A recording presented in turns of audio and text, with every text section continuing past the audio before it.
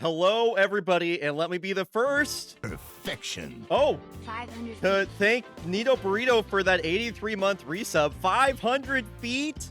Are you serious, Cola? Welcome back, everybody. Let me be the first to welcome you all to the Wednesday edition of Fake Baseball Week 6. I really appreciate everybody's excitement for when I play the intro video these days. I really like how much everything is caught on. I keep saying that, but thank you all so much. Thanks, everybody, for being here. A lot of greetings to make. Ophelia, Melovara, Sapphire, Nerdpiggy, Disject, Fire Team, Nito, thank you for the 83 months. Birdie, what's up? Making sure I'm not... Aurora Kate, hello. I think I already said hello to ATD, but I'll say it again. Matthew, what's up, dude? Just kind of like scrolling up through here, a lot of streaks. Kate, thank you for the 102 months. You might be the longest active resub right now. I'm not entirely sure. Anyway, St. Guard, welcome back. Chief Ross, good to see you. What's up, Sindark? Ophelia, thank you for the 42 months. Elad, good to see you as well. Forgiven. Hopefully I didn't miss anybody. Sticks, what is up? What is up, fake baseballers? Great to see you all. Thanks so much for being here right at the start of the broadcast. It is going to be bingo night once again. We are doing fake baseball bingo. That'll be starting in about 2 hours' time after game 4 of the broadcast. Once game 5 gets going for the second, that'll be the second chat's choice game of the day. That'll be when bingo starts. So yeah, learn some lessons from when I did bingo the first time. First lesson, I need help. Second lesson, I should not do it for the entire stream. I was exhausted last time we did bingo, so I learned my lesson. Anyway, we got a pretty fun schedule coming up today, so let's talk about the schedule. Let's talk about what's going on around the league as I head over to the Fake Baseball blog. If you're not in Discord and you're a Fake Baseball fan, as always, I really encourage you to join the Fake Baseball Discord. You can follow the Fake Baseball blog channel. You can actually follow it if you really wanted to. I'm always posting like the daily recaps, free agent moves, putting the standings up there, and then also listing the schedule with links to the chat's choice games for the following day. So that's always available. So for our Wednesday broadcast, we are kicking things off with the Voyagers versus the Kodiaks. This is a clash between the two top teams in the Western League. Voyagers are low-key coming for that Western number 1 seed. They can definitely have a pretty big swing on the Kodiaks with a win today. They kind of dominated the Yaks in game 1, so they're looking for the sweep. Celeste LeBlanc starting, those going to be tough. Chat's choice number 1 is game 2. Game 3 will be Bryonato's game of the day. Just a classic Eastern League powerhouse matchup. Yellowfins taking on Golondrins Valencia. Two teams that are really, really thick in the wild card hunt. Valencia chasing down a lead in Europe right now. Game 4, Kodiaks versus the Reapers. The Reapers swept the Kodiaks in their last meeting, so big game for them. Game 5 is when bingo starts. That's chat choice number 2. Game 6 is the Busan Blowfish versus the Cascadia Kodiaks. I called this Coughing Baby versus Hydrogen Bomb. I'll explain more about that in a minute. Game 7, Munich Engineers versus Boston Commodores. This should be a really great game, really scrappy. Two really scrappy teams that are in the wild card hunt in their respective leagues. And then, of course, the final game of the day is just the all-time classic fake baseball rivalry game. It's the Kodiaks versus the Springboks. It's good, looking to be super good. Also, Fake Baseball Reference 100% updated with all current stats and rosters. If you want to head over to Fake Baseball Reference and see why exactly the Blowfish are the worst team in baseball right now, you can go take a look and see it's because their pitching is fucking ass. It's so bad. It's because their pitching is absolutely terrible. All the stats right now on Fake Baseball Reference are accurate, are up to date, and that includes, of course, the season pages if you wanted to look up, you know, how Celeste LeBlanc's career has been. Am I on the hitters? I'm on the hitters. If you wanted to look up how I'm just completely butchering this. If you want to look up how Lola Dominguez's career has gone, you can go do that right now. If you do want to do that, by the way, I encourage you to hit clear at the bottom, or hit cancel to kind of like let this all work. Anyway, All the stats are accurate, unlike Busan's pictures. Yeah, pretty much exactly. Okay. So, first game of the day is going to be Voyagers versus Kodiaks, as per usual. We're going to run 90 seconds of ads before we get things going. So, we're going to run 90 seconds of ads, and when we're back, it'll be Churn Casa versus Celeste LeBlanc. It's going to be tough for the boys to win this game, I think, and get the sweep, but we'll be back in 90. Have I set my lineup already? I think I have. I sure have set my lineup already because I'm smart. What's up, Inferno? I was born as a Detroit Tigers fan, and I don't expect my teams to be good. As a Mariners fan, I feel you there. That said, I mean, I guess Skubal going down this season is a big blow, but Tigers have been kind of making a lot of noise, I feel, at least in the last 2-3 years, so I don't think they're done this year either. Second worst are the Springboks with a 4.92 ERA. Yeah, the Blowfish are really bad this year. Blowfish are really bad. Yeah, let's take a look at some of those Chat's Choice games that are available.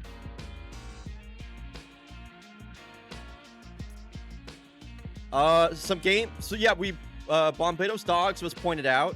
This is definitely a good matchup between two teams in wildcard hunt. We've seen a lot of the Dogs lately, is maybe my only comment there. We will be seeing more of the Reapers, but Mariners Reapers might not be bad. I guess, you know what? I kind of feel the same about pretty much all these matchups. I think the only matchup, like, I definitively don't want to see is, like, Grays versus Platypi, because we just saw the Grays, and I'm just sorry. I'm sorry all the Grays are not fun to watch right now. Like, they're just not a good team. Looking in the second crop, I mean, Palermo KBC is right there. Bombados Mariners would go really hard, actually. I think that's a great matchup. Mallard's favorites could be good. Jags Voyagers. The Jags are just going to lose that game. Don't make me watch the Jags lose.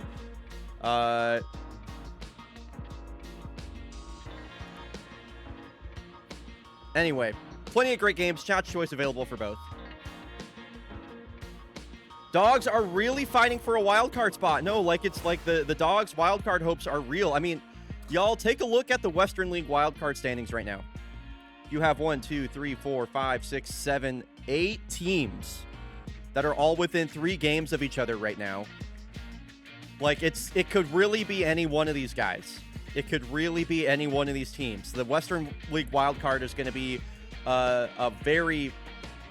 really tight. It's going to be really, really fun. So anyway, ads are over. Let's head into our first matchup of the day. Let me get this prediction going. Prediction is live. Who do you think will win between the Montreal Voyager and the Cascadia Kodiaks for game 1 of the day? What is up, Alex? Happy belated birthday. Prediction is live. Let's hop into game 1. I got the lineup set already. It's Celeste LeBlanc on the mound. We got a Celeste LeBlanc start, which I just absolutely love, so let's go. Oh. Yeah, we have a Discord for it, Kate. I'm not sure if you're in it. Since you're a close friend of mine, I will invite you to it.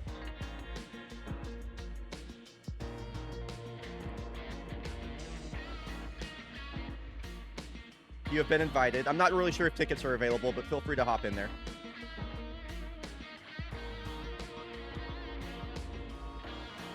All right, let's go. Game 1 of the day. Voyagers at Kodiaks. Voyagers dominated the Kodiaks in game 1 of this series.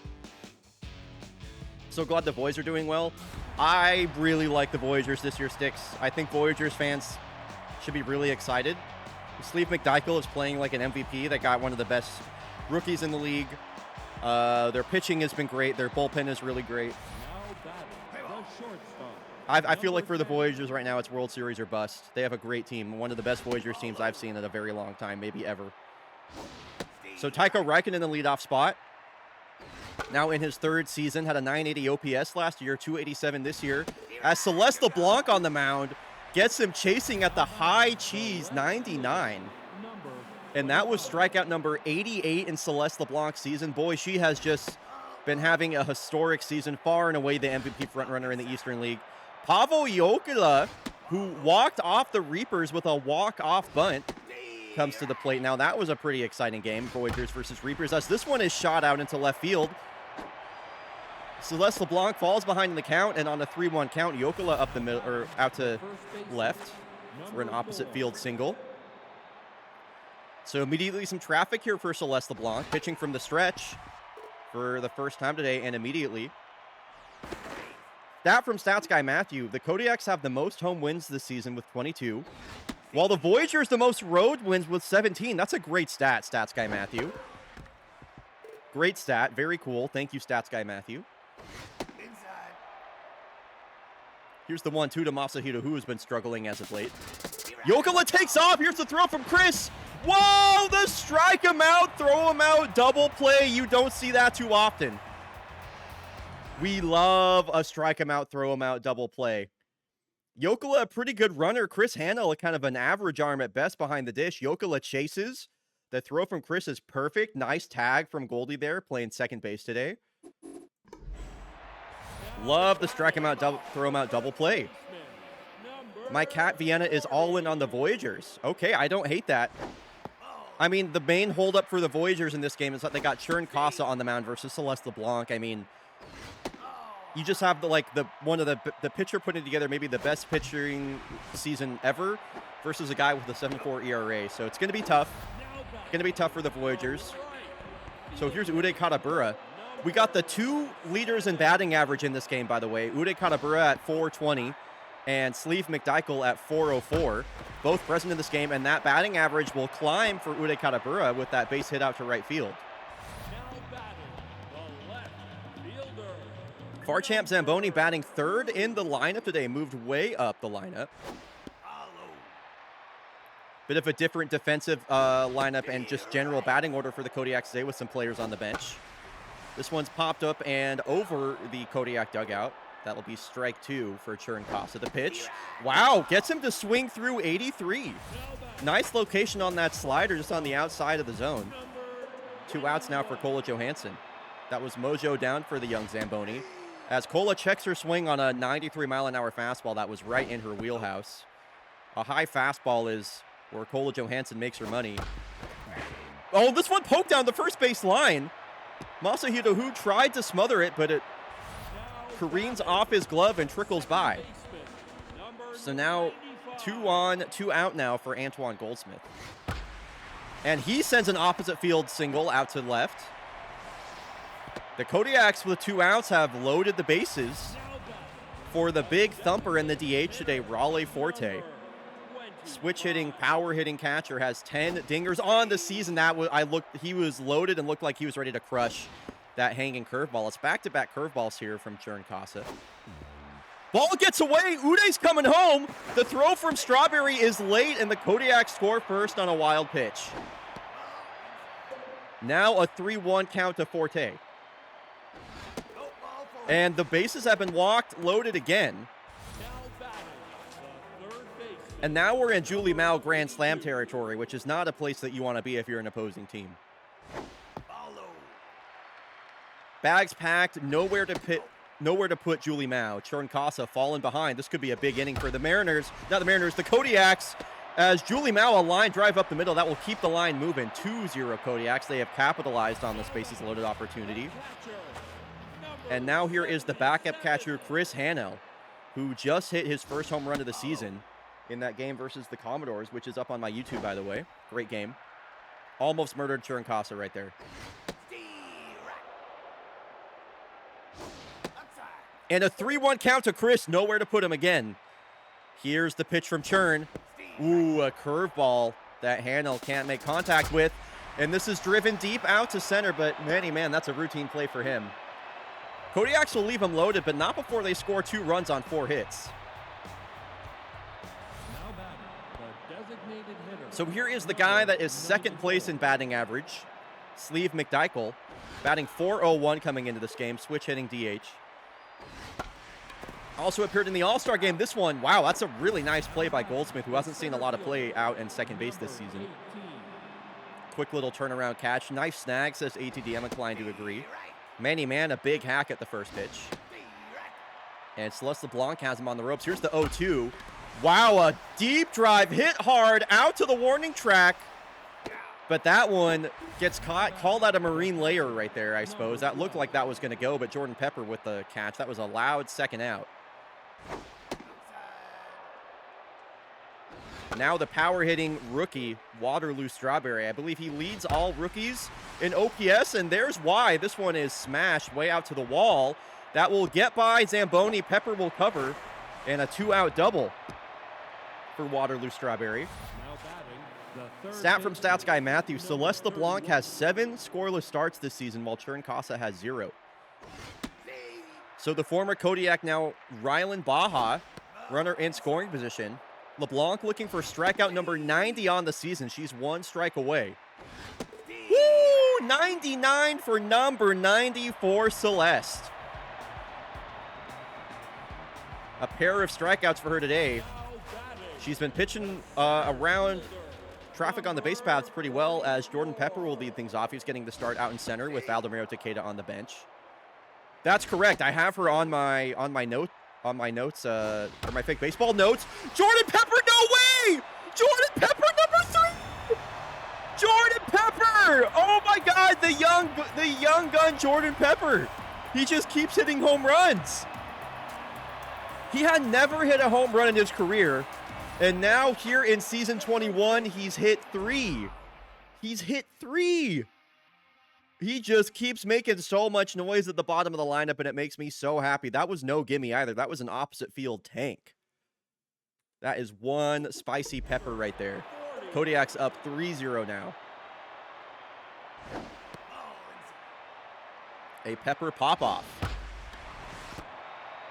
This one is hit right to the second baseman, Rosebud, for out number 1.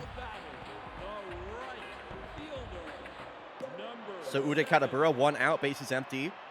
Already a home run this inning from Jordan Pepper. He tries to jump on a first pitch curveball, sends that one foul. Andeezy, I think Super Mega Baseball 3 is better than 4.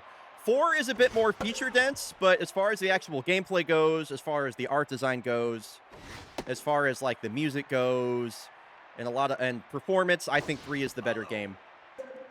4 is definitely the more like feature dense. And they've made some positive changes, like, more ballparks, I think, is the big one. Like, team chemistry is another thing for, like, roster building. But as far as an actual game goes, I think I strongly prefer 3. A big reason I prefer 3 is because the players don't all look like aliens. Like, I don't know what they were thinking with the player design for Super Mega Baseball 4, but those are literally some of the ugliest characters I've ever seen in a video game. And Super Mega Baseball 4.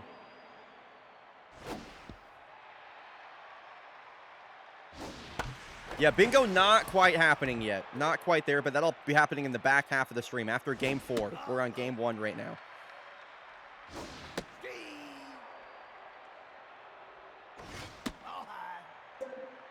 Full count here to Kola Johansson. 2 on, only 1 out.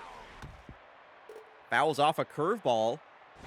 To stay alive, this one she kind of gets on top of it, but will ground into a double play here.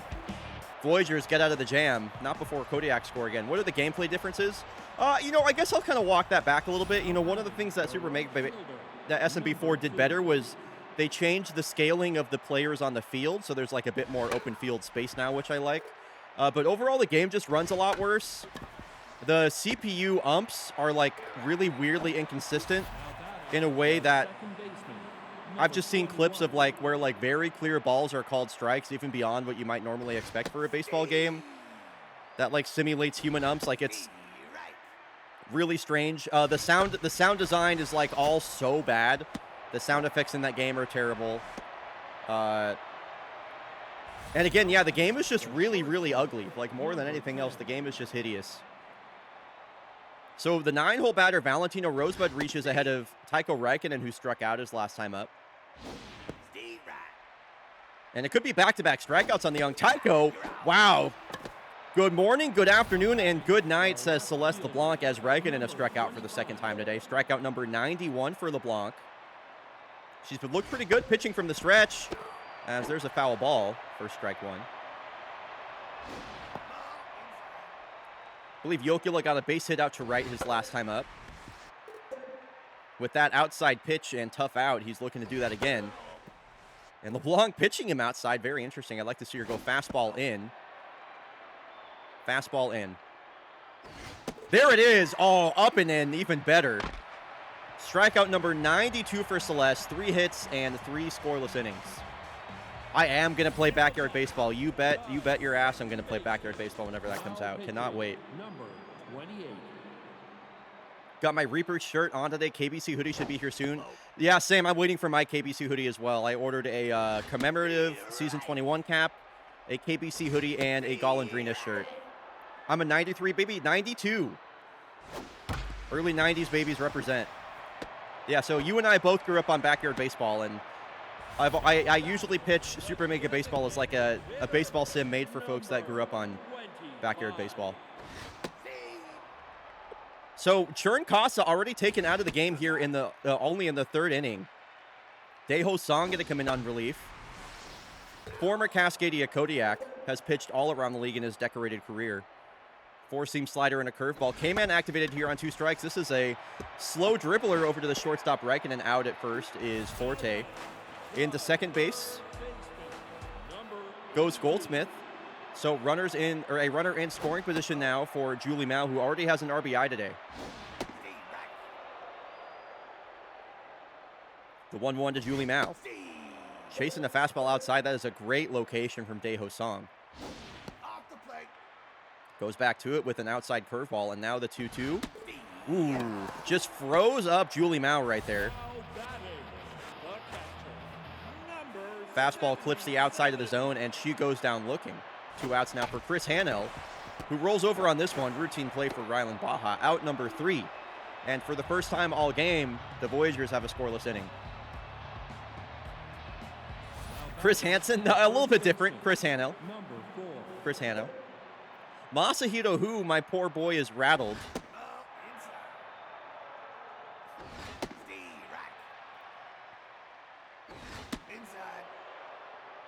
As LeBlanc over 40 pitches now. Looking pretty comfortable out there on the mound, and that curveball in there for strike 3. Another strikeout for Celeste. Let's see how she approaches the best hitter on this team in Sleep McDykel. This is the really dangerous part of this lineup, in my opinion, right here. I believe it goes McDykel, Manny Man, Waterloo, Strawberry. And this one sent out to right. Goldsmith, a bit of a lazy effort out there at second for a 1-out single. Kodiak Simony looking for a double play. Manny Man flew out at the warning track his last time up. He just missed on a fastball from Celeste LeBlanc, and it's been mostly fastball so far for the Kodiak starter. We haven't seen a whole lot of the curveball or changeup from her, mostly 4-seam, 2-seam. And, I mean, it's still working for her. 99 up, and when you're locating like that, why not just throw it right at him? So now Waterloo Strawberry with 2 outs. LeBlanc over 50 pitches. He looks at strike 1. Ground ball up the middle. Johansson, a nice dive and a strong throw, but it's not in time. Waterloo Strawberry just barely legs out an infield single. Not a fast runner. That was a really good hustle from the Rook. Good effort there from Johansson. 2 on, 2 out. This one hits it right at Goldsmith, and he's got that play no problem. Voyagers leave 2 stranded. It's 4 scoreless innings spun by Celeste LeBlanc, and the home run hitting, noted home run threat, Jordan Pepper, going to lead off the inning. He has 3 RBI this season, all 3 of those coming off solo home runs that he's hit from the bottom of the lineup.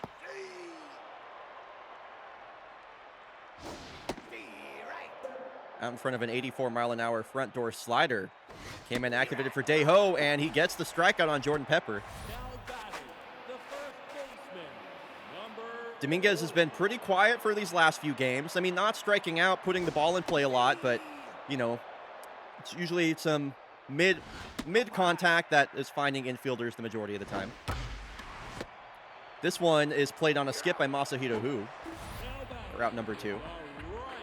Katabura has reached twice today, a base hit in the first, a walk in the second. And a pair of base hits today for Katabura. He's just been a hit machine lately. Not really slugging the ball a whole lot, but he is getting on base, let me tell you. Zamboni with a base hit his last time up. And on the first pitch, he sends a drive deep the other way. This is back. This is off the top of the wall. Man kind of can't play it on a bounce, and scoring from first base is Uday Katabura. RBI double for the Iceman. Farcham Zamboni extends the Kodiak lead to 4. Runners in scoring position, 2 outs now for Kola Johansson. Grounded into a double play her last time up. Batting average up to 380 now for Kola. Former Kodiak Abram Lovebright going to come in, the sidearm right-hander. Here's the 2-2. And this is driven deep, straightaway center, and it is caught at the warning track by Manny Man. 9 hits for the Kodiaks so far this game. They got 4 runs to show for it.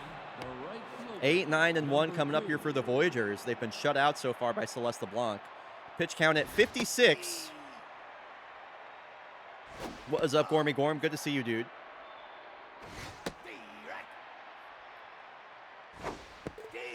Celeste LeBlanc is dealing. It just continues.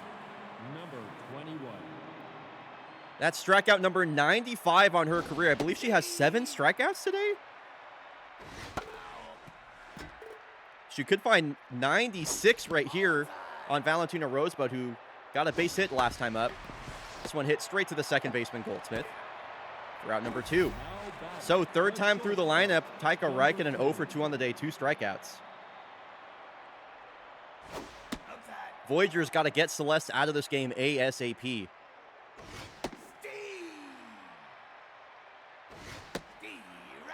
Uh-oh, a 3 strikeout day for Tycho. No, it hits him. I think that's the first batter that Celeste has hit all season long. The very rare hit batter for Celeste LeBlanc. That, never happens. So big opportunity now for the Voyagers. That just kind of changed the entire complexion of this game. But Kola Johansson is going to help her pitcher out as she ranges to her left to make a long, or right, to make a long throw over to first to get the out in time. Goldie's got 2 hits on the day, batting average at .316 on the year, has been very consistent the whole year long. Yeah, that's what hit batters will do, ATD. They cook the mojo in no time.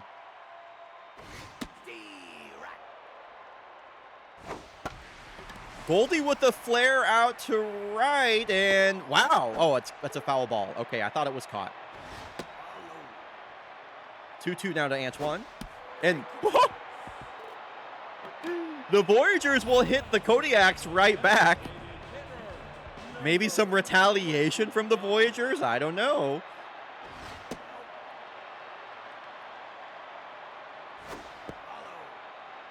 Forte is ahead in the count now. Here's the 2-0 pitch to the big thumper. That one way outside. Just a bit outside. 3-1 pitch. Broken bat. Lovebright tries to go the short way, or not the short way, to get the lead runner out at second and does. It's kind of an impressive play, actually. So the lefty Alexia Soto going to come out of the mound to face the left-handed bat of Julie Mao. Julie Mao generally pretty good versus left-handed pitching. Gonna have to battle from down 0-2 here. Nice changeup from Alexia Soto. And Julie Mao goes down looking for the second straight at bat. Chris Hanna will be glad to see a left-handed pitcher. That power versus lefties rating is activated.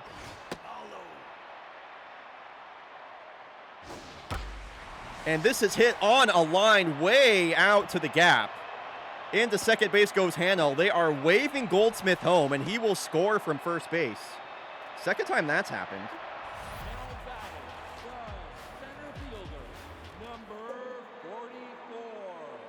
Kodiaks extend the lead to 5. Runner on second, 2 outs here for Jordan Pepper. A home run and a strikeout this game.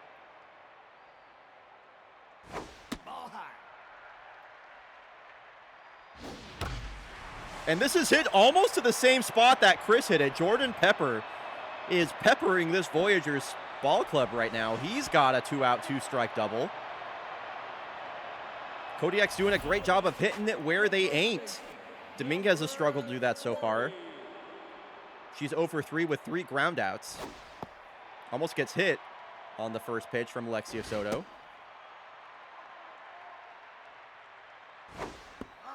Only option left out of the bullpen for the Voyagers is their closer, Spindell Hampton, after Alexia Soto. Full count here to Dominguez. Wow, that is a close take and a walk to bring up Uday Katabura, who has reached all 3 plate appearances today, a walk and 2 singles. Ball 1 is a close take, a 94-mile-an-hour fastball inside, and the 3rd hit of the day. This is quite the 2-out rally here in the 5th for the Kodiaks. Mojo up for Katabura. Impossible to get Uday out right now. 2 outs now for Zamboni. Couple of hits today and an RBI. What happened to the voice between this and last game? Churn Casa started.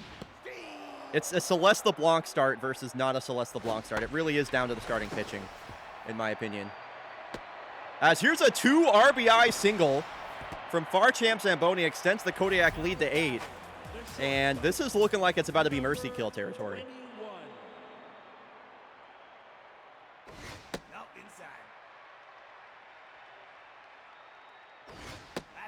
That was not a stat from Stats Guy Matthew.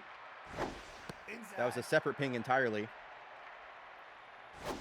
The Blanc is still in the game, but I think I might be polling her in the next inning, Matthew. Bases are loaded now for Goldsmith. Kodiaks have batted around the order here in the bottom of the 5th. But the shutout record, she's not pitching a shutout. She's not, I can pretty much guarantee she's not pitching a shutout this game. I mean, I guess it's possible, but 70 pitches, low mojo. I don't think it's happening. New Gizmo's going to check in at second base. I kind of just want to protect her mojo and take her out. Especially with an 8-run lead. I'll leave her in for now. We'll see what she does this inning. Okay, I think I'm going to take her out.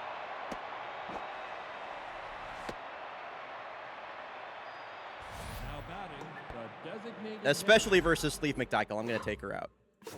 I don't want her to get rattled for some reason, and then she starts the next game tense. So, yeah, don't want to risk that.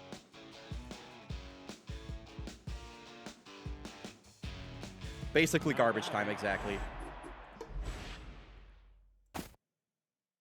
So 5 scoreless innings for Celeste. She is responsible for the runner on first. In comes Bo Rosas.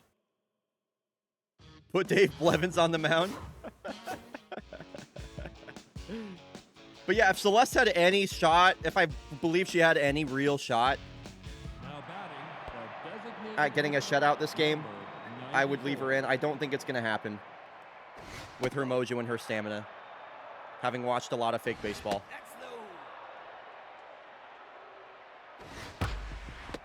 Kodiak's a chance to go around the horn. New Gizmo in the game gets called upon immediately as Sleeve McDykel grounds into a double play.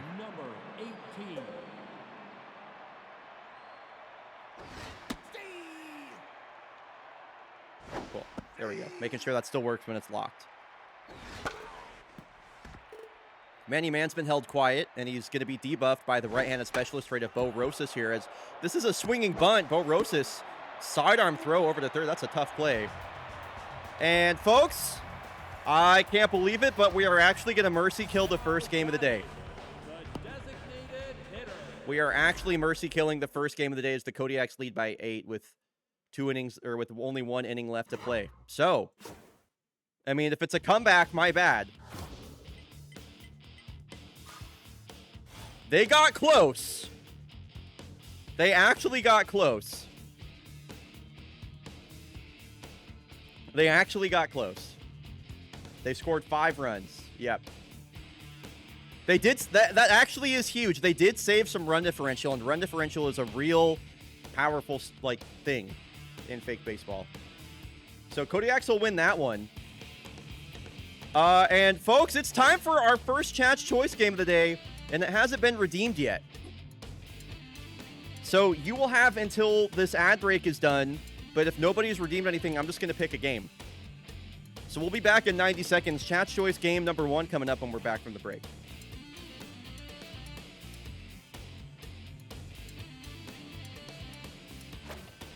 Any interesting recent activity? No.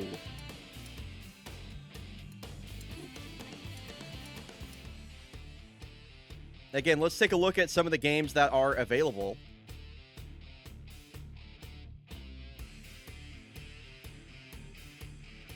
Here are all your choices for this first crop. Like I mentioned at the start of the stream, quite a few good games here.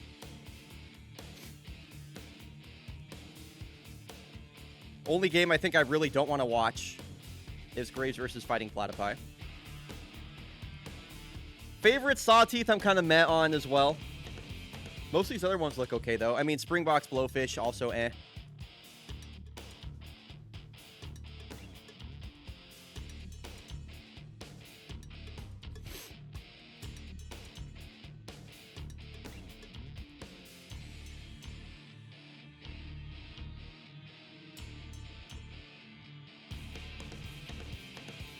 We do have Reapers on the schedule already, it's true.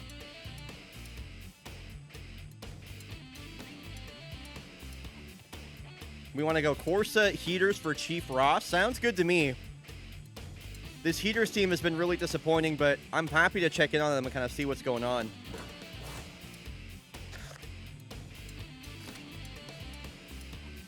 It'll be Molson Marquez versus Bubba Reeves. Dogs get a 1-0 shutout versus the Bomberos to improve to a 500 record for the first time. Commies lose one to the Unioneers. That's not good. 6-0 for the Yellowfins over the Knox. Favorites get beaten by the Sawteeth 9-7. Platypi 6-2 over the Grays. Jags lose another one.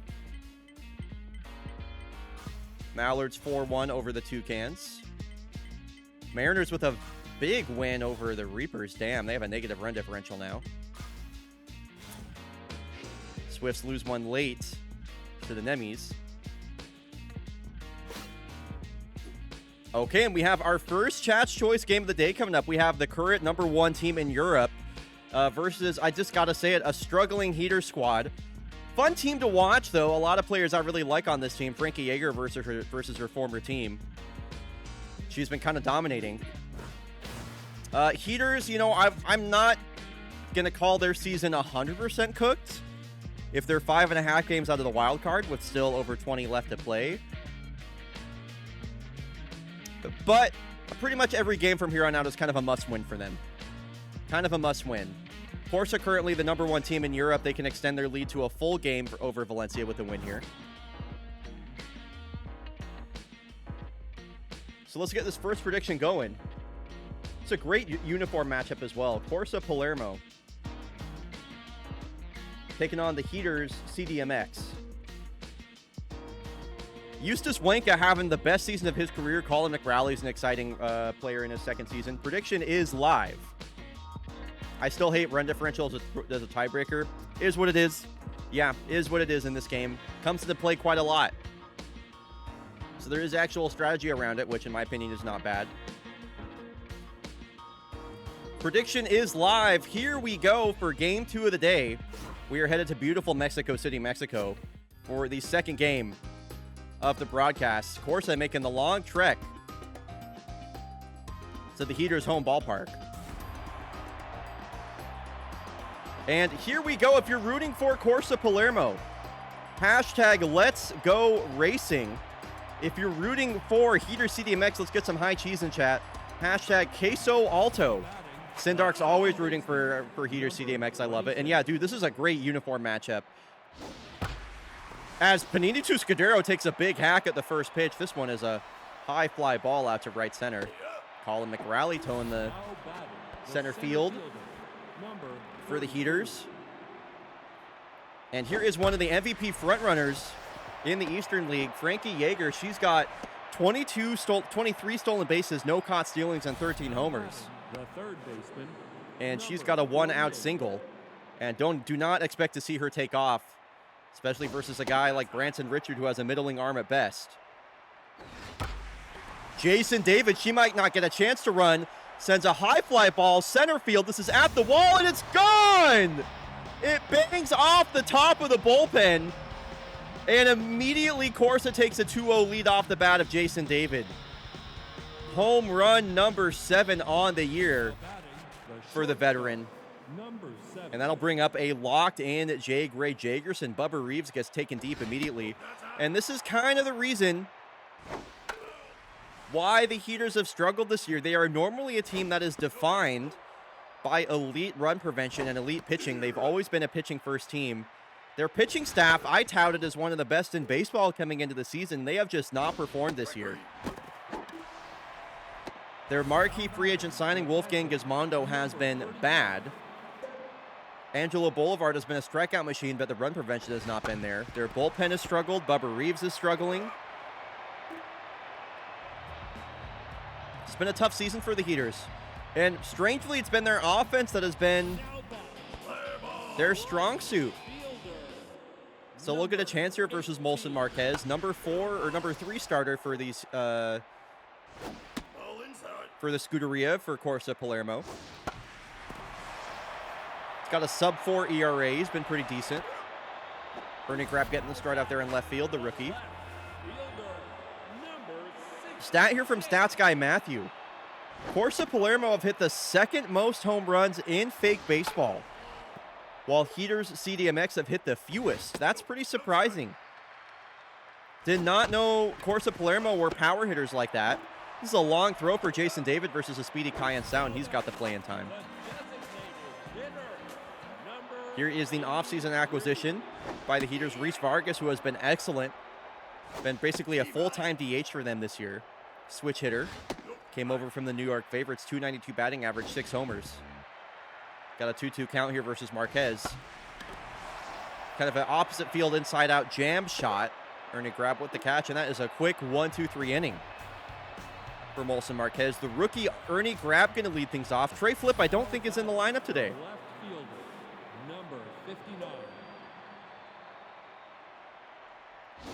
Ernie Grapp getting more and more starts out in left field this season.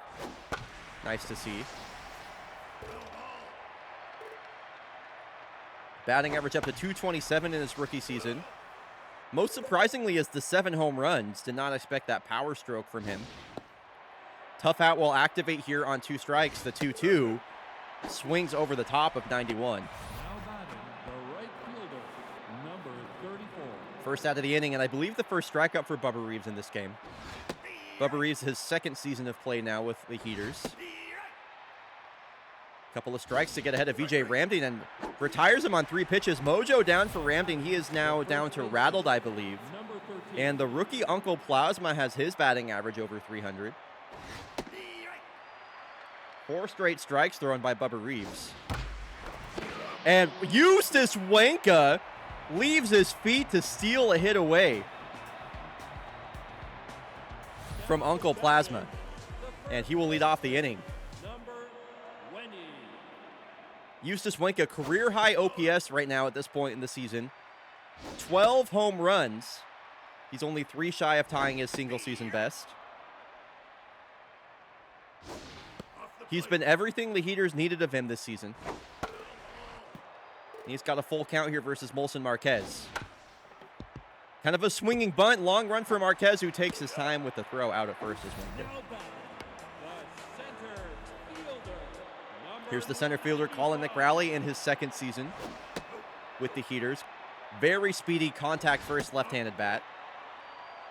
Having the best season of his young career so far, and he's got a slap-hit single on a 2-0 count. He sends this one right back up the middle. And a lot of speed on first base now. Grover Lobster, not the best arm behind the dish. This will be Branson Richard. A lot of contact bats in this Heaters lineup. No surprise they haven't hit the most home runs, honestly. They are not a home run hitting team. As McRowley takes off, easily steals second base, runner in scoring position now. Heaters threatening. Yo, what is up, Shovel Claws? Good to see you.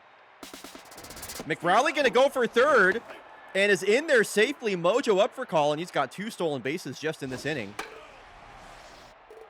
Heaters trying to manufacture a run here. Branson Richard really just needs to put this ball in play. This should score McRowley from third base. Ramdeen, a good arm out of right field, but he's Mojo down, so that was pretty close. But sacrifice fly for Branson Richard as the Heaters cut the lead in half. One-run ball game now for the home team as Malachi Cortez fouls off the first pitch.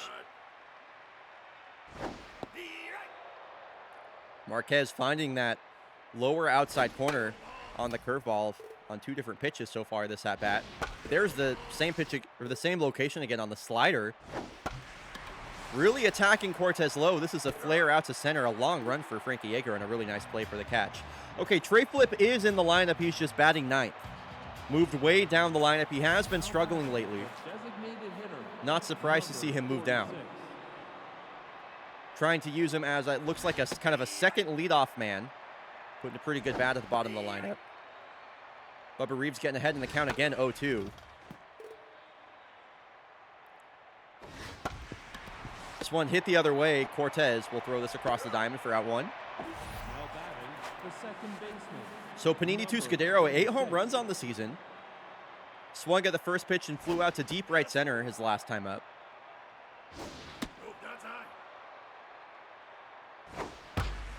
This one is crushed all the way out to the garden out there in left center.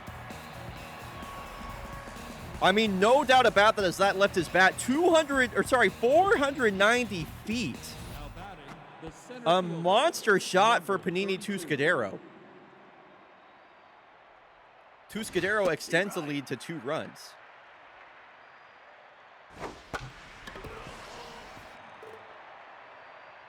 Second home run of the game for Corsa Palermo. Frankie Yeager grounds out, and here's the guy that hit a homer back in the first. To give the Scuderia a lead, this one is a line drive hit the other way. Kyan Stout with a nice sliding play. Heaters trail by 2 once again. Silvio Muramasa is injured and also tense. Feel like it's going to be a miracle for him to get on base here.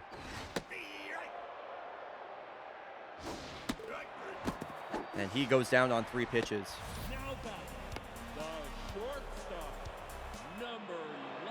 Josiah May is rattled. Boy, this Heaters lineup, they got a lot of problems right now.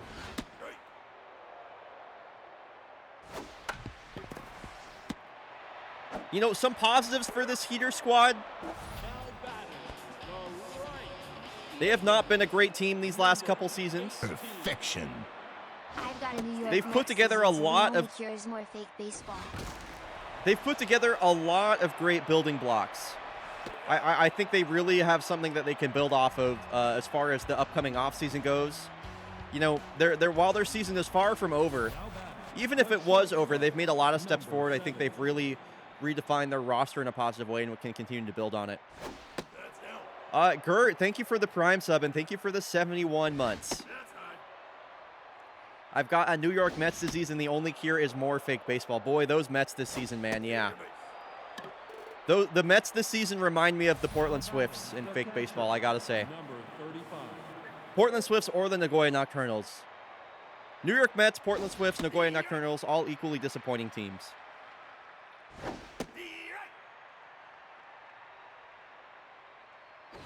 Don't even speak the Knox name to me. I fucking know. I fucking know. Double play here turned by the Heaters. Mojo up for Bubba Reeves. 2 outs, bases empty here for the rookie Ernie Grab.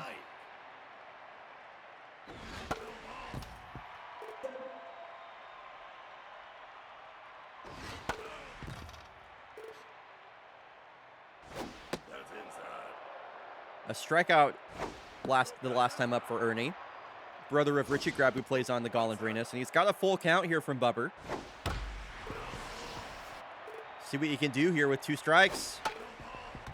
Definitely protecting.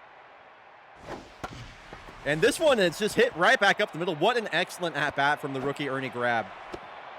Stayed with it, waited for his pitch, and just hit it where they ain't for a 2-out base hit.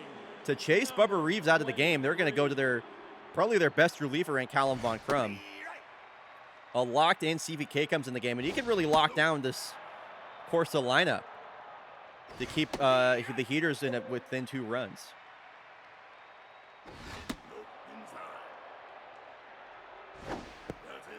Full count here to a rattled VJ Ramdeen.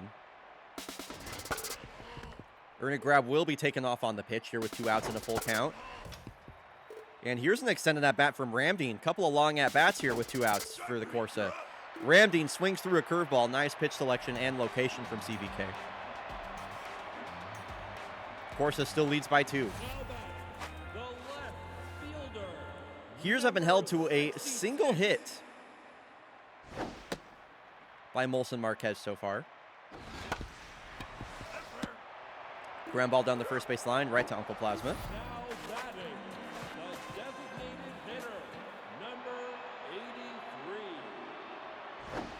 Eustace Wenka will bat next.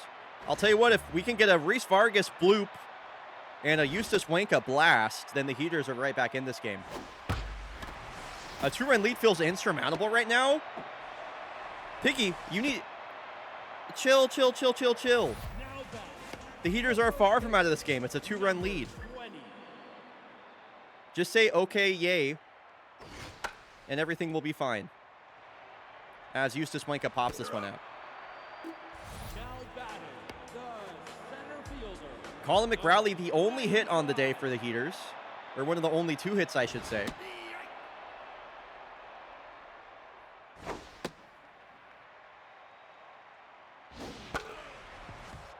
A lot of outfield territory here at the Heaters ballpark. And Reese Vargas, not a fast runner, but if McRowley can hit one to either of the gaps, he could score from first. This one is rolled over right over the first baseman Plasma. Heaters leave one stranded. Now batting, the first baseman, number 13. Just remember, the secret to baseball is drinking 7 beers and rooting for your guys. Hell yeah. Hell yeah.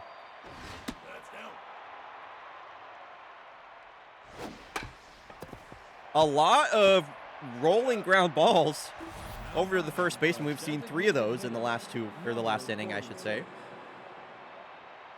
So here is the 9-hole batter, Trey Flip. Grounded out his last time out to third. This one's also a shot the other way. Josiah May can't reach it. And the 9-hole batter, Trey Flip, will reach here to bring up the top of the lineup.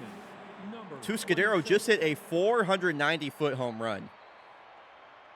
So I'd be scared if I'm a Heaters fan right here with this guy up, even though I've been a hater of his for a while. A bloop that is caught by Muramasa. Heads up base running there from Trey Flip. That was kind of an in-betweener. But now you got Frankie Yeager. So how does CVK approach Frankie? Frankie Yeager versus her former team. Callum Von Crum versus his former team. Both these players played for the opposing team in the previous season. Kind of funny to see them going head-to-head now in different uniforms. 2-2 here to Yeager. Bites off an outside curveball.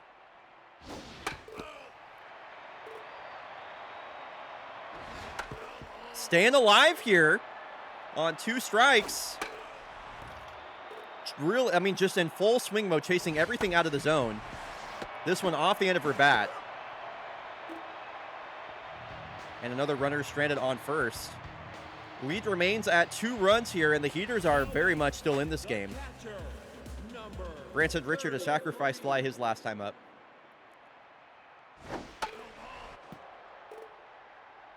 Tries to turn on an inside fastball. Sends that one foul. And this is hit on a line, but Jason David had a great jump on that. Snags a line drive out of the air for out number 1.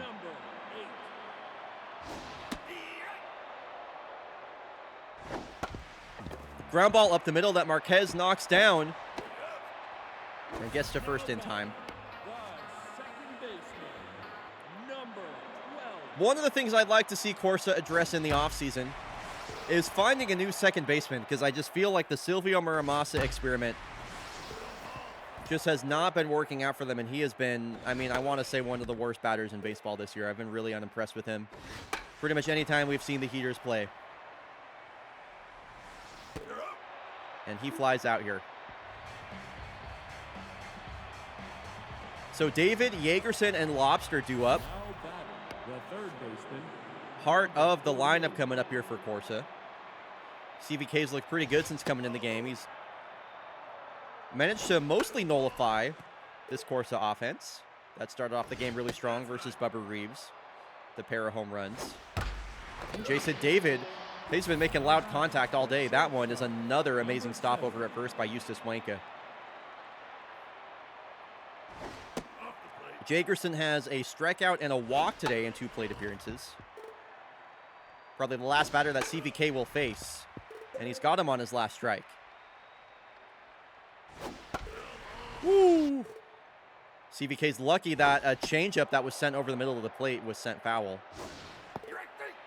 Crazy strikeout for CVK. Cannot believe Jagerson took that. Number 35. Now pitching. Number So Shea Brook, whippersnap, going to come in the game to face Grover Lobster. 2 outs here for Corsa. Submarine right-hand pitcher. Heaters playing the matchup game here versus Grover. Here's the 2-2. Fouled away. And full count here to Grover Lobster. Chases a really nasty curveball there from Whippersnap. And time is running out here for the Heaters. Bottom of the 6th. 9-1 and 2 due up. Josiah May will lead off. They're not going to pinch hit for him. A rattled 9-hole batter sends a fly ball out to right, and VJ Ramsey will make the catch. Again, Heaters just need that bloop and a blast. Eustace Wanka will bat in the 7th if he doesn't this inning.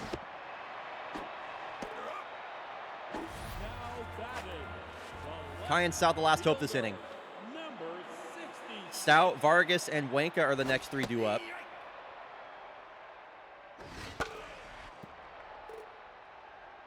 Stout had a great start to the season, and since those first 20 games has been pretty subpar, unfortunately. I'm a big fan of his. He won the Super Slugger at left field last year, and he's not on pace to do that this season, that's for sure. So Palermo will look to extend their lead, find any insurance here.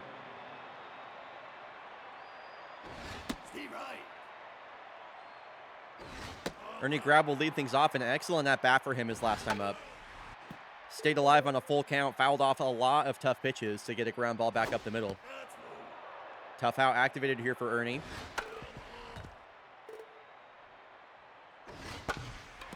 Jam shot out to the second baseman, Muramasa. Takes his time with the throw. First out of the inning. The right fielder, number 34.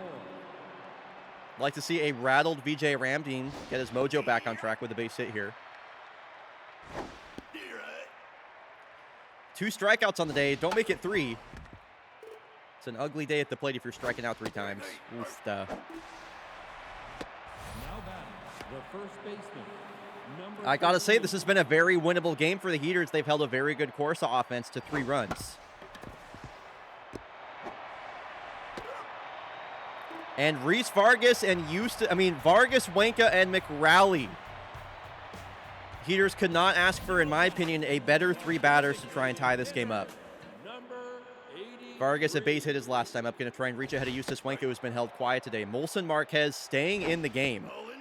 Looking like he might go the distance. 3rd time through the order here. The 1-2 to Vargas is hit down the third base line. It rolls back fair. And Jason David with an excellent play, picking that up off the third base line, out number 1. Now pitching, number 31. And they're going to go to their bullpen. Not going to risk it versus the best pitcher here, or the best batter here for the Heaters. The rookie Lee Dolfwalk is brought in. Similar pitch mix to Whippersnap, a 4-seam slider and a curveball. And Wanka's down to his last strike, the 2-2. Wanka been held quiet all game so far. Gets jammed, and Tuscadero barely has to move. The center fielder. And the Heaters are down to their last out. McRowley a shot out to the shortstop, and Jagerson will make the play. Corsa Palermo. It looked easy for them. It frankly looked easy for them. No answer to Molson Marquez. Leadoff walk with the save. Jason, David, and Panini 2-0 with home runs. Tough game for the Heaters.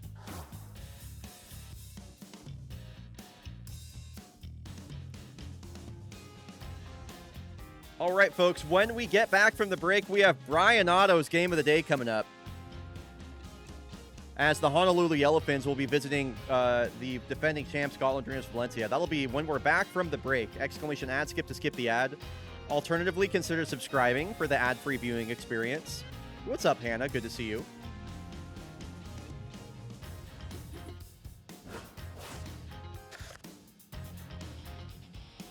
Kenny Blankenship versus Sage Cower. Interesting pitching matchup. Spectre's over the Moose. Come on, Moose. What are we doing? That Springboks Blowfish game goes to the 11th and the Springboks win. Nocturnals over the Engineers. The Chicago Dogs have a winning record for the first time all season with a win over the Havana Knights. How about that?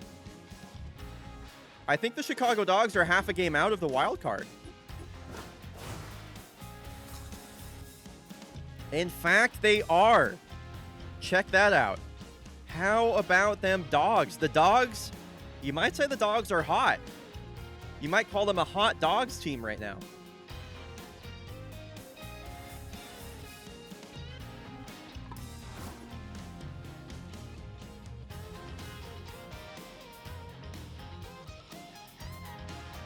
This should be a pretty good matchup here. Two Eastern League powerhouse teams. Honolulu Yellowfins versus Scotland Dreamers Valencia, and two really amazing offenses. We've talked a lot, especially if you've watched the Fake Baseball Fake podcast. We've talked a lot about this Valencia offense. Take a look at what they're doing right now, man. Take a look at what they are doing. Bertrand Ronaldin having the best season of his young career. The 23-year-old, 11 homers, matches his career high. A 961 OPS. He has been raking, walking more than he's striking out. Shark Burgess has 13 home runs. That's top 5 in the league. Ileana Alejo has been excellent at the bottom of the lineup. Yim Chimney, a 900 OPS.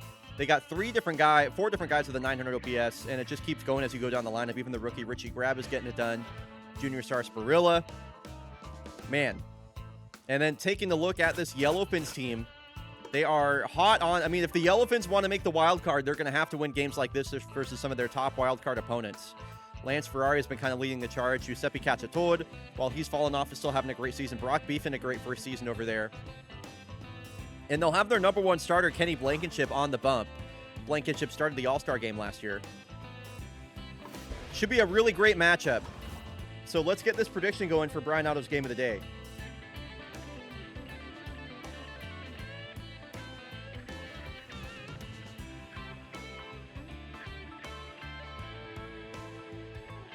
Okay, prediction for Bryonato's game of the day is live, and Sproutella is here. What is up, Sproutella?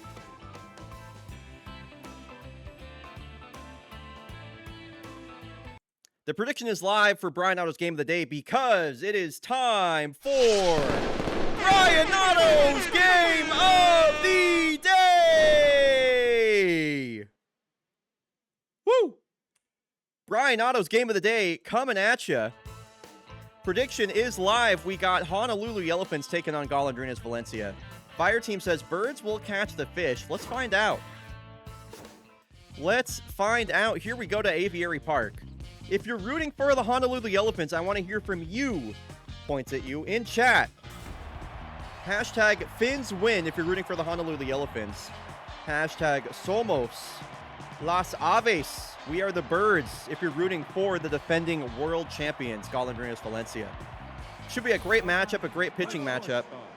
Number 23. Sage Cower on the mound for Valencia, a starter reliever with a four-seam, a cutter, and a slider. Now, Sage Cower being on the mound is interesting for Valencia because he has that left-handed specialist trait. And the left-handed specialist trait means that he's going to actively debuff the hitting ratings of opposing batters that have the same hand in this. So he's a left-handed pitcher versus a left-handed batter. He's going to debuff their stats, and there are a lot. I mean, this Yellowfins lineup is dominated by left-handed pitchers. Dominated by left-handed pitchers, so, or batters, I should say. So I'm curious if the Yellowfins are going to be able to get to Sage Cower. Again, he's a starter reliever, so he, I would be shocked if he pitches more than like 7 innings. As Bertrand Ronaldo makes an excellent play out there at short, and that's a quick 1-2-3 inning for Sage. Yellowfins are going to have to get Cower out of the game immediately, as soon as they can. I love Boo Huffman, and I don't know why. Dude, Boo Huffman's awesome. Boo Huffman's awesome. What's up, Iwala Koala? Kenny Blankenship on the mound here for the Yellowfins. As I mentioned, was one of the Magnifico Award winner runners-up last season. Started the All-Star game for the Eastern League. As Junior Sarsaparilla just sends a line drive out to left field. Lead off single, turns on an inside pitch. And Sarsaparilla took off on the first pitch there. Here is Slap Dappy batting second. Couple of left-handed pitchers going toe-to-toe. Couple stolen base attempts here from Sarsaparilla that have been spoiled by some Slap Dappy foul balls as he strikes out. Now batting, the shortstop, number 41. Yeah, bingo coming up after Game 4. That'll be after the Reapers Kodiaks game coming up is when bingo starts, by the way. Sarsaparilla takes off again, and he's going to have to retreat back to first base as Ronaldin flies out to foul territory out there and left.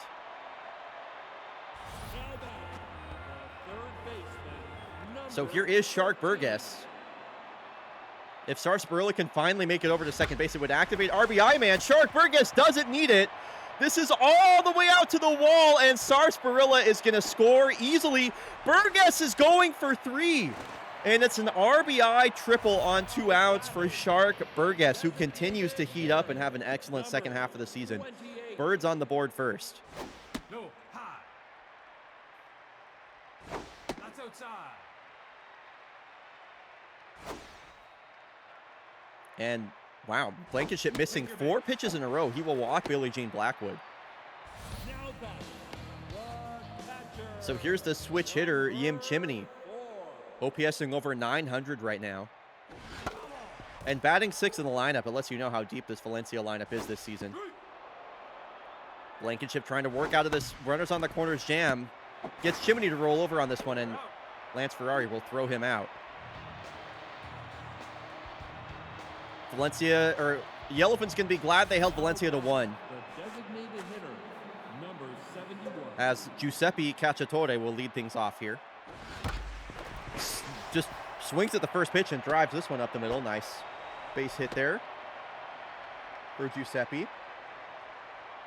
Now batting, the first Oh yeah, I gotta get the Mariners game up. Thanks for the reminder.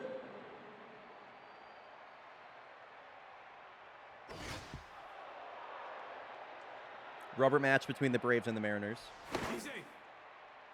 Checking in on Cacciatore over there at first base. Here versus the lefty Brock Beefton. And Beefton sends that one foul for strike 1. Giuseppe takes off. Burgess with the diving stop and the double play. Wow. We're going to have to take another look at that one. That was a crazy play from Shark Burgess. And what a double play to get Giuseppe out at first, who took off on the pitch. Full extension here from Burgess. Gets to his feet. Man, and just barely getting Giuseppe out there at second. Or at first, I should say. Ball outside. Ball, that's outside. Steve, right. So Buck Dancer now 2 outs, base is empty. Is down to his last strike here. Versus lefty Sage Cower. That Shark Burgess play could be pretty big in the context of this game.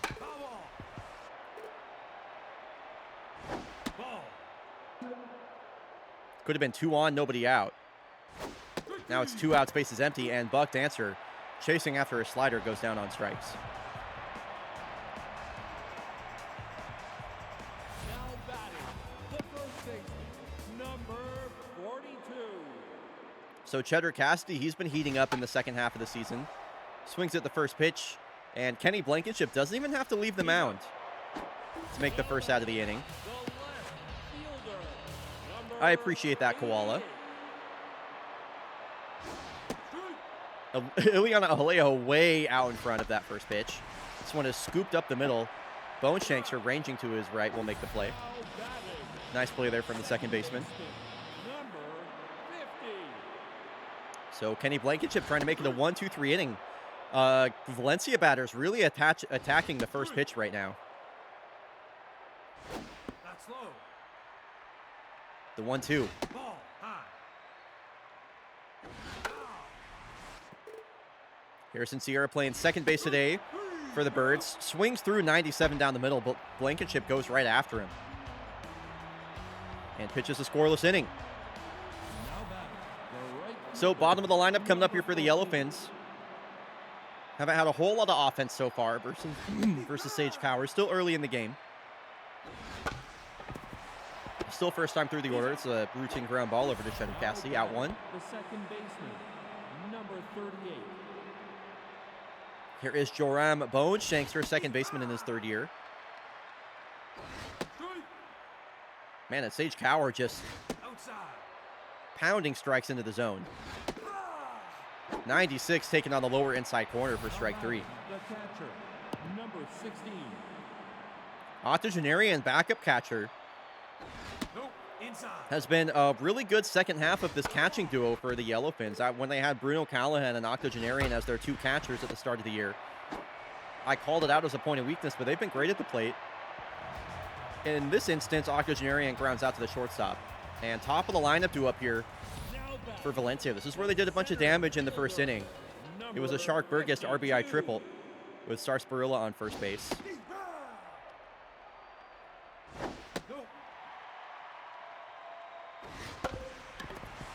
Sarsaparilla hits a ground ball over to the second baseman Boneshanks, a routine play out number 1. The right fielder, number 46. And Slap Dappy does exactly that. Slap Daps a ball out to left center. He's got a 1-out double in there with the slide. Jumping on the first pitch again. The shortstop, That wasn't the first pitch, that was the second pitch. 31. So now you got Ronaldin up with a runner in scoring position. I just called out Bertrand Ronaldin before this game, Nope, that's putting up career high numbers in almost every stat so far. And he's got a 3-0 count. I'd give him the green light. Ball 4. He'll walk on 4 pitches. And the All-Star is on base ahead of his teammate, who is also an All-Star, Shark Burgess. Both these guys on the All-Star roster. Burgess with a triple his last time up. He's got 2 on, only 1 out. Take your pick. Wow, and he gets beamed. Wears that one proudly The designated on his thigh. Kenny Blankenship's definitely looked a little bit wild. A 4-pitch walk. Whoa, and Billie Jean Blackwood, grand slam. She wasted no time. She wasted no time with that one. 433 feet out to right field.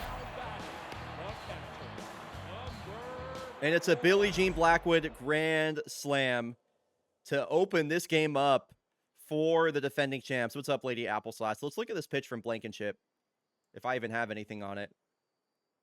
It looks like could be a changeup on the...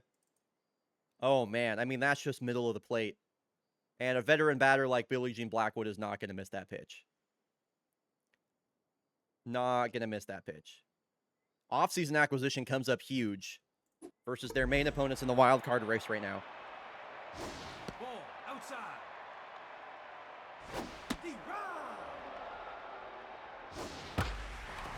Jim Chimney trying to go back-to-back all the way out to pretty much dead center. It's a deep outfield, or a deep center field here at Aviary Park. He'll come up shy. Number 42.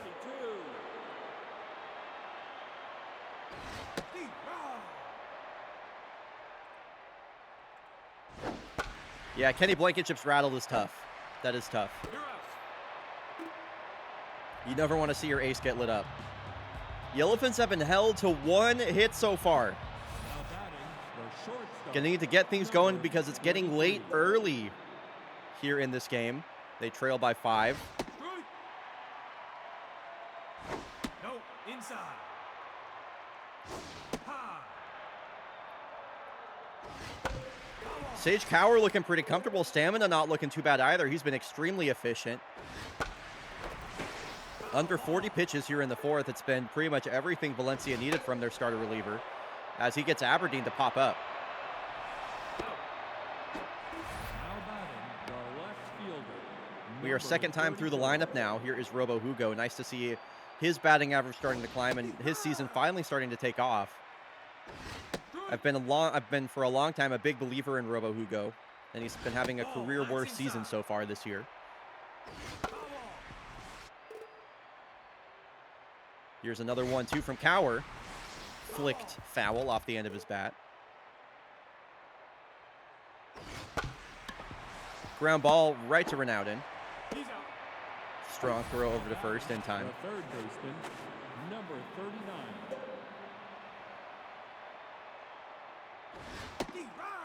And a first pitch strike on a low cutter there. Cutter having a real nice shape to it out of Cower's hand right now. And he's got Lance Ferrari on the ropes. Left-handed specialists just going after a lot of these left-handed bats on the Elephants lineup. They have been held to 1 hit through 4. Yeeks! Now batting, the left. Elephants fans, how are we feeling? This is a bit rough right now. It's all Valencia. No, inside. Ground ball up the middle. Aberdeen, a long run to her left, and we'll make that play. Mojo up. The second baseman, number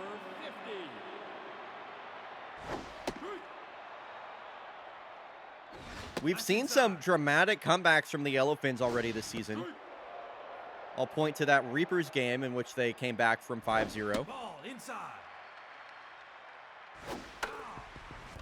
The Elephants are a good ball club. They can definitely do it. I mean, they got maybe one of the toughest opponents you can ask for right now in the Birds. And it's about to get not tougher. Wow, I thought that might be gone. The center fielder, number 52. So third time through the lineup now for Blankenship. That's outside. Strike. 1-2 here to Sarsaparilla. Oh my God. Sarsaparilla, that's not a warning track fly out. That is a deep solo shot out to the Yellowfin bullpen. Number 4 on the year. They gotta pull Kenny from this game. They gotta pull Kenny from this game. What's up, Sorbet? So here comes the lefty Jules Verne. 6-0 for the Birds. It's too bad we're not playing bingo because Bryonato's game of the day is a blowout. I'll tell you what, if we play bingo and you have Bryonato's game of the day as a blowout on your card, you can mark that. You have permission from me whenever we get there. Yellowfins, they trail by 6. They have only 1 hit. Designated hitter, number 71. No, inside. They got to get going. This one's knocked down by Cheshire Cassidy. You're out. And what a play there by Sage Cower covering first. Giuseppe's such a fast runner. 48. No, inside. Sage Cower's stamina starting to creep up on him now, as he's pitched deeper than I ever expected him to. Foul ball. Maybe the Elephants will be able to respond once he's out of the game. I cannot believe that Brock Beefton swung at that pitch. That was in the opposite batter's box. Number 30. Looking like the Jose Altuve strikeout on Otani yesterday. Wow. He's out. Sage Cower is absolutely dominating the Elephants. He has pitched 5 innings of 1-run baseball. Now batting, the shortstop, Number 42. Well, since this game is kind of a blowout, y'all want to see something funny? Ball high. That's up. Ball. I was talking about Jose Altuve swinging and missing at Ohtani's sweeper. So here's a great question that everybody is asking. Could Jose Altuve have hit Ohtani's sweeper had he used himself as a bat? Let's find out. Check this out. Ball, that's inside. It's what Brock Beefton looked like just now. He's out. Now batting, the designated hitter, number 28. So one out, runner on second here for Billie Jean Blackwood, already with a home run today, number 9 on the season for her. Strike. Strike. Strike 3. You're out. And she'll go down on strikes. Now batting, the catcher. They'll bring up Yim Chimney. Number 4. Truly it was Sorbet.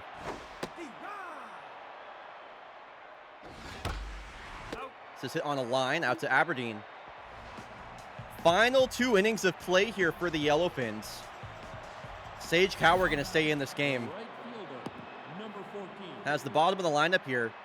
Sage Cower has faced the minimum, by the way, through 5 1/3. The second baseman, number 38. What's up, Makabudu?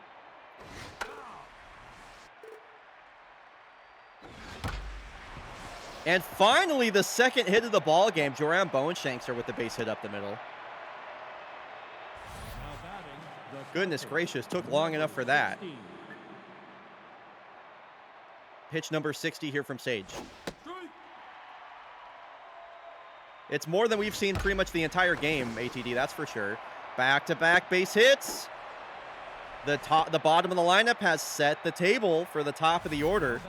The shortstop, number This is 20. probably going to be, this is easily going to be the Yellowfins' best opportunity here to chip away. Celine Aberdeen has 2 runners on, and they're going to bring in the closer, Cosmo Green.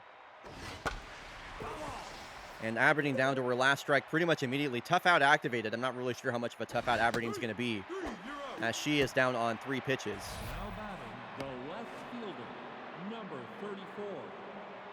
A locked-in Robo Hugo versus a locked-in Robo Green. 2 of the game's best players going head-to-head right now. Right in front of our very eyes as Robo Hugo will fly out to second. And that will end the inning. And that sucked.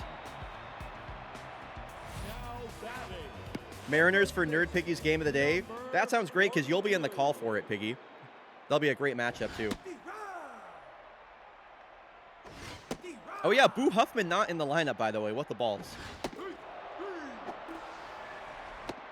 now batting, the left fielder, number 88. Ileana Alejo trying to get in on the home run party. This one will be a fly out at the warning track. Buck Dancer with the catch. Now batting, the second baseman. 2 outs here for Harrison Sierra. 9-hole batter. That's low.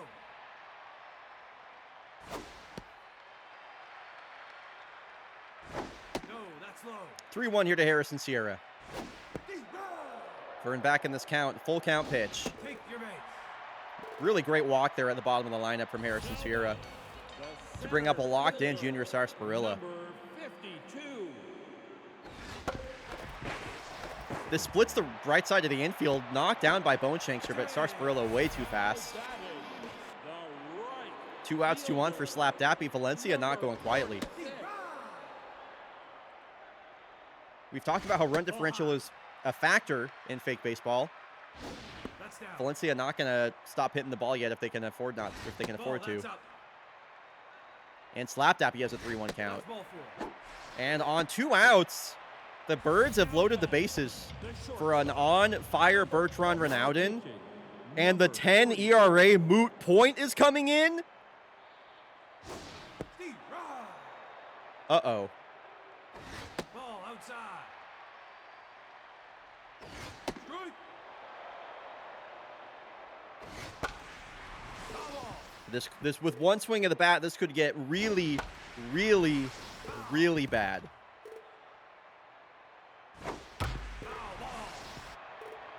Ronaldin's hungry. He's trying to feast. This is a pop fly that falls in front of Marlon Sanders. Marlon Sanders. Try a little bit. Try a little bit. I don't know. Dive for it. Show a little bit of effort here. Take a better route. Embarrassing. Embarrassing. In one word. And we're simming the rest of this game. After that. Embarrassing. Embarrassing. Embarrassing. Wow, we've had 3 games today. 2 of them have been mercy killed. How about that?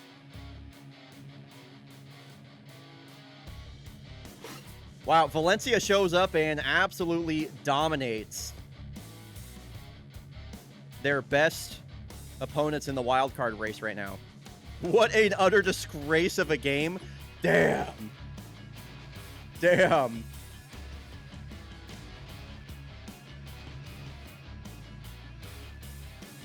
All right, coming up after the break, folks, when we're back, it'll be the Cascadia Kodiaks taking on the Carolina Reapers. Reapers have swept the Kodiaks so far this season. They'll have a juiced, sincere Cabbagestalk. The juiced, sincere Cabbagestalk might be the title of the YouTube VOD for this video. I'm not going to lie. Anyway, we'll be back in 90 seconds. The single season wins record is 62. Stredberg.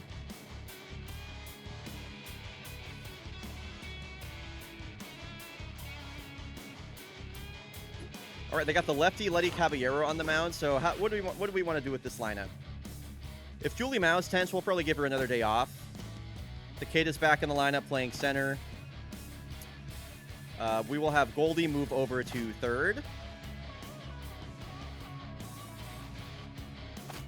I'll let Chris handle DH here. And then, yeah, we'll put Newt Gizmo at second base, sure. Takeda back up to the 3 spot. Zamboni down the order.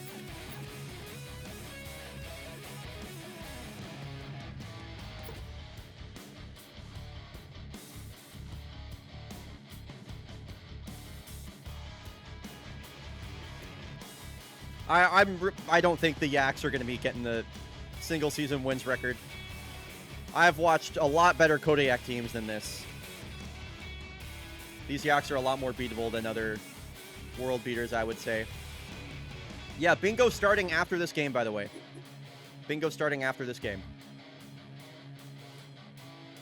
Just waiting for the ad break to end, then I'll get the prediction going.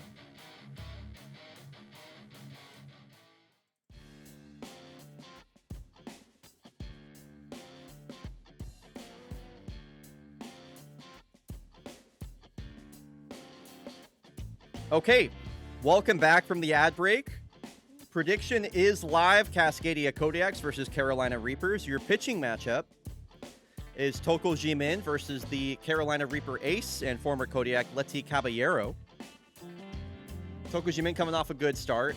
Carolina Reaper sincere Cabbagestalk is juiced. Catan Settler locked in. A couple of locked in batters for the Kodiaks as well. Reapers have won the first 2 games between these 2 teams so far this season. And I already set the lineup, so let's hop in. Here we go, game 4 of the day, a night game here in Carolina.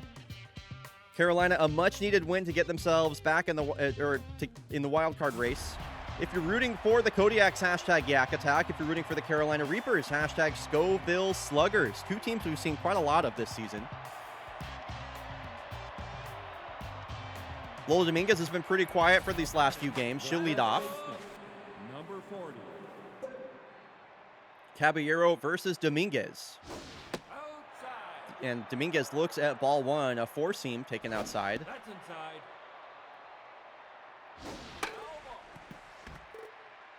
Here's the 2-1 pitch to Lola. Fouled back as well. Now the 2-2. That's down. She's worked the count full. Here is the payoff. An extended at-bat here for Lola Dominguez for the first at-bat of the day. This one, she chases low and away and just sends a high fly ball, or a pop fly ball out to center. The juice into your Cabbagestalk with the catch. Caballero scratches her butt, throws a pitch. Katabura swings, and this is another weak fly ball, soft fly ball. Dave Honker will make the catch, and back in the line today is Valdemiro Takeda, who just had a day off. Scheduled day off due to mojo reasons. Caballero's already locked in, by the way.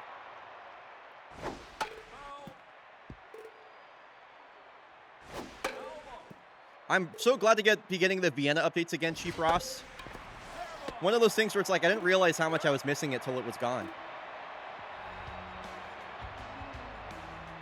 So that's a very quick first inning for Letty Caballero. 1-2-3 versus Dominguez, Katabura, and Takeda.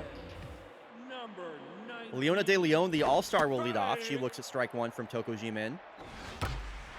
Line drive, caught. Overhead catch by Cola Johansson.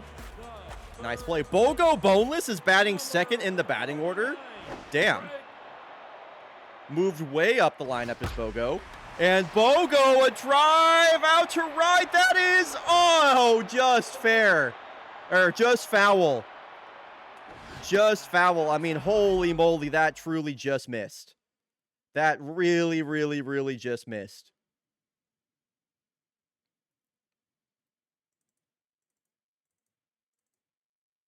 Could not have been much closer than that. Wow. Yeah, Toko Jimin lucky to get away with that one. 6 home runs on the year for Bogo. He goes down on the next pitch with a check swing, taken for a strike. So here is the juiced, sincere Cabbagestalk. Also moved up the lineup, batting third today.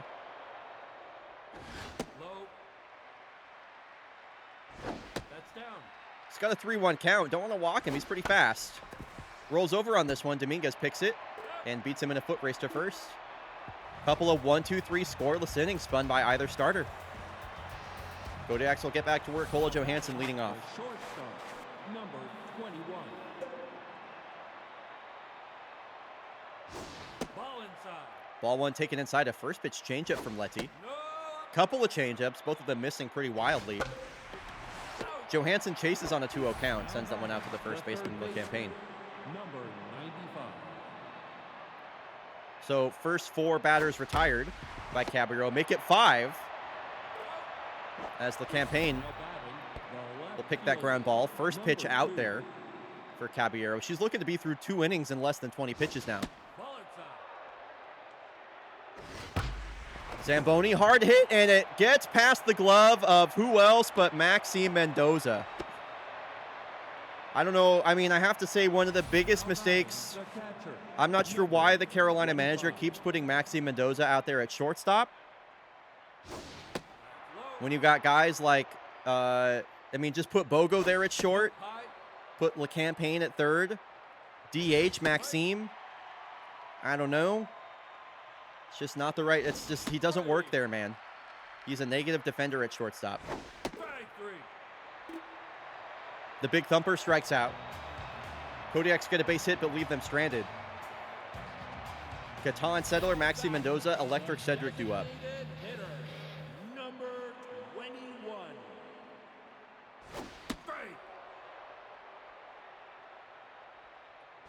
Ball inside. I was going to say, Catan Settler looks ready to hit a home run right there. He certainly tried. Reapers have had a couple of loud foul balls so far. Here's the 2-2. That one was left right over the middle of the plate, and Catan Settler absolutely demolished that pitch. Probably left a mark on the wall out there in right center. He'll work a leadoff single. So Maxime Mendoza has been pretty miserable out there in the field. What can he do with his bat right here?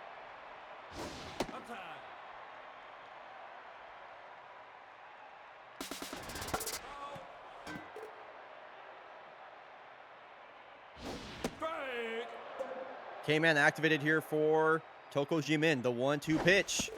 chasing after a curveball away. Mojo up for Toko.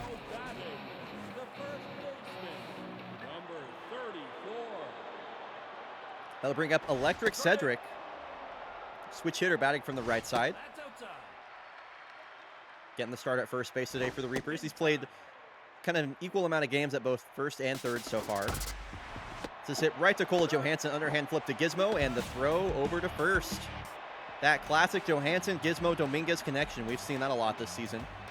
The DH, Chris Hanel, getting the start at DH versus the left-handed Letty Caballero.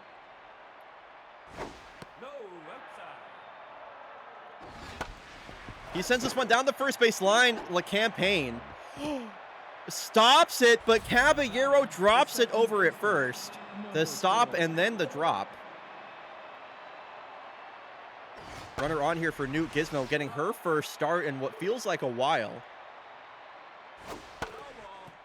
She's been warming the bench for quite a while now, just due to that.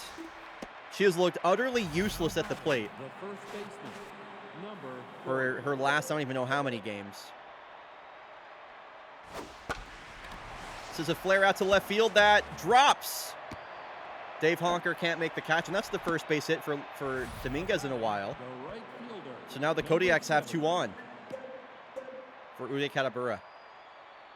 Kodiaks threatening here in the third as Uday sends this up the middle. Montgomery Scott, that's out of his reach. And that will load the bases for Valdemiro Takeda. Boy, I would love to see Valdo get an RBI here. I'd love a Valdo slam. Come on, Valdo. What do you got, my man? Looks at strike one, 93. That's down. Takes the ball low, a curveball. There's the fastball. There's the opposite field shot. There is the Valdemiro Takeda grand slam. He got a really good look at that high fastball. The second time he saw it, he did not miss. The shortstop, number 21. A Takeda grand slam. Is that the Kodiak's second grand slam in 2 games?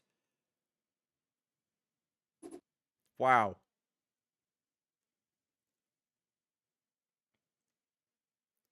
It's exactly what you wanted to see. Oh, it was outside. Yeah, that's right where Takeda wants it. Kodiaks blow this one open. They load the bases, and Valdemiro Takeda drives them all in. And Letty Caballero is rattled, by the way. Cole Johansson, a drive to almost the same spot. The same fan might catch that ball. Back-to-back jacks for the Yaks.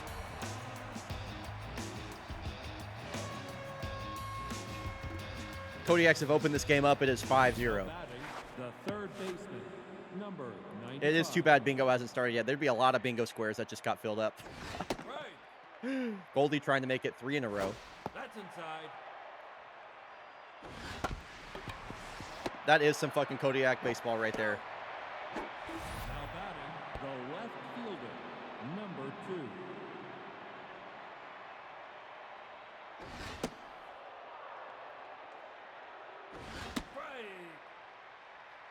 So Kodiak's with a 5-run lead, and Zamboni hits a line drive right to the second baseman, Montgomery Scott. Bottom of the lineup to up here, Toko Jimenez faced the minimum so far. Now batting, the left fielder. Dave Honker going to lead things off. 76. I'll tell you what, that phrase, Dave Honker family reunion, I can't get it out of my head. I don't know what I'm going to do with that, but I gotta do something. It just sparks joy. That's up. Ball inside. Full count here to Dave Honker. Line drive that's knocked down by Goldsmith. Prevented extra bases there as Cole Johansson will retrieve that ball. What's up, Atlas? More Atlas. Number 80. Montgomery Scott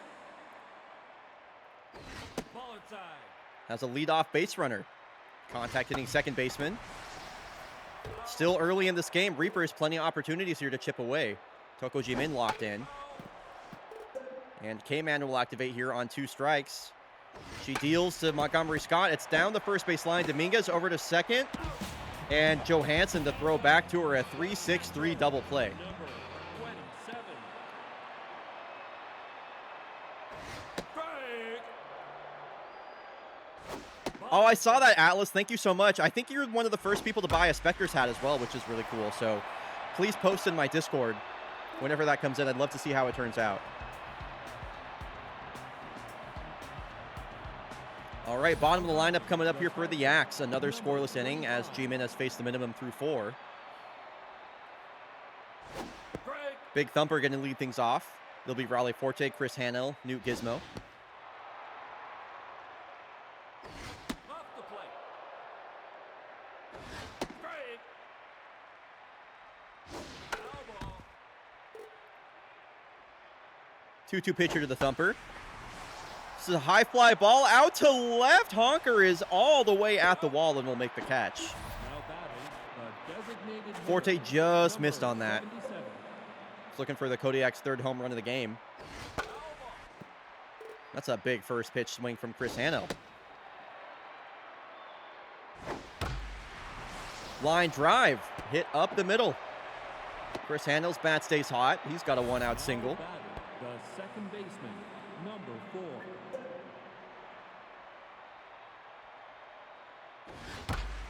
And Newt Gizmo with her first hit in what feels like 10 years. Bottom of the lineup has set the table for the top of the order. Kodiaks are threatening again. Number 40. Dominguez 2 on, 1 out. Katabura on deck. Inside. Caballero still in the game. Break. Dominguez a base hit out to left here last time up. Outside. Checks her swing. Count evens, and count works full. Now to Dominguez. A walk would load the bases for the second time in as many innings. And Dominguez, a deep drive out to left center. Gone! Lola Dominguez, her 15th home run of the season. She has almost doubled her single season career high. It is 8-0 Kodiaks. That's the second game in a row they've led 8-0. As in comes former Kodiak Autumn Pillar. Ball inside. Wow, I don't think the Kodiaks are getting swept in this season series, folks.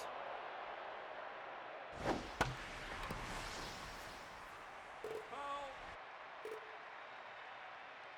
Foul ball. So pinball. You know what I'm doing immediately after the stream today? I'm headed to Quarter World Strike 3. on Hawthorne in Portland Now batting, because it's the Quarter second Wednesdays, baseman, Number 60. and I'm going to be playing some pinball. I've been working on learning John Wick, which is a very hard table. I'm going to be playing a lot of Medieval Madness, Monster Bash, Attack from Mars. They got Quarter World's the only place in town that has an Evil Dead cab. Number So I'll be going to, and I really like Evil Dead, so I'll be playing that a bunch. Still trying to get better at that game. It's really hard. strike. What else am I going to be playing? Probably some Cactus Canyon. Strike 3. Now batting, the third baseman. Trying to think of some other games. 49. Ball inside. That's my main rotation when I go there, is those games. Now batting, Yeah, pinball at SGDQ, really exciting stuff. number 9. Same company that made Total Nuclear Annihilation made Evil Dead as well, which is cool.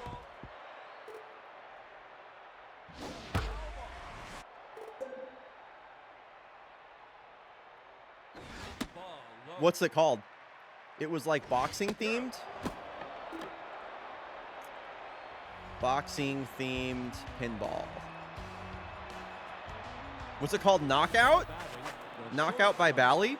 number 21. The Champion Pub? That's up.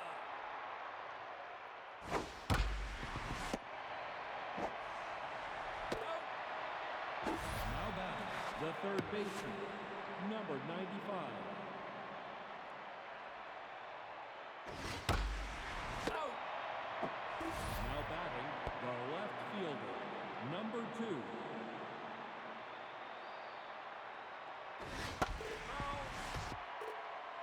Here's all of the main gimmick was hitting the ball into a little statue of a guy in the middle. That sounds like the champ. That sounds like Champion Pub. 25. Let me find some pictures of it for you real quick here.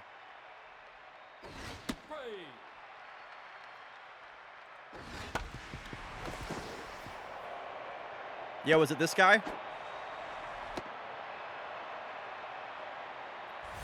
batting, the designated Yes, hitter, that's it. Number 77. I'm going to find out what has Champion Pub for you real quick.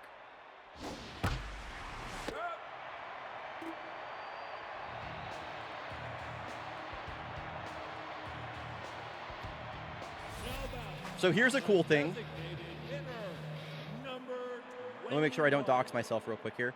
So there's a pretty cool app that I've been using to help locate like where pinball is around me. It's called Pinball Map. It's just called Pinball Map.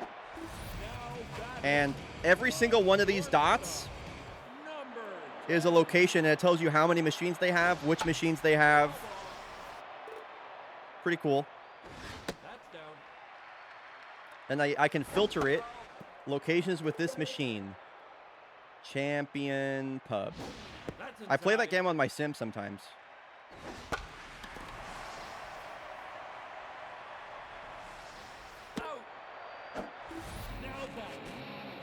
Okay, so Next Level Pinball Museum has it, go figure.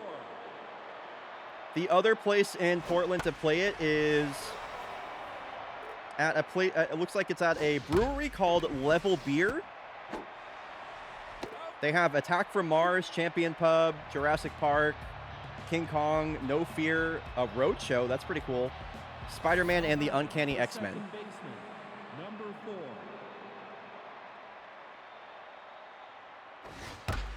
So, it's Now batting, the there. first baseman, number 40.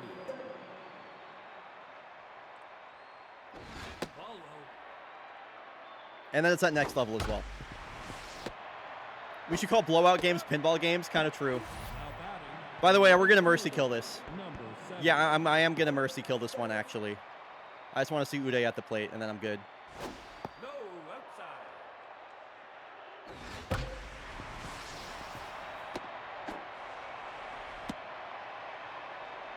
Literally the third mercy kill of the day. Pitching, number 48. Strike. Takeda just hit his second home run of the game. 2 homers, 6 RBI. That was blasted.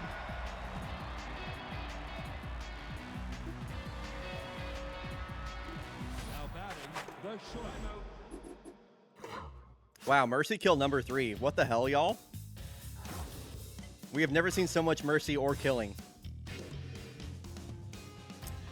Yeah, so the Kodiaks have put together a couple of good games. Oh, and Piggy, you chose Bombados at Mariners for chat's choice, right?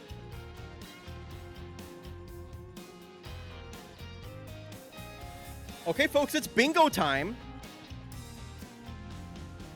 It's bingo time, so let me get on the call with Nerd Piggy. Nerd Piggy's going to be your bingo operator, or officiator, or whatever.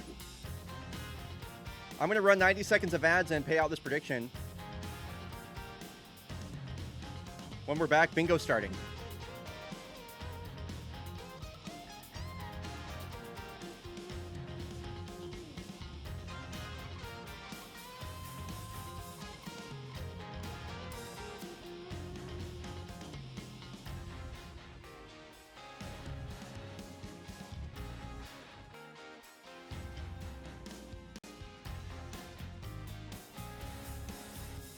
Hi.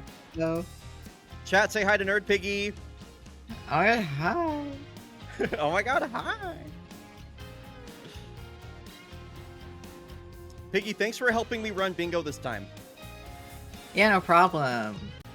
I really appreciate it. All right. Are you going to get it started, or shall I attempt it? Oh, so the link in chat should be current. Oh, okay. Yeah, the link in chat should be the current one. That should be all set up. I'll also open up the bingo. So if, for instance, I clicked right now, Bryonato's game of the day is a blowout, it would work? Did it work? Let's find out. Let's find out. Reminder, y'all, you need to copy paste the link into your browser. Oh, there we go. Okay.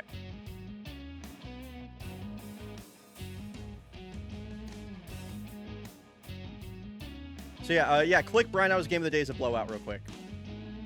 I think I did, right? It did not work? Okay. Let's try starting the game. I'm gonna hit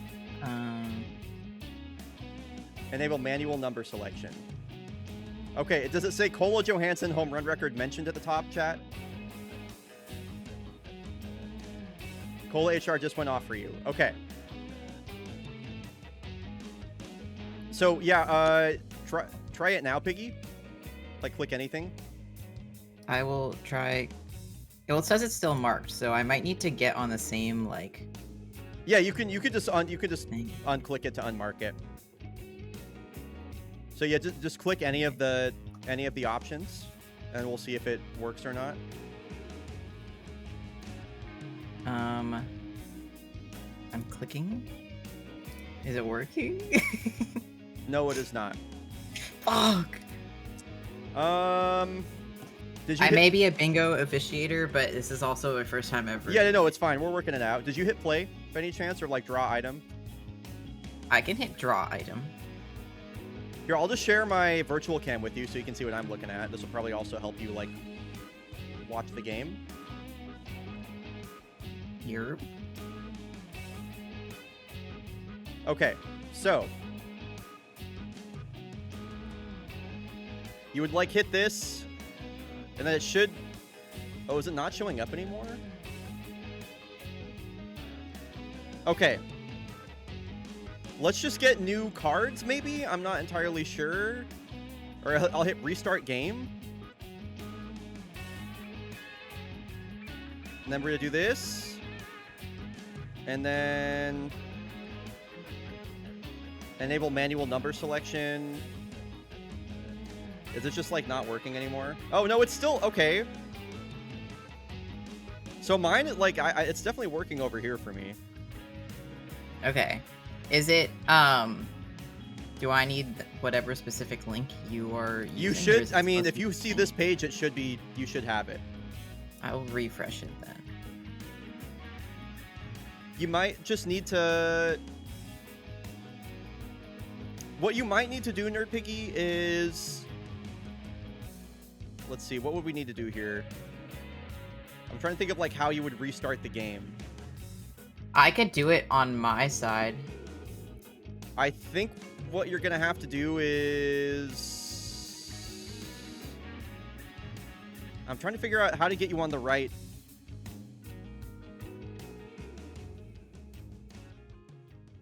On like the right page. Okay. Piggy, go to hit edit game. And Okay. then hit play.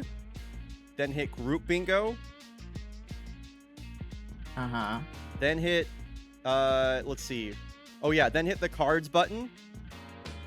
And then copy paste this link in chat. Okay. Get cards. And then I will copy this link. And then this is the link. that I've Okay, just posted chat, in that is the link. This is the link right here. This is the link. That is the link to use. Is the one that Nerd Piggy just put in chat. You're going to have to get a new card. Sorry. This is just how it goes when we're using free bingo services that I found through a search engine. Remember, copy paste the entire link in. Don't just bring it up. I'm also going to play bingo. I just clicked on the link instead of copy pasting it. I'm so smart. Okay. So now, Piggy, you should be able to click on anything and it should show up. Yes, if I click Click Bryona's Bryona's Game of the Day is is a a little blowout. blowout. Did that work? No, did you try hitting the play button first? Okay. Like hit I think draw I just item. clicked. I hit draw item, and then I clicked Bryona's Game There. of the Day. Okay, it's working. It's working. Okay. No, not anything that already happened today. Just Bryona's Game of the Day is a blowout. I'm just giving that to everybody. Yes. Yeah. Just that one. Okay. Just that one. Everybody, do you have your bingo cards? Everybody got your bingo cards up? Is everybody good? Anybody have any questions? Before we get started with bingo. With yee. Cool. With bingo officiator Nerd Piggy. How cool is that?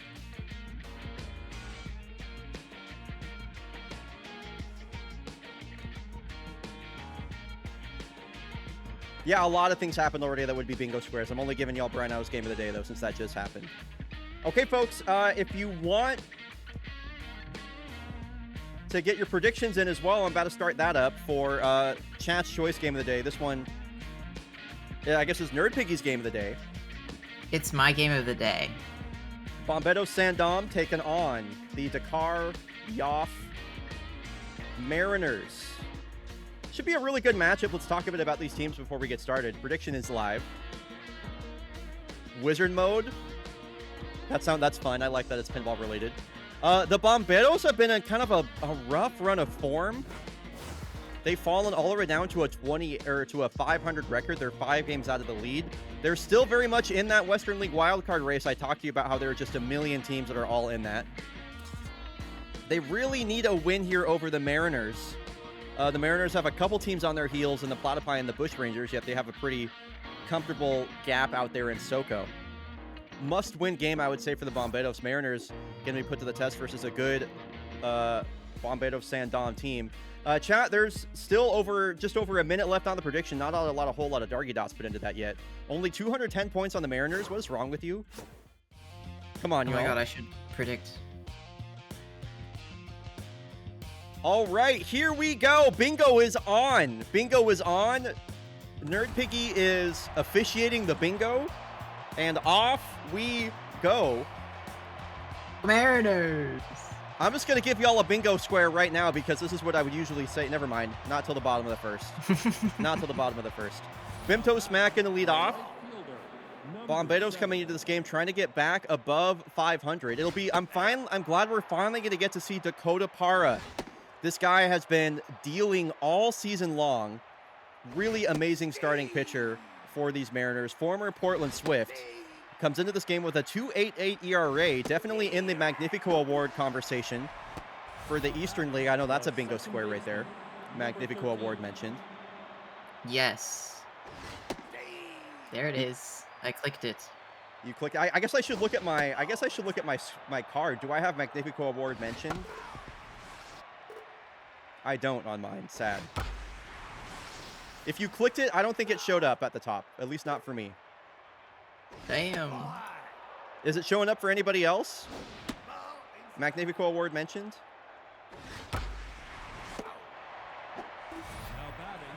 No? Wow, how did this break already? What? It showed up for you? Do you...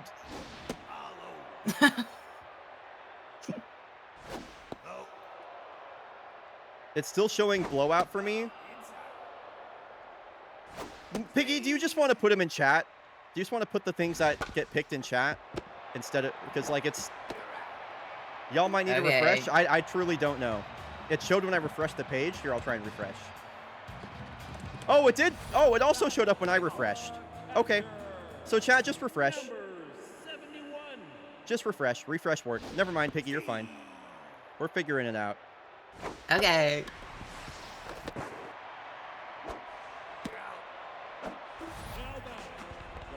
Okay.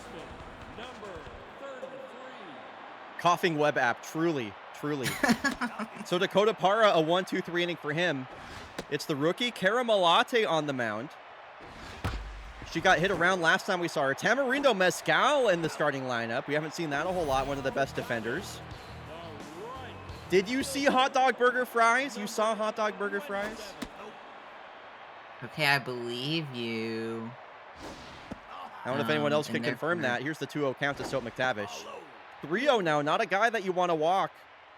Definitely a big-time stolen base threat. Soap, he swings 3-0 and sends a drive out to center, pretty much straightaway center. Rogue Huxley there with the catch. Okay, I clicked it. Burger, hot dog, fry spotted. I got a square for that. The designated hitter, number I trust Birdie with my 54. life. Ahmed Finahani will lead things off. Was a Western League All-Star. Been primarily a DH all season long for the Bomberos. Sends one the other way out to foul territory. Check that. And No! they had a look.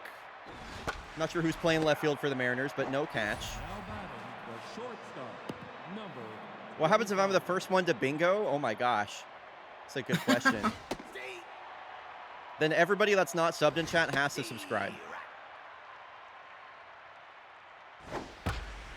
And here's the first hit of the ball game for the Bomberos. Dave Barnett with a 2-strike single up the middle. Now batting, Yo, what's up, the J-Rock? How's it third going, dude? baseman, number Really good to see you, man. 27. So glad to see Tamarindo Mescal in the lineup. He is such a good defender. He sees so little play from the Bomberos due to the kind of the infield log jam that they have. Usually a shortstop, now playing mostly third base later in his career. Getting the start over Zaylee Garrett today. Way out in front of a slider. Staying alive here on 2 strikes. Here is the 2-2 from Dakota Parra. Hit up the middle. Long run from Shepard. Ooh. And over to Kyung Jae. Over to Nice. first. Double play for the Mariners. Beautiful. Dakota Parra has faced the minimum despite the hit. Now batting, the And Marge first Lober are going to lead things off. number 12. Number 12.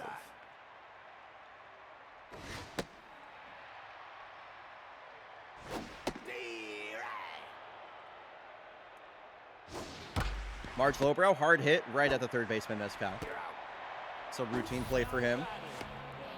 How we all doing? I'm doing pretty good. It's been a really, I mean, I'll tell you what, it's been blowout city today in fake baseball, J-Rock, but I don't know. I've really settled into the season at this point. I'm enjoying casting the games. I'm enjoying the routine. Now batting, the short We're getting close. We're, number you know, after Friday's stream, we'll be at the most exciting part of the season, which is that final 20-game stretch. And there's so much. I'm nervous as fuck. There's so much parity in the league that final 20-game stretch is always crazy. It's my favorite part of the season, and I can't wait for that. Anything could happen. So Malate strikes out Kyung Jae, and we got 4 donuts here as we head into the top of the third. Eternity Gutierrez will lead off. I don't know why you have a batter that's batting 069, batting 7th in your lineup. That just seems like malpractice to me. What's up, oh hey, how's it going? Make sure to copy paste that link into your browser. So far, bryonato's game of the day is a blowout and hot dog burger fry spotted. That's And the old Magnifico link. Award Is that the mention. old link? I'm pretty sure I updated the link. That is the old link. What the hell? Did I not update the link? Thanks. Yeah, I'll update the link. center fielder, Thank you, Safi Poo. 91.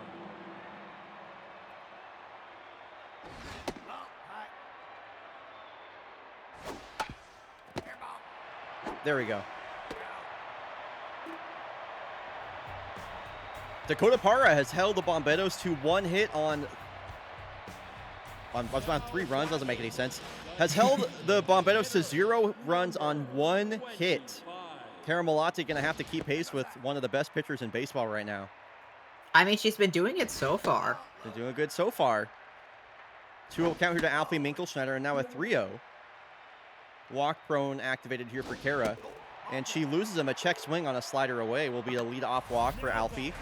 The center fielder, Lead-off I do runner love me a aboard. leadoff walk. 10. Leadoff runner aboard for Adeline Prowse. She's done a lot of damage this season for the Mariners. One of the many heroes kind of down the lineup for this team. 7 home runs, 14 RBI. Down to her last strike. Kara can reach back and get that fastball up to, around 98. Here's the 2-2. Down the third base line, Mescal will go to second. Yoba Palomito, the throw to first is late. Fielder's choice. The left fielder. So Beaufort Flowers getting more and more play later in the season. He's got a home run, a 273 batting average. It gets hit on the first pitch. Welcome to the game, Beaufort. He will stroll over to first, and That is a batter hit by pitch. Oh, batter hit by pitch. I need to check my bingo card. Batter is hit by a pitch. I don't have that one. Dom Hudson staring down a 2-strike count here. Goes chasing after 94 away. Now batting. So 2 runners on for Commander Shepard. And that's the dangerous part about this Mariners team is Commander Shepard and Soap McTavish have actually started to heat up. Mariners found all the success while they were playing poorly. Outfield assist means that the ball gets into the outfield, but they are still able to get the batter out. Yeah, like when a center fielder throws home and the runner's tagged out at home, that's an outfield assist. Now batting. The right fielder. Number 7. Bingo just started, Ohey, so I've given you all the squares that have been called so far. Which is hit by pitch, burger, hot dog, fries, bryonato game of the day. Magnifico award mentioned. Yep, we just started bingo. The second baseman. Number 13. We're all scoreless here in the fourth. Dakota Parra extremely efficient so far. Only 41 pitches and is already an out recorded in the 4th inning. I'm very tense. It's looking like he's looking ready to go the distance right now, but it does have a 3-ball count here to Yoba Palomito. What does burger, hot dog, fries mean? It's something that can appear on one of the big screens in the background around the stadium. Jumbotron animation, there you go. So a 4-pitch walk to a speedy Yoba Palomito. He takes off on the first pitch. The throw, whoa, is in time. Dom Hudson, the future Hall of Famer, will throw out Yoba Palomito at second. That was a very close play. It was a very close play. Really surprised he got the throw there in time. It was a good break for Palomito. I mean, he looked safe to me. That looked extremely safe. I'm not going to lie. I guess the tag is probably there in time. Oh, yeah, catcher throws out a runner as well. Those are 2 things. Yeah, future Hall of Famer mentioned, and then catcher throws out a runner. Those are both squares that just got mentioned. And I will click both of them. Now batting. The Once I designated find the hitter. future Hall of Famer Number one. 54. It's in quotes at the top. Ah. I don't think I have catcher throws out I don't. So a speedy runner on first here for Ahmed Fedahani. More traffic for these Bombados despite the double play. I have 2 different home run calls I have to mention. Oh, geez. The 1-2 to Fedahani. Off the end of his bat, right over to Lowbrow. Interesting that the Mariners keep opting to play Lowbrow over at first when I would say Solomon Doinkers is kind of the superior first baseman. And they got him DHing. Soap McTavish going to lead off. All scoreless here in the bottom of the 4th inning in this Chat's Choice game brought to you by Nerd Piggy. Caramelate is keeping pace with Dakota Parra, also on a pretty good pitch count. She's got a full count here to Soap. The payoff is fouled straight back. Soap McTavish extends this at bat. And Malate buries that fastball in the dirt. That's a lead-off walk Number 12. here for the Mariners, and a lot of speed at first base. Suna Imani behind the plate, a pretty good arm. Would not be surprised to see Soap take off. Caramelate going to check in over there, keep him honest. Ball 1 to Marge Lowbrow. Big-time right-handed power bat threat. And this is hit up the middle, base hit. Soap is going to hold up at second base.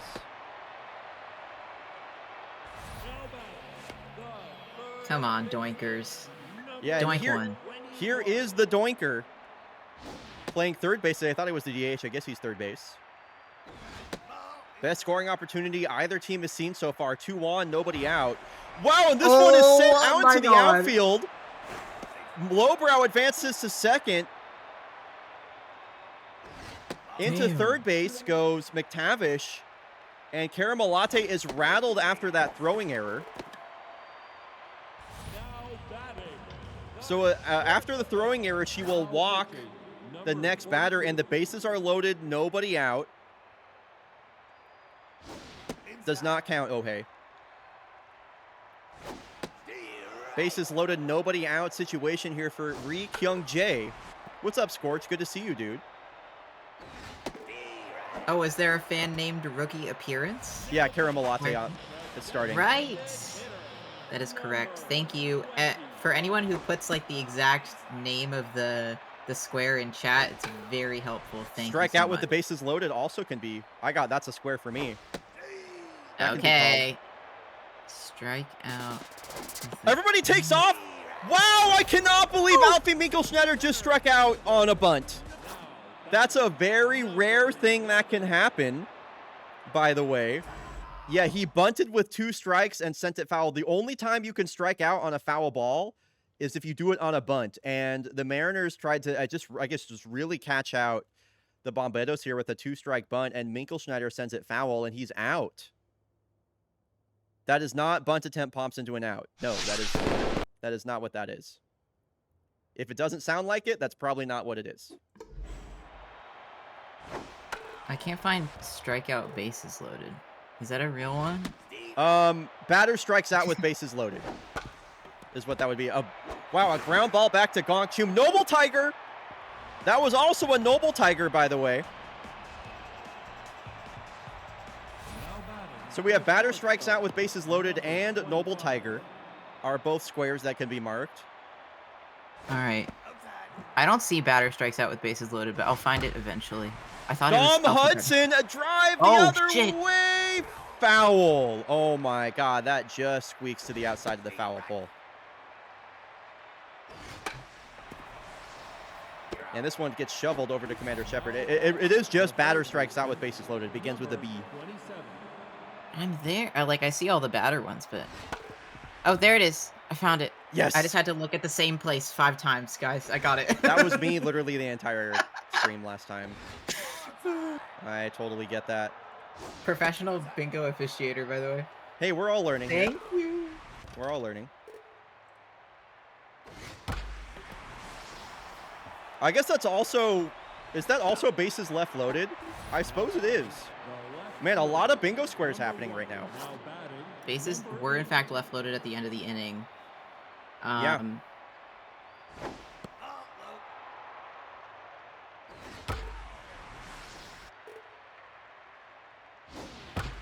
Fraulein Johansson, a pinch hit, base hit here on 2 strikes. We are scoreless in the top of the 5th.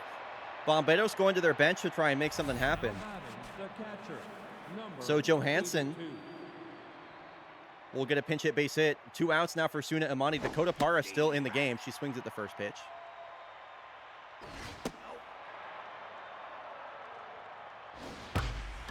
Driven deep left field. Suna Imani, that is gone.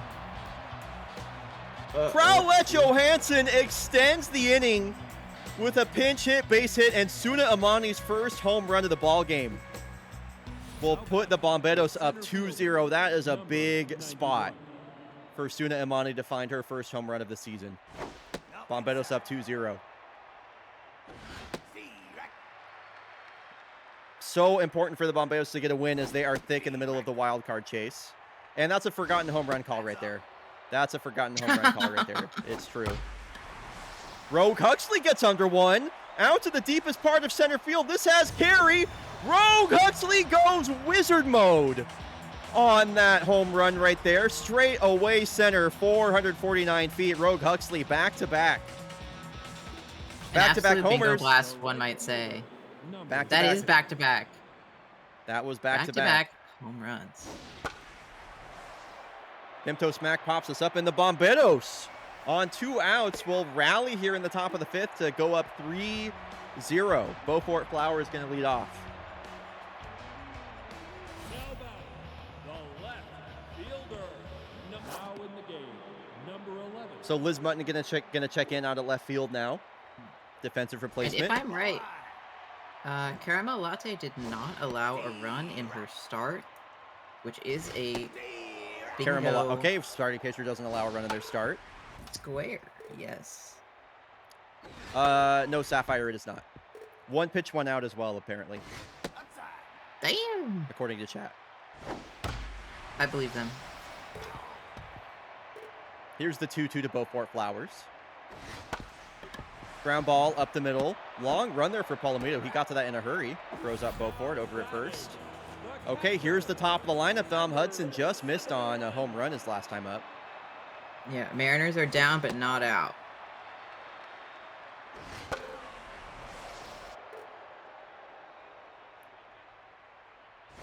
Gong Chum, a pretty great arm to come out of the pen here for the Bomberos.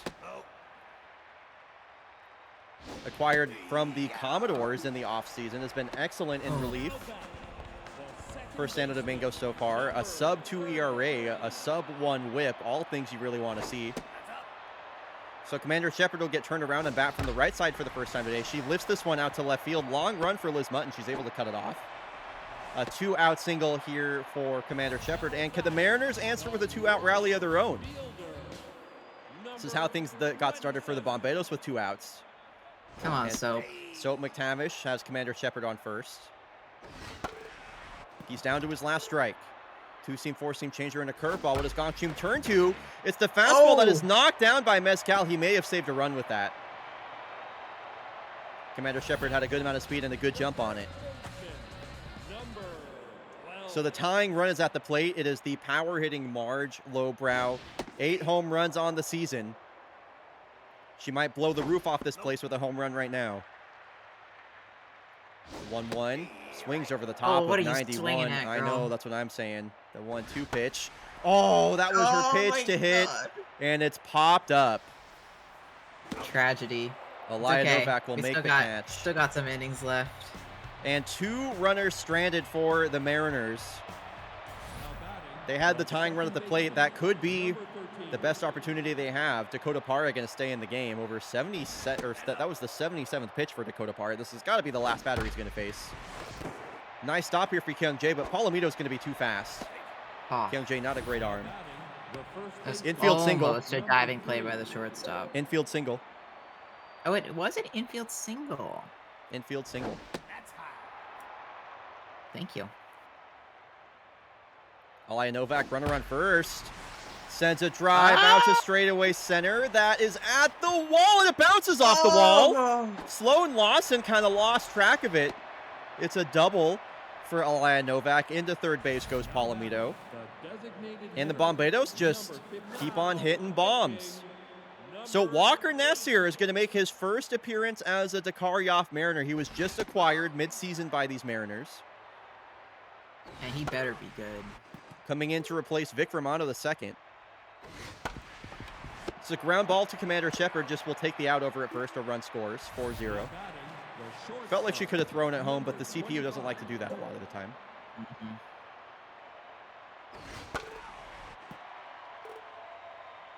He was not a star player cut midseason, no.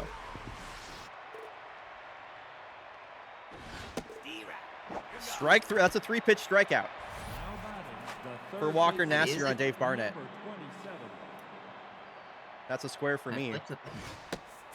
How are you looking? I need game goes to extra innings and pitcher strikes out the side. Hmm.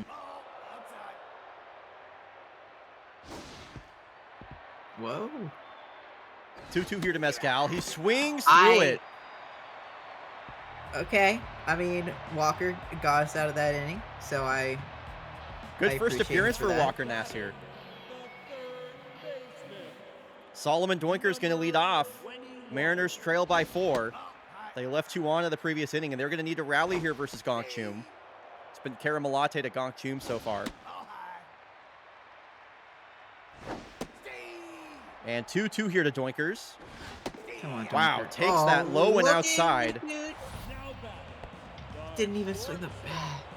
Fist pump there from Gong Chum as one of the best batters on the Mariners goes down on strikes. Oh my god, he's just attacking the zone right now. And they're not swinging, so... 2-2 from Chum. Another May as well. strikeout looking. May as well. If they're not gonna swing at anything, might as well throw strikes. Yeah, back-to-back strikeouts is another one. Is it? No, it's not. It's Is not. it? I'm looking for strikeout the side here. I need Gongchum to strike out Alpha Minkelschneider for my bingo card. Come on. One I strike. don't want him to do that. Come on, I don't want him Gongchum. to do that. No! Yeah! Well, I guess he could still get a strikeout for the third out. That's possible. And Mojo down for Gongchum. Number 11. But damn, he's still looking real good. Yeah, Gongchum staying in the game. A 2-out hit here for the Mariners to bring up Sloan Lawson. We've seen a lot of heroics from Sloan Lawson this season, especially late game. Hit a home run the previous time we saw the Mariners and fouled back. Tries to jump on that kind of hanging curveball. And she's Oh my staying God, alive here on that's 2 weird. strikes. This is the 7th pitch of the at-bat. The 2-2. Hit on a line, knocked Oh down by my Aliyah Novak, who will God. stare down Sloan Lawson as she takes that to first herself. Oh, The Mariners Can't have even been be shut mad. out through 6 innings so far. Batting, the left fielder. And the Bomberos will get right back to work to try and extend the lead. Walker Nassir staying in the game. Liz Mutton swings at the first pitch and sends a bouncer up the middle for a leadoff hit. Now batting, the catcher. Classic Mariners run support. No, for real. In real life, the Mariners lead 1-0 over the Braves, so that's nice. This is driven deep out to center, and Lawson with the catch. Now batting, the center So fielder. Rogue Huxley hit a home run and is still rattled? Girl, what is wrong with you? What is the matter with you?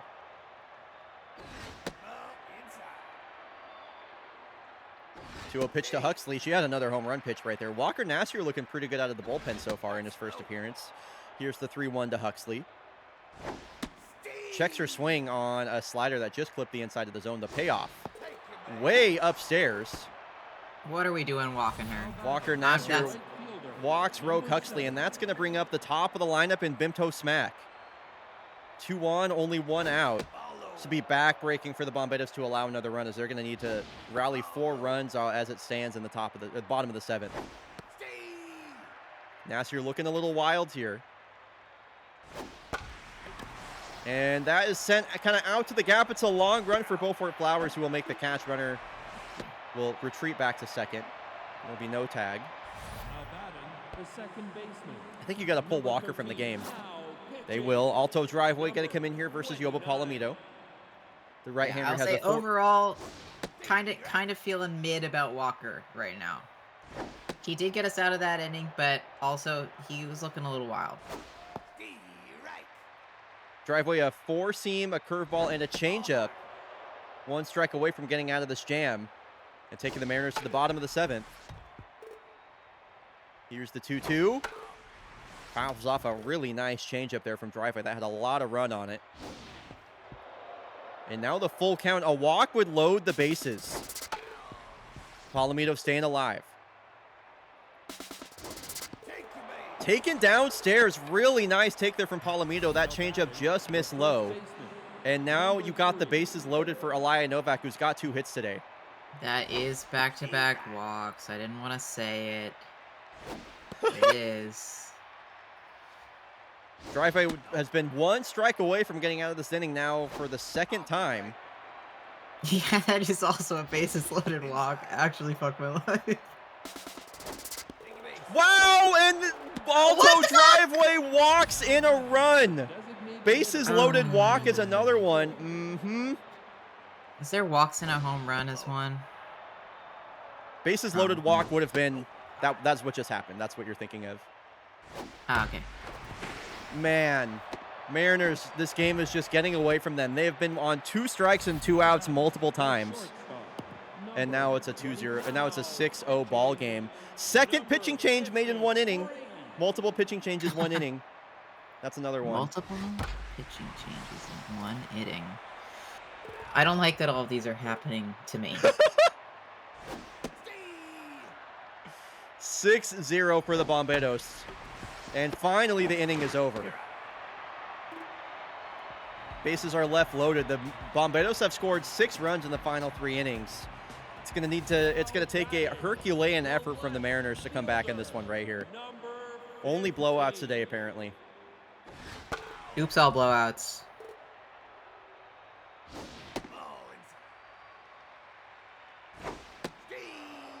Gong Chum staying in the game. He's been the only reliever that we've seen aside from Karamalate. And the Bomberos might just let him empty the tank here, especially if they lead by 6. Mariners down to their last 2 outs. Never mind, they're going to go to Amelie Formello, has only allowed 1 run all season. Couldn't really ask for a better arm to bring in to close out this game.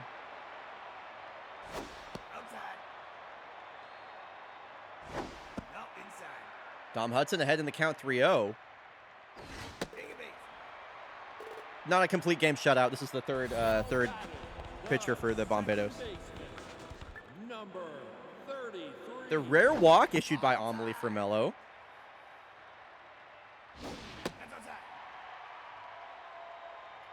Two-0 count here to Commander Shepard, who pops this one up. Is this playable for Novak? It's just into the stands. Oh, okay. That was close. Oh, you're good, Ohei. Couple of ground balls sent to the right side of the infield. And this one's popped up. Boy, Commander Shepard grounded to double play. Commander Shepard just could not barrel up that ball. Yeah, ground into double play is GIDP. Number 27. So Mariners down to their last out. So McTavish, all that stands between Amelie Formello and a Bomberos victory.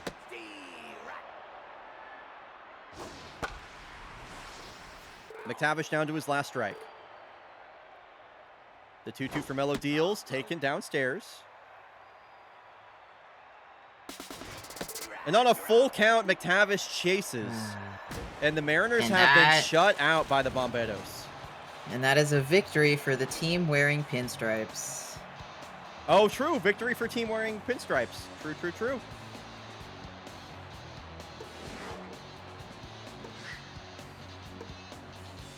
Man, I can't believe the Mariners just didn't put up any fight right there. Kind of shocking. Wait, was there a throwing error by the catcher in that game? I feel like I distinctly remember someone airmailing it into the outfield.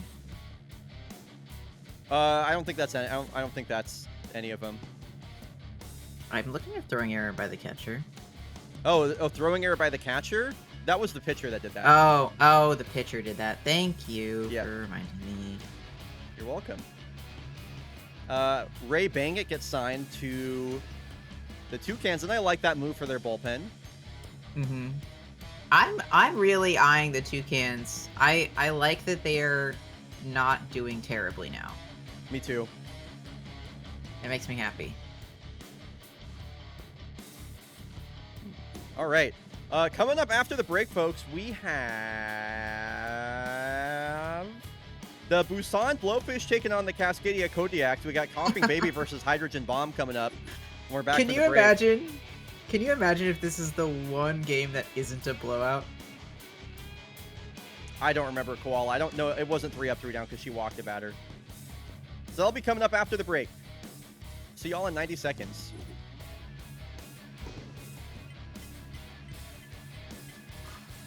Moose 4-1 over the Unioneers.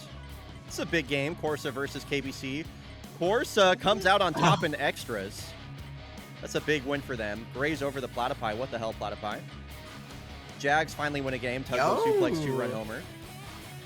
Yay! Wow, Toucans over the Champs is big. Swifts over the Nemesis. Mallard's favorites.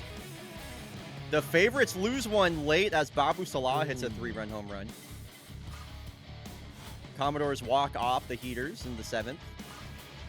Bushrangers with a late win are 30-27. Okay. Blowfish shut out the Springboks. Engineers over the that other team, I forget who they were. And the Voyagers find win number 36 over the Jags. And if anyone was paying attention, that was the Golondrinas being referred to as the Champs. So I will click that. Oh, nice. Oh, yeah, I don't think that's happening. I don't think that's happening in the West right now. Yeah, we're a little bit too far past that, I fear. Oh, yeah, back-to-back home runs I need to mark off.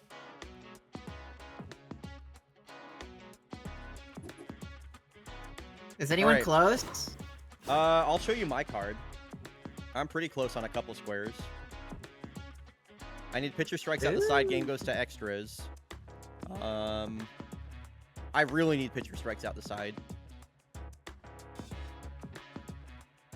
So yeah, close. Yeah, this is where I'm closest. Well, good luck to everyone. You need a double butt scratch at the bat. I've been looking for that. I'm just letting you know I'm keeping my bananas peeled. I'm keeping my bananas peeled.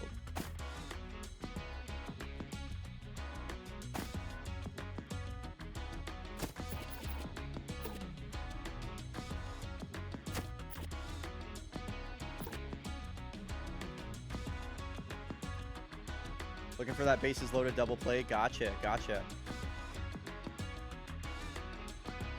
Okay, let's get this prediction going for Game 6 of the broadcast. This is the Busan Blowfish taking on the Cascadia Kodiaks. I mean, I have to just be honest with you and say the Kodiaks are heavily favored in this matchup. Look at the damn team records, 22-35 to 40-16. Yeah, and actually, the Kodiaks are the first team to make it to 40. Yes. The Busan Blowfish do have a locked-in Rat Chapman on the mound. It's going to be rookie versus rookie, so there's definitely something going on there. Rat versus Buffalo, is that something? I don't know. Prediction is live. Left-handed Rat Chapman taking the mound. Alley Cat Crunchwrap is locked in. It depends on whether or not the Blowfish can get to Buffalo Boone. He's been kind of feast or famine in his starts. The Blowfish certainly have a good offense. So here we go. Blowfish coming to town to take on the Kodiaks. Nobody has a worse pitching staff in baseball than the Blowfish, but their starter is locked in. If you're going to go all in on the Kodiaks, this is, probably the game to do it, but it's baseball, so anything can happen. Yeah, I was thinking like, oh, maybe I'll try to even the odds and go Blowies. No, I've been losing too many points today. I have to bet Blowies. Yeah. Feels wise at the same time, Matthew. Number 22. So, Hudson Dakota going to lead off for the Blowies, as he has so often. It's been quite the fall from grace for the Blowfish in this Season 21. They're coming off a Season 20 appearance in which they won 46 games and went to their first ever Eastern League Championship Series. On 2 strikes, Hudson Dakota hits a base hit back up the middle. Great way to get things started for the Blowies.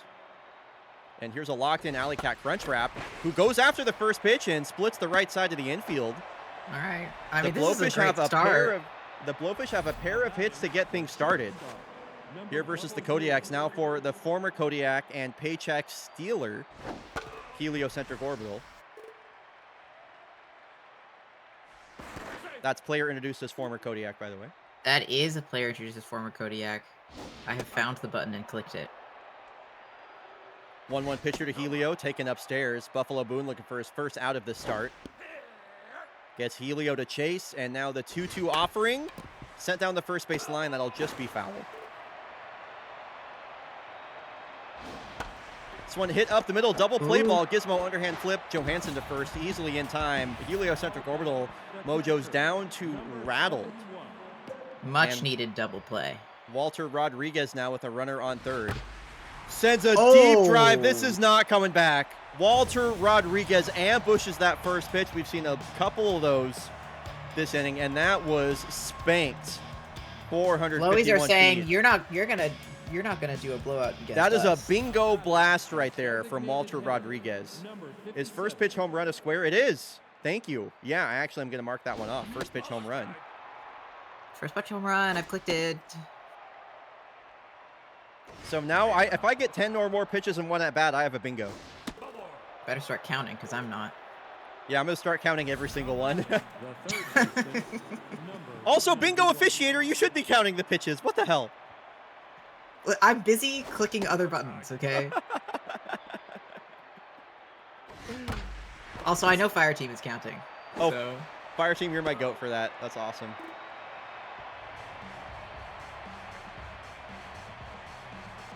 Walter Rodriguez has a 794 OPS this season, the only season in his 10-season career with an above-average OPS plus. That's pretty cool. Too bad it's happening when the Blowfish suck so much ass. He's given the Blowfish the lead. Dominguez sends this one the other way, and that will hang up shy of Mama Bear out there. Bucket Navarro getting the start at left field to make the catch. So here is Uday Katabura. Bit of a home run grab for him. No shortage of base hits, though. He has been a base hit machine. Batting average just sitting pretty comfortably in the 430s right now. Rat Chapman, the rookie, getting his first look at the Kodiaks today. Full count from the Rook. Payoff, taken downstairs, as he's done hundreds of times in his career. Uday Katabura will walk. Walkies. And Valdemiro Takeda coming off a 2-home run game. He hit a grand slam, drove in 6 runs in that game versus the Reapers. He was looking for his 3rd home run in 2 games. That's a good question, Para. Usually it would be like me making a player swap.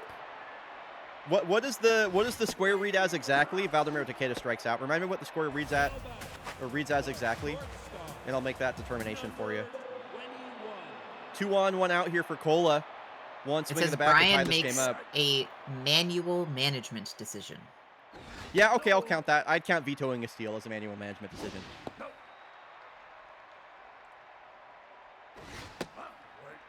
3-1 count here to Cola. This is laced, bangs off the wall. Probably leaves a mark. Wish we had an exit velo in this game. That was a Cola Johansson smash. It's a very loud base hit to bring up Antoine Goldsmith. And the go-ahead run is at the plate for the Axe.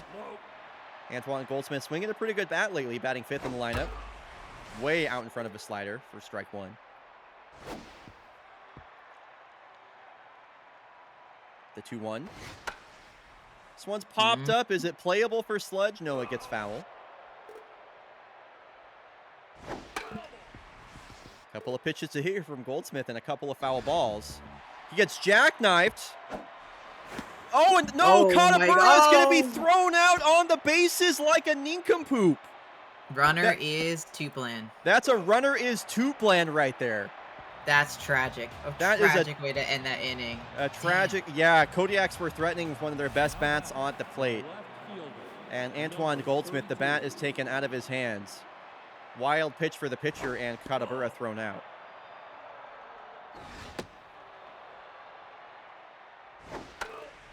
That blowfish payout is looking juicy so far. I was tempted. Bucket Navarro's locked in. Sends a ground ball down the third base line. Julie Mao has to dive. She throws. It is late. Nice hustle there from Bucket Navarro. An infield single to get the inning started. Blowfish lead 2-0. Caden Diligence is up. Buffalo Boone is tense. Pitch count above. That's a great question, Fire Team. I don't know. Does the pitch count continue for the 10 pitch at bat, or does it reset? Because of the Tuplan. No, it's resets. Okay. Resets. Ball gets away from Forte. That doesn't happen too often. Into second base goes Navarro. Forte mojo down. That sucks. Full count here to Caden Diligence. Buffalo Boone looking a little wild. Ground ball. Navarro has to get back to second. Out at first is Caden.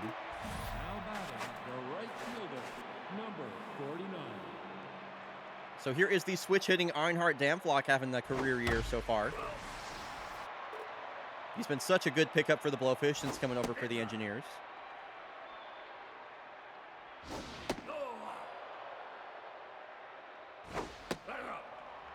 Three 3-1 pitcher to Damflock. Wow, just barely taken inside for strike 2. Wow, and a couple of check swings. Ooh. Just invites Buffalo Boone back into that count, and a strikeout. Mojo up for Buffalo. Hudson Dakota, a base hit his last time up. Led off the game with a base hit. Scored on that Walter Rodriguez home run. It is only the second. But these people put their dots on really long odds, so they're really looking forward to it. Julio just hit a home run in the real-life Mariners game. 2-0 real-life Mariners. Oh my gosh, maybe my real-life Mariners will win instead of my fake Mariners. I hope so. We got to balance somehow. So, Antoine Goldsmith. New at-bat for him. This is a ground ball served to Alley Cat Crunchwrap, who makes the routine play out number 1. Julie Mao back in the lineup, facing off versus lefty Rat Chapman. Chapman looking pretty comfortable, locked in out there. Pitch count looking pretty good. First pitch strike to Julie Mao. Yeah, Julie, a known pitcher killer with the Blowfish getting killed a time or two in this season, so they might be a little bit nervous whenever she's up on the plate. It's true. She leads the league in pitchers killed. It's a fake baseball only stat. You won't find that in real baseball. That is actually a stat we should start tracking, like manually. It wouldn't be too hard because like it's like pretty much always clipped as well. Pitchers killed. Yeah. In terms PK. as long as for any of the ones that we see on stream. Then we get pitchers killed plus. We get PK plus. Ground ball to the first baseman, Caden Diligence, and that's another quiet inning for the Kodiaks. They've been held to 1 hit and are scoreless through 2. Alley Cat Crunchwrap will lead off the top of the 3rd. Second baseman, number 34. Suck, squeeze, bang, blow. Hello. Alley Cat got a base hit on the first pitch his last time up. Blowfish offense looking really good so far versus the rookie Buffalo Boone, as this is a rookie versus rookie matchup.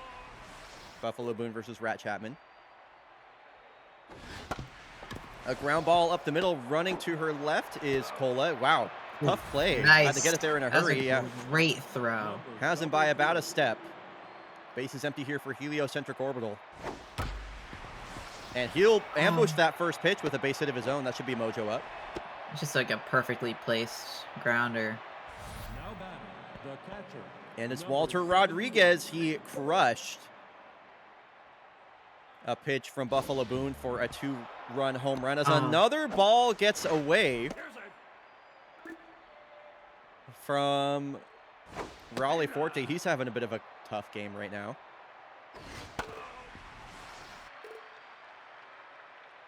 Rodriguez, the 2-1, takes it outside.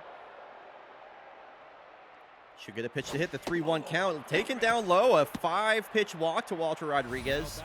Buffalo Boone clearly not his best stuff today. 57. He's got the DH Sludge Grimer now with 2 out, or with 2 on, only 1 out. Missing again, falling behind in the count. Curveball taken low. Goes back to that same spot with the 2-seam and finds the zone. Runners take off. Why would, what? Oh! An out is simply gifted to the Kodiaks. A double steal was called. Heliocentric Orbital was thrown out by a mile over at third, and the Blowfish just kind of allow the Kodiaks to get out of this inning. I'll take it. That is why they are 22-35, folks. Now batting, So I'll Zamboni take it. going to lead things off. number 2. Truly a perplexing baseball decision right there, called by the Blowfish. I think maybe they were trying to get the bingo square. That could be true. They could have Rebecca Peevers in the dugout relaying the bingo squares to them right now. You don't know that. Check Rebecca swing on a Peevers high being like, changeup "Come there. on. I just need this square. Can you do this? Isn't it successful double steal, or is it just double steal attempt? It's Fire. successful double steal. Oh, it's successful double steal. Okay. This one is hit hard. New Gizmo with her second hit in as many games. 1 out single to reach base ahead of Lola Dominguez. This is what she used to do all the time at the start of the season, and we haven't really seen it since. Good to be back. Yeah, I would say that was a little bit. You're saying that doesn't count as unsuccessful. successful? I am saying that. I am saying that. Great question. Great question, Ohei. Here's the 2-1 to Lola. Gizmo's taken off on a couple pitches so far, for reasons unknown to me. And full count here to Lola Dominguez. Jackknifes her, flips her bat, I and love jogs Lola over to walks. first. The tying run is at the plate in the form of Uday Katabura, who walked his last time up. Kodiaks once again with the opportunity to take the lead here with 1 swing of the bat.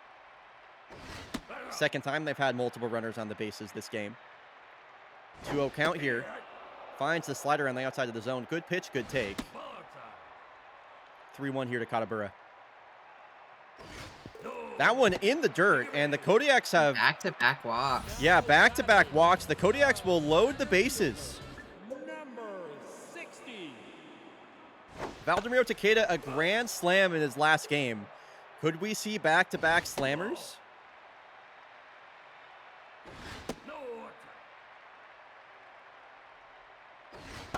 Ooh, that was his pitch right there. He sent it foul. Let's see if he sees another one like that.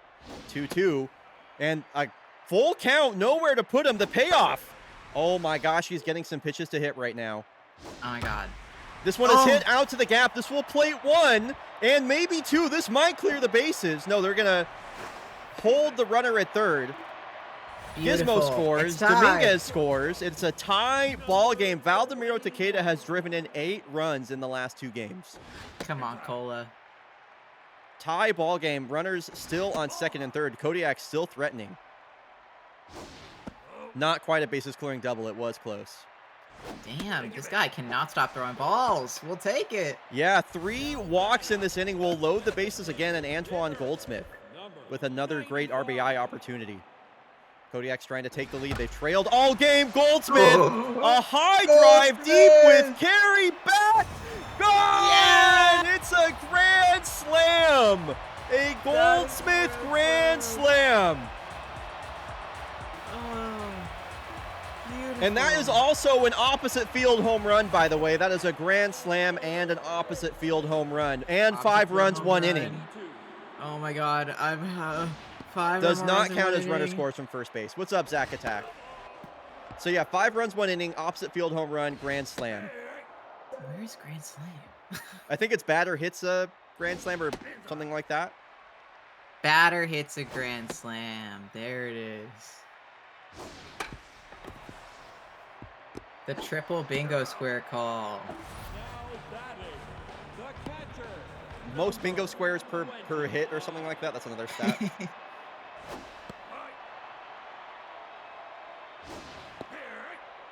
Wow, what a moment for Antoine Goldsmith. That is the Kodiak's, what, 3rd grand slam in as many games? Yeah, I'm really happy because I feel like Goldsmith has been like kind of quiet this season, but when he hits, he hits.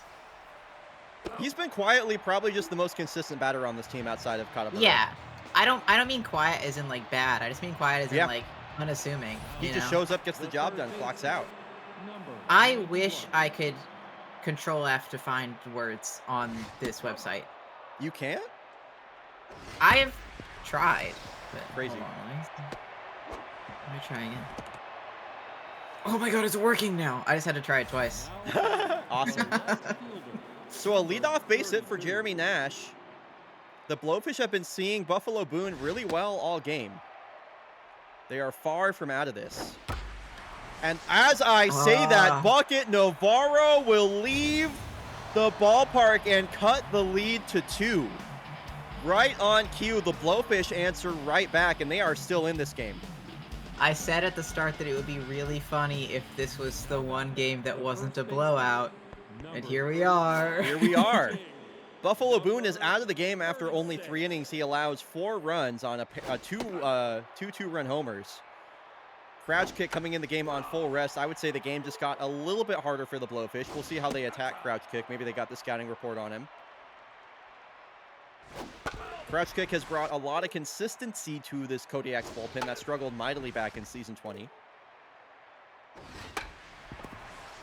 And he gets a ground ball induced out of Caden Diligence there for out number 1. So 9-hole batter here, Einhart, Damflock, Hudson Dakota waiting on deck. Dakota and Damflock would both be due up next. It's another ground ball, almost identically hit to Cola Johansson. And lineup turns over. Here is Hudson Dakota. Very nice pitching so far. Love that first pitch strike. Crouch Kick just lives at the bottom of the zone. That sidearm release and the amount of movement he's able to get on his cutter and his changeup. So good at just stealing strikes at the bottom of the zone. He's really good at first pitch strikes. So Crouch Kick comes in and cleans up after Buffalo Boone allows a 2-run home run. Blowfish trail by 2. Kodiak's with a 6 spot in the 3rd will lead off. Now pitching, number 26. Rat Chapman also out of the game. Neither pitcher making it out of the 3rd inning. Francisca Andrews will get things started. A first pitch strike on Zamboni. And he's going to have to fight quickly down from 0-2.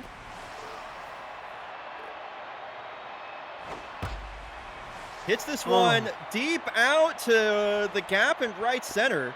And a lead-off double for Farcham Zamboni. He's had a hot bat these last few games. Wow. Kodiak's offense Yeah, has really just been crazy.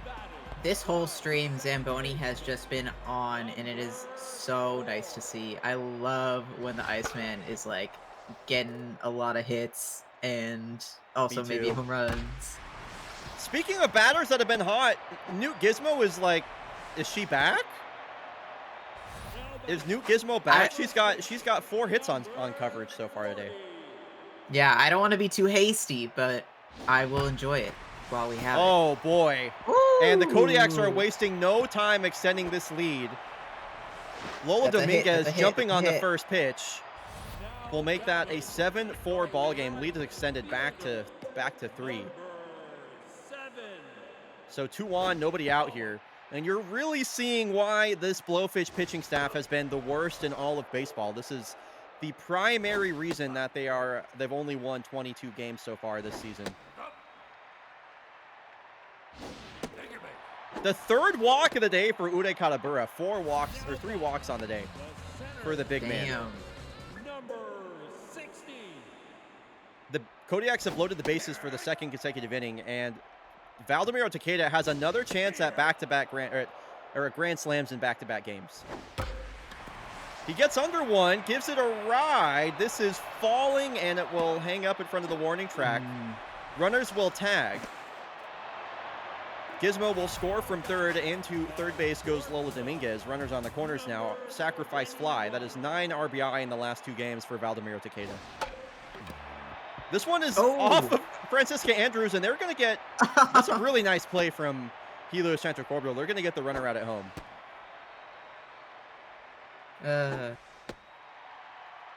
So fielder's choice for Kola Johansson. Kodiaks have extended the lead back to 4. Antoine Goldsmith hit a grand slam in his previous appearance. Smashes this one, but a backhand pick from Kata Diligence. He'll take that to the bag. 7 hits apiece for either team. Kodiaks lead by 4. Alley Cat Crunchwrap will lead off.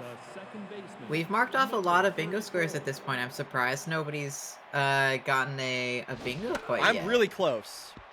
I have multiple lines where I only need 2.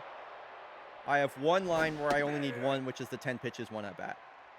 Fire team, don't say that. Kodiak's bullpen blows lead potential. That is true. It is possible. It's true in that we are in the lead and that we are using our bullpen.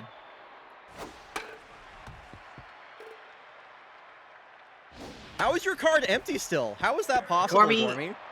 I need you to lock in. This is a skill issue. How is that possible? There have been so many squares. It's been a lot of squares for me. This one has popped up. Crouch Kick has retired 6 batters in a row since coming in the game. Your card is mostly empty too. Can y'all post your cards in the discussion channel so I can look at them? Now batting, the 3rd baseman, number 82. Low. I'm embarrassed. Post your card. You can share your card. It's okay. Post your card. Post your card. That way I can let you know if you've missed anything, or at least Nerd Piggy can, rather. 25.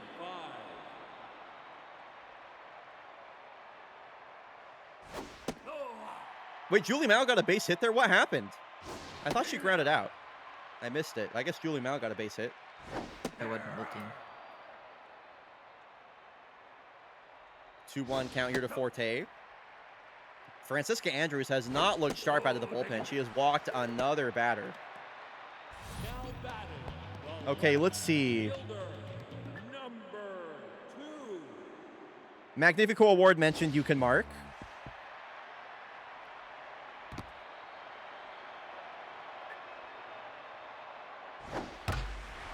This is driven out to Mama Bear. It bangs off the wall. 2 RBI single for whoever that was.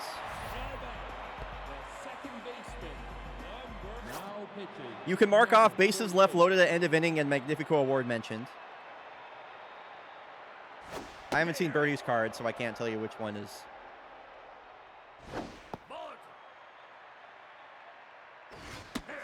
Was that an error? I don't know. I wasn't paying attention. I was looking at the cards that were getting posted. I'm one monitor gaming right now, so. Heard that. Heard that. Now batting, the first baseman, number 40. Inside. 2 runners on now for Lolo Dominguez. Kodiaks have put up 10 runs. They have been scoring like crazy over these last 3 games. Desi Jakobsen in the game. He has a 7.85 ERA. This one's hit hard on the ground. This will be a double play. I really like Desi. Birdie, Just like you've as a been player. typing for 20 years. I'm just waiting to see your card. Respectfully, my dearly beloved What was Birdie, just that? post the damn card. Thank you. I appreciate that. Okay. I think you may have missed that, but the way I did see that. It was pretty cool.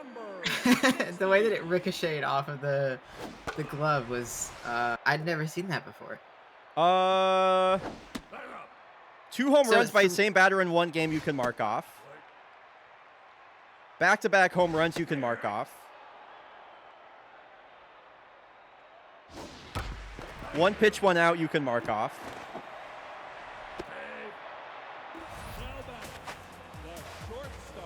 So yeah, you can definitely mark some. You can mark some stuff off there for sure. Anyway, those are the ones you can mark off. You can mark off in that one.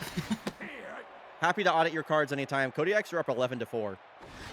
I think this is still a blowout, Piggy. Unfortunately. Yeah.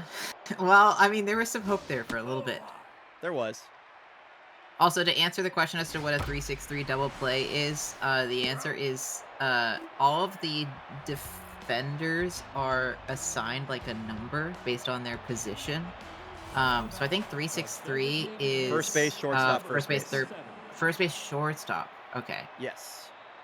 So it just says like who the ball is being thrown to make those plays. Yeah, the numbers in order go. So every player on the field has a number associated with like the position they're playing. So starting from the pitcher, the numbers in order go pitcher, catcher, first base, second base, third base, shortstop, and I believe it's left field, center field, right field. I could have that mixed up in the outfield, but I'm like 90% sure that's correct. 1 through 9.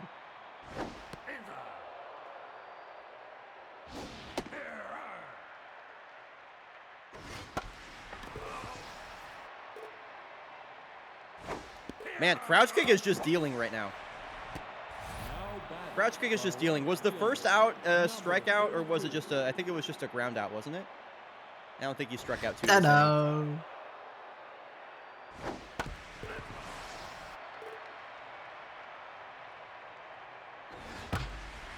Bucket Navarro, another hard hit ball, and Takeda, in a rare moment there, can't cut it off. Bucket Navarro will make it to second base. I got to drive home, so go Kami. See y'all in a bit. Bye, Birdie. Bye, Birdie. See you in a bit. Commies are coming up, too. Oh my gosh, really? Oh no. Yeah. They're playing the Engineers. I got excited and then I got scared.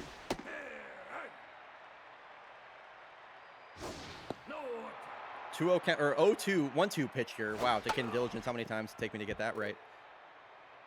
Crouch kick, the 40th pitch is between the legs of Crouch kick.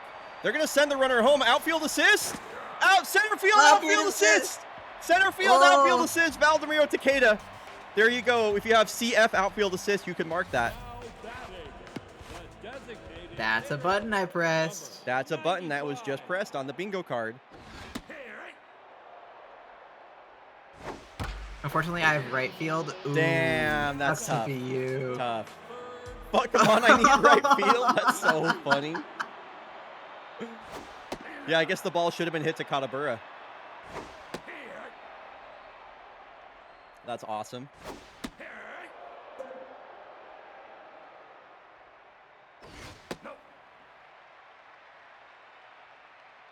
Two-two pitcher to Julie Mao. Hit hard, snagged by Orbital. Able to get the throw in time. That's a nice play from Helio. I have both LF and CF. That's cool. So Bronson Swanson going to come in the game now. Is going to turn Raul Forte around. They'll bat from the right side. One almost hits him. What are you swinging at? Come on. Forte down to his last strike. I have no reason to get mad at any player right now. Yeah. I was going to say. Listen, I just get really into it. I mean, understandable. So Forte strikes out. The Kodiaks have 11 runs on 11 hits. Last chance here for the Blowfish. Einhard Damflot going to lead off, and Dirt Claude going to come in the game. And the Kodiaks' best reliever this season. Crouch Kick, thank you for your service. Hey, Dirt Claude, you want to strike out the side? Damn it. He heard you and he said no. Yeah. The center fielder, number 22. Dirt Claude, you want to throw 10 or more pitches to Hudson Dakota? 1. I'm not going to count. 2. I am going to count. I'm not going to count. I'm not going to count. I do want to count, though. It's just, it's so unlikely. Yeah, I mean, you need to get a lot of fouls. 4. Damn it. So they are counting. Freak. Wow, Zamboni just plays that one on a bounce. It took kind of a weird route at that. A 1-out base runner here for the Blowfish as they trail by 7. I don't know that I've ever seen a 7-run comeback in 1 inning. I mean... It's a big league pop-up here from Alley Cat Crunchwrap's not Crunchwrap. gonna do it. That one hit higher than the mountains behind Cascadia Park as Takeda makes the grab. Now batting, the shortstop. So last hope here for the Blowies is Heliocentric Orbital, and this guy sucks.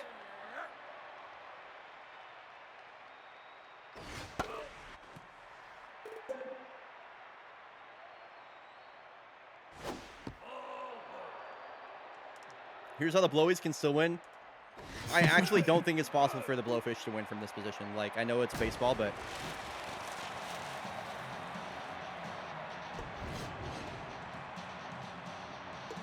And that is victory for the team in green uniforms. Victory for the team in green. Victory for the team in green.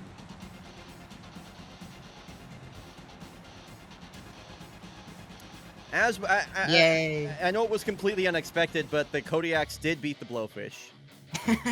To everybody, that's to everybody's surprise. Finally, a win for me. And the Kodiaks offense in these last 3 games has been crazy. They have scored, what is this? Is that, what, fucking 29 runs in their last 3 games? Don't make me do math. But yes.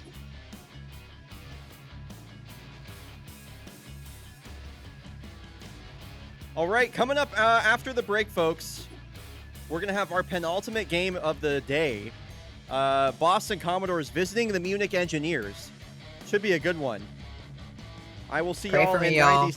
I will see y'all in 90 seconds when we're back. Commies versus Engineers. I need pitcher throws a complete game as well as strike out the side. I also need pitcher strikes out the side. Complete game is a tough square.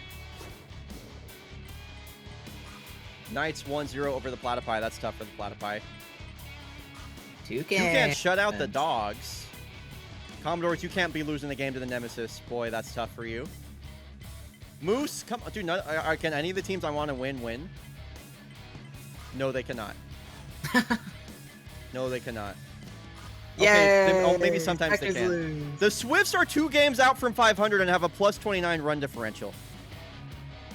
That's all I'm saying. We've been so like in and out on the Swifts all season. We're like, no, I'm back in. I'm just saying they're right in. there. I mean, if you look at the wild card race in the West right now, which I will do once again, the Portland Swifts are a game and a half out of the wild card. They are, like any of these teams can make the playoffs right here, and the Swifts are still in that, still in contention there. It's just there's so much parity in the West right now. I need the Platypi to beat a divisional rival. I don't know if they have any games coming up versus divisional rivals on the...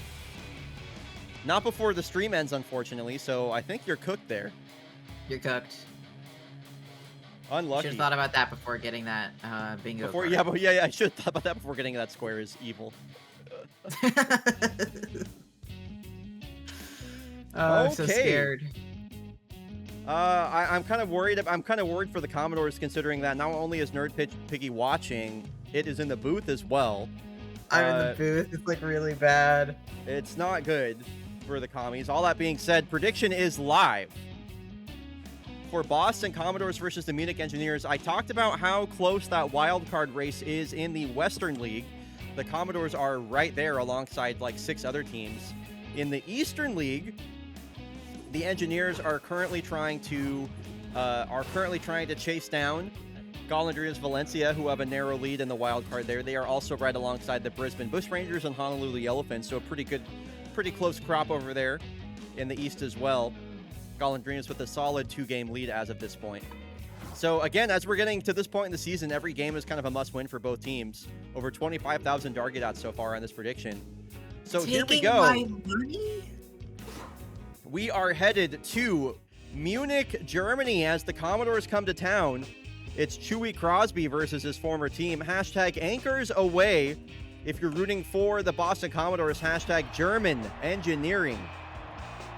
Let me If see you're those rooting for the Munich anchors. Engineers. I don't see any scrambler in the lineup. Slamtona Washington will bat leadoff though. Aloha Odubal batting second. He's been really great for these commies. Over 40,000 target outs on the commies. Oh my gosh. Yes, yes, yes. That's crazy. They don't have that good of a chance to win. I feel like this is pretty even 50-50 split between these two teams. As Slamtona Washington with a hard hit ground ball snagged by TK Slider. He will steal a hit away from the speedy Slamtona. Oh my god, thank you, Lady Applesauce. I'm very excited for your fake baseball fan fiction. One out here for Aloha Odubal, who swings at the first pitch. And John Halo flips that to Tiago Boyd. Nice to see Tiago Boyd on the mound. Future Hall of Fame pitcher for these Engineers. Now in his, age like 40 season, as TK Slider with a couple of nice plays. That is a very quick 1-2 rating for the Blowies. TK caught that final out of the first. He will lead off the bottom. Up in the leadoff spot, Power versus RHP activated here versus Jinkies Ford, who came over from the Busan Blowfish in the offseason.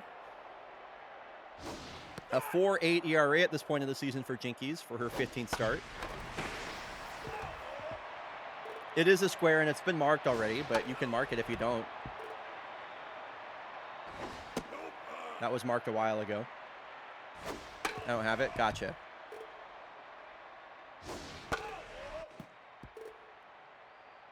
One-two pitcher to TK. Swings through 90 miles an hour, elevated. Nice put-away pitch there. To bring up the catcher, Luan Toussaint, has been one of the many heroes on this Engineers team. A line drive. Wow, Pete Wheeler. Pete Wheeler flashing a little leather out there in right field. Let's fucking go. The backyard baseball star making things happen early. Luan Toussaint trying to jump after the first pitch, sends one the opposite way. And yeah, a Luigi-ass slide. Barely gets his glove to that. Nice play, Pete Wheeler. So here is John Halo, best batter on the Engineers. I mean, like, I don't know if anybody had John Halo being among the Eastern League OPS leaders this season. I sure did. I did not. I did not. He's an old man. And yet, here he is. And he swings through that. Striking out. Oh, yeah, John Halo. John Halo mentioned. I mean, he's mentioned. literally in the game. If you have John Halo mentioned, you can mark that. The left fielder, number 15. John Halo mentioned. Click. Going after the first pitch is J. Zax Taylor, and TK Slider called upon once again over there at second. He's been busy. Number 47. Getting to the middle of the lineup here, Mauricio Atkinson. Gets backed up. And this is a hard hit ball out to left field. Juice Magoose with the catch. Man, none of these balls falling right now for either team. Some great defense on display from both the Engineers and the Commodores. Great uniform matchup, by the way. Been a couple of those.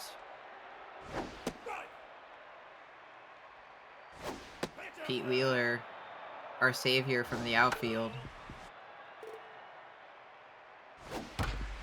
This one's hit right up the middle, and Pete Wheeler having himself a game. Nice play out there in right, and now a 2-out base runner, or a base hit. Anarchy would be proud. Number 5. Anarchy would be proud. And now a 2-out base runner for Madeline Ingram. Second baseman is batting a buck. Oh. 48 as a stolen base for Pete Wheeler. Madeline Ingram gets under one, gives it a ride out to the deepest part of the ballpark. Chewy Crosby, gone! Madeline Ingram!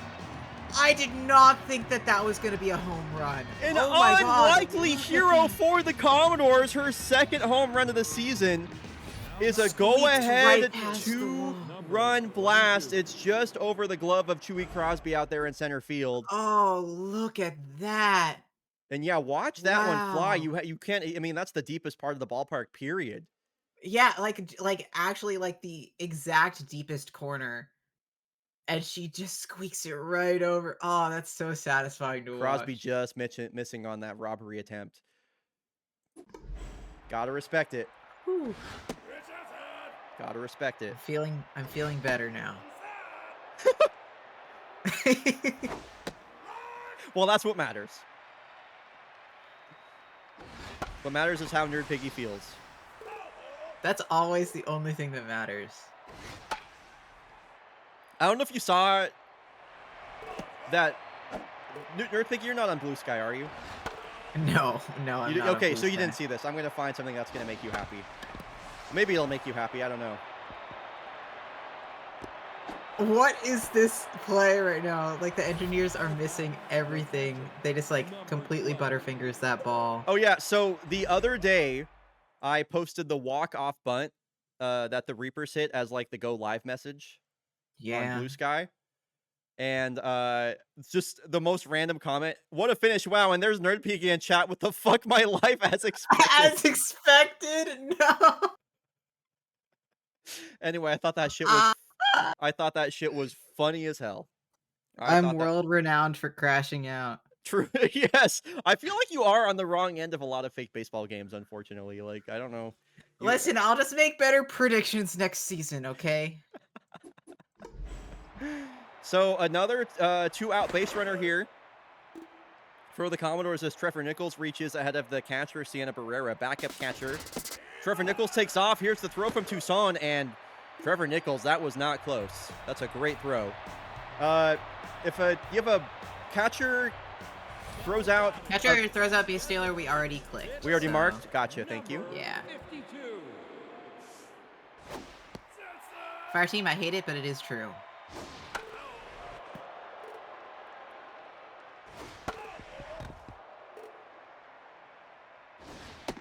So Finley Hester will lead off the bottom of the second. Engineers trailing. Finley Hester shoots one up the middle. Oh! Aloha Odubal, that just bounces off of his glove. He almost was able to snow cone it, but comes up a bit short. So that'll bring the tying run to the plate for last year's All-Star, Brick Chithouse. Oh, I'll click that. I'll click that. Oh, yep, was an All-Star last year. Is a square. I will say, compared to last year, he's Line not drive, really... left field. Taylor tracks that one down, cuts it off. And the Engineers getting to work early here in the bottom of the second. Couple of base runners here, nobody out, and Chewy Crosby versus the team he played for just last season. And he swings at the first pitch, sends one out to right. Opposite field single for Chewy Crosby, and the Engineers have loaded the bases. Nobody out. Number 46. Catchy, the answer to that is I'm always in this stream and I'm always getting dots. Oh yeah, if Uday Katabura walks is a square, yeah, we can mark that for sure. I forget Wait, if is it? that's a square or not. This one is off the glove of Mauricio Atkinson! Well, He can't come up with it on a diving play. And the Engineers have cut the lead in half. the square is Uday Katabura home run. which Okay, is gotcha. different. Gotcha. Mauricio Atkinson just, I mean, he's going to be kicking himself for that. He had it in his glove. It bounces out, and the Engineers... What is with the weird bounces off the gloves today? Seriously. So the bases are now loaded for Prickly Pear, who swings at the first pitch. Oh my god. And again, the please get ball is ball. knocked down. That is crazy. The Commodores have had so many opportunities to prevent hits this inning, and the Engineers have tied everything up, and now the bases are loaded for Juice Bagoose. In order to catch the ball, you need to hold it and not drop it. That's a stat for me. Oh my Oh, god! we have a giveaway. We have a giveaway. You can type !enter in chat right now. It looks like Sorbet is giving away a Boston Commodores hat. And we have merch giveaway in chat. Merch You can giveaway mark in that on chat. your bingo card. So mark that on your bingo card, and you could win this hat. It's such a cool hat. I Look at really like that. Ooh. I mean, the blue, it looks really good in navy. Black natural is also good, and then in all white, it also is banging. I like the navy natural because the natural Yeah. color just looks so nice. This is actually just the Boston Commodores hat. Like, it's not often you have the Mhm. hat kind of match what it looks like in game. Oh, fake baseball merch shown on camera. Damn. Yeah, that's you can also True. mark fake baseball merch shown on camera. Let it be I known will I click have that. neither of those squares. Dude, you're doing a bingo giveaway and a hat giveaway. That's so cool. Just waiting for this to wrap up. I'm glad that Birdie was able to enter. I want Birdie to win this hat. Gormy Gorm, you have won a Boston Commodores hat. Congratulations, Gormy. Shout out Gormy. I want to see that hat on your dog. I also want to see the hat on Gormy's dog. Congrats, Gormy. All right, let's get back to the game. Here's the pitch from Jinkies Ford. Sent foul.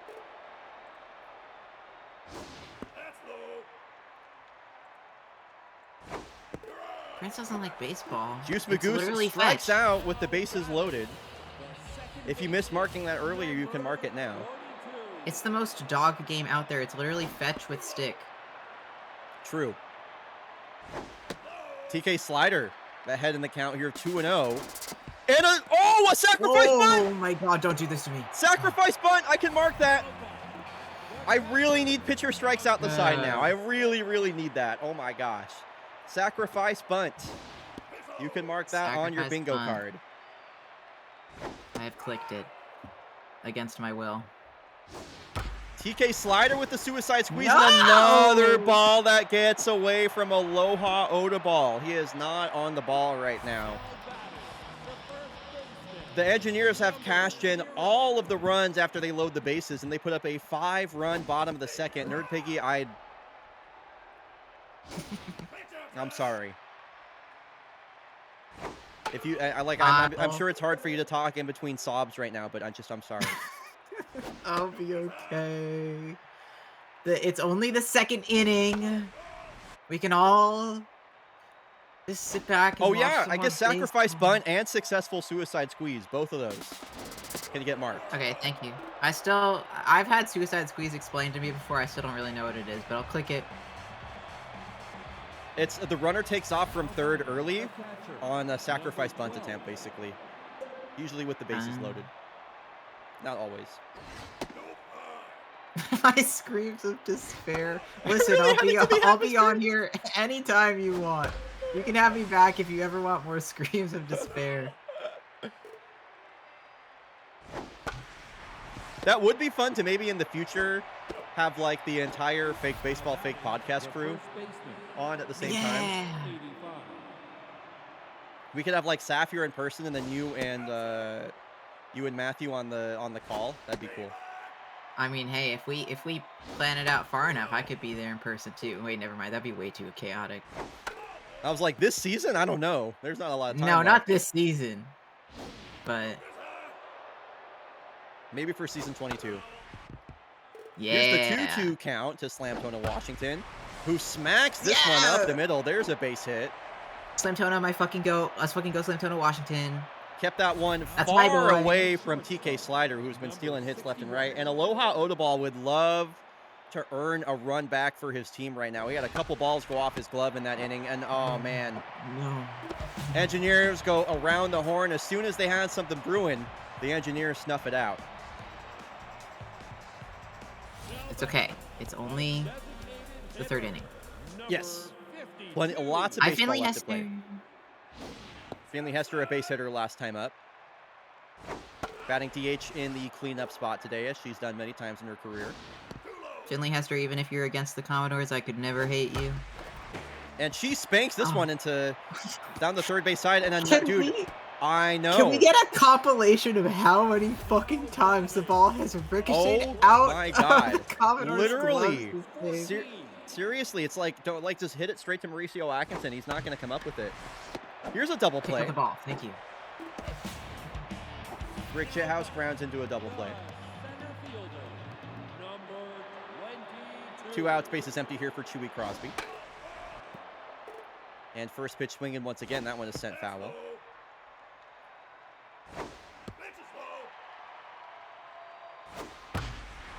Oh, okay. Somebody Good put job, too much Mauricio oil in the Atkinson. He glove. can make a catch. What's up Listen, to I'll Chris? be This is Zero investigating Serenity. it. Now batting, the designated hitter, number 82. Man. Deep butt scratch. All right, if either of these batters can strike out the side, that would be awesome. Now, why do you always want the side to strike out when it's the Commodore's bag? Is my question. Okay, I just need. Okay, I'm not. I'll take it either. I'll take it for either team. Come on. Damn it. Oh, that's pretty cool. Thanks for sharing that, Zero Serenity. I had no idea. Number 47. When's the last time we got a new Star Fox game? I feel like the last new Star Fox game I remember was Star Fox Command on the DS.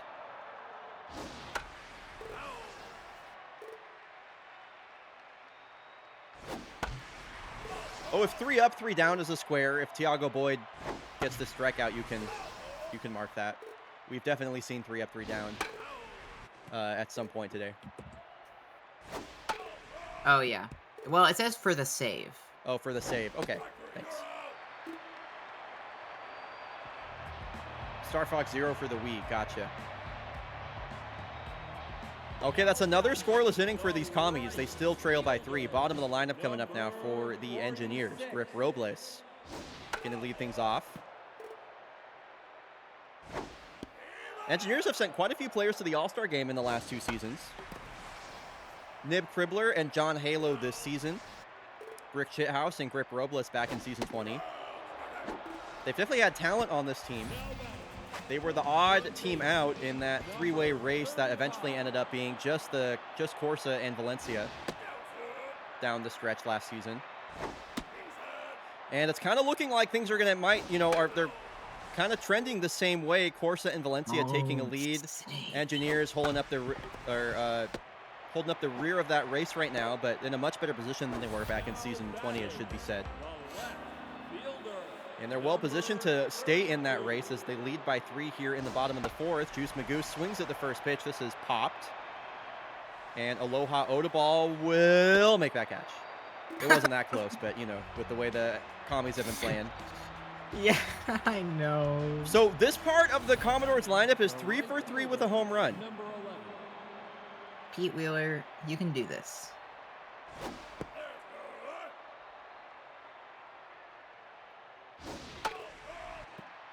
A base Foul hit for ball. Pete Wheeler his last time up. Was driven in by Madeline Well. Ingram. This one is a weak fly ball out to right field.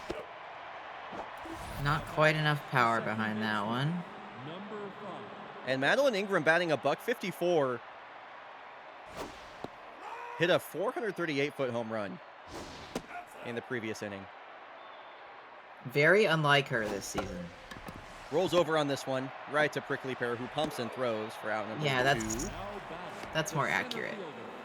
Trevor Nichols, a base hit and caught stealing. Checks a swing on 89 over the middle of the plate. That was a tough take. And the 0-2 offering from Boyd. This is gonna drop. Yes. It will drop in front of Grip Robles for a 2-out base runner. Are they gonna pinch hit here? They're gonna leave in Sienna Barrera. I'm surprised they don't pinch hit here. Are you? Bell Bottoms on the bench. Trying to think who else might be on the bench for the... Well, doesn't matter now. It never does. They took the lead in the top of the 2nd, and since then they've been held scoreless. Commodores strand another runner on base. TK Slider going to lead off the bottom of the 5th. Hi, TK. So Jinky's forward day is done. Taylor Hebert going to come in. Rookie right-hander. This could be what we need, maybe. 4-seam, 2-seam, and a curveball. That... Never mind. Wow. Oh, my Never mind. God, Nerd Piggy. Never mind. I got a little cocky. That's my bad. Sorry. This could be what we need, baby. Shouldn't have said it. Note taken. Got it. Thank you. I'm Wellness sorry, the check, I'm timing on doing that was great. so fucking funny. Oh my god! This Go! is Go, ball, go! Go! Sorbet, to answer your question, I'm doing great. Thank you for asking. I'm having just like a very normal day of just like how my days typically go, and so I'm kind of at a baseline. Thank you for asking. I'm sorry, I'm gonna say it again. I'm sorry, Piggy. I'm just kind of clowning. This could be what we need, maybe. Gives up back-to-back home runs. Wow. That was something. They call me the clipped farmer. And a walk? Wow. And John Halo walks. You shouldn't have. Really, you shouldn't have. Number 52. Okay, Taylor Bear, throw 10 pitches in one at-bat. Fuck. But the way she's looking, I don't know. Now back, the shortstop. Number 3-1 dots are on Munich, by the way. That's because everybody has fearlessly followed my lead. That was close to being 3 home runs in the same inning. Holy moly. Rick Not Tithouse close flies out enough. to center. now batting, the center fielder. So 2 outs now for Chewy Crosby. The Engineers have extended their lead to 5. Not an insurmountable lead for the Commies, but it's a big one. It's a big lead. Slam toe to Washington with the backhanded pick and will lead off the top of the 6th. The Commodores are going to need a spark plug to get something going here. Definitely I really feel hope that they need to Birdie's score. I really hope Birdie's BFBL radio has been like a little staticky. You know, like I can't really hear what's going on right now. Here's the 0-2 to Slamtona taken upstairs. Tiago Boyd pitching into the 6th inning, staying in the game. He strikes out Slamtona Washington. Welcome back, Birdie. Welcome home, Birdie.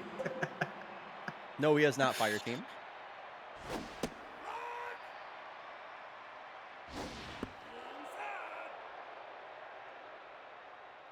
The 1-1. Odeball pops this up. Come on, Commodores. What the hell is happening here? Yes, get mad at my I'm going to explode Mauricio Atkinson. Is that your next comic? Annie Scrambler explodes Mauricio Atkinson?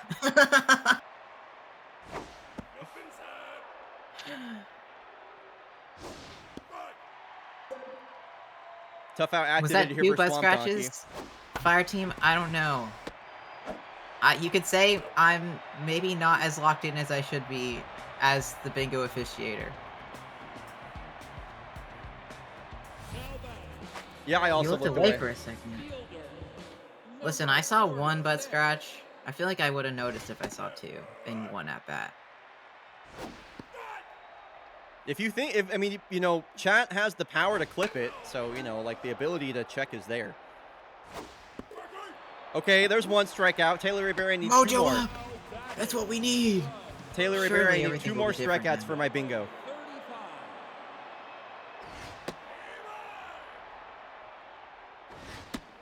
Come on. Swing and miss. It's a foul. Stop. Another Prickly one. pear. Another one. Now you take a pitch. Okay. Yes, 1 more strikeout. Come on. Come on, Taylor Rivera. Strike out Juice Magoose, please. Please, please, please. Please. No! God damn you! Fuck! God. Maybe we won't get any bingos this time around. I mean, we got 1 more game left. I don't know. The Cantor Warbeast is going to come in. He's been really great as a closer since the Engineers picked him up. Last 3 outs for the Commodores. J-Zax Taylor leading off. They trail by more than a grand slam. J-Zax Taylor locked in. Down to his last strike.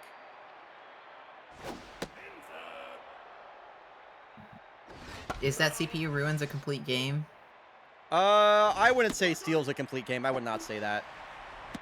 I don't think it was really likely that Tiago Boyd was about to go the distance or anything. Number 47. 3 up, 3 down for the save This means that they see 3 batters and all 3 of them are struck out in a row without anyone not struck reaching out necessarily, but just out. Yeah. A Out. save would be, I believe a save is 3 runs or less for a lead, so this would not be a save, unfortunately. This does not qualify as a save. Even though it does look like McCantrell Warbeast is about to go 3 up, 3 down to close out the game, it's just not graded a save. Well, Yep, that's how it goes. that is how it goes. Wow, and oh my gosh, the 1 to 3 odds for the Engineers, 63,000 Dargy dots going to Engineers believers. Uh-oh. Birdie just lost 25k dots. Oh my gosh. Okay, that's also the other way that I accumulate dots, is that I don't bet that much. Right. Take this as a lesson. Don't go all in. All right, folks, when we're back from the break, we have our final game of the day. That'll be the Kodiaks heading to Johannesburg, South Africa, to take on their arch rivals, the Springboks. That'll be coming up in 90 seconds when we return. I will see y'all soon. I'm excited for this one. Yeah, me too. The Springboks shut out the Kodiaks last time. Wow, and the Voyagers... Whoa, that's a crazy game. Oh! They walk off Corsa in the 7th. No! Holy moly. My Mariners. Reapers with a big win over the champs. How are the real Mariners doing, by the way? They are up 3-1, top of the 9th. Jose Ferrer is pitching, going for the save. Ooh!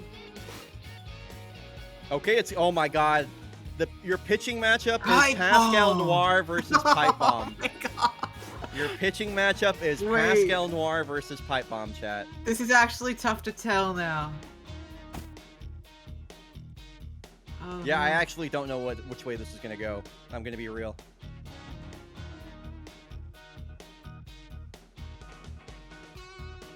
This is gonna be really fun. Yeah, lots of possible squares here, it's true. Okay, what do I want to do with this lineup? I don't really know if I want to change much of it right now. I kind of want to break up the 3 right-handers in a row if there's not a lefty on the mound, so I'll probably put Goldsmith up to the DH, or to the cleanup spot.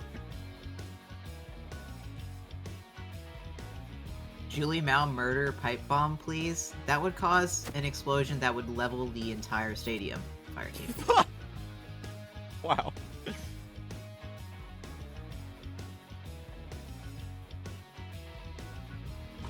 Okay, welcome back from the break. We have our final game of the day, the final game of bingo night. We're going to do a different prediction. Will anyone get a bingo? Is the final prediction. Prediction is live, and this is the last chance. It usually took about 4 games for somebody to get a bingo the last time we did this. So last game for a potential bingo. I mean, here's how my card looks, chat. Can we get a card check, by the way? Everybody go post your cards in Fake Baseball Discussion. Just screen cap your cards, post them in here. I want to see how these are doing. Prediction is live for will anyone get a bingo. I'm full doubter mode. No one's gonna get a bingo. Everybody go home. I need this pitcher strikes out the side and 10 pitches, or 10 or more pitches in one at Yeah, bat so bad. with the Pascal and pipe bomb start. Yep.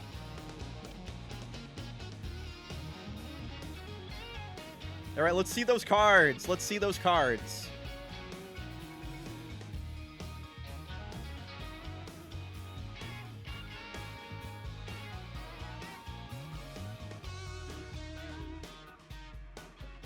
You should mark off team in green uniforms wins. Yeah, That yeah, did you happen. can mark. Yeah, I'm also auditing all your cards to check really quick.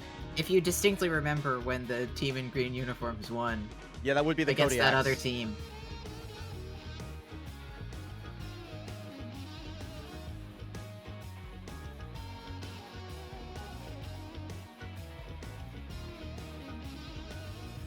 Well, you could have a... No, I guess you can't have a tie for the lead in any Eastern League division.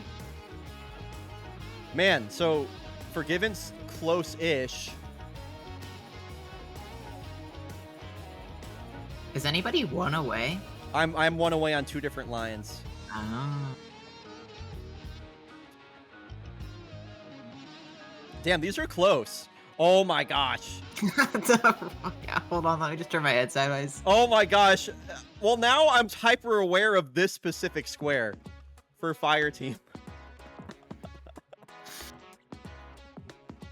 See, now it's up to you whether or I not know, the I know, I prediction could, will I happen know. or not. I know, that's so funny. Oh my gosh, you have quite the card.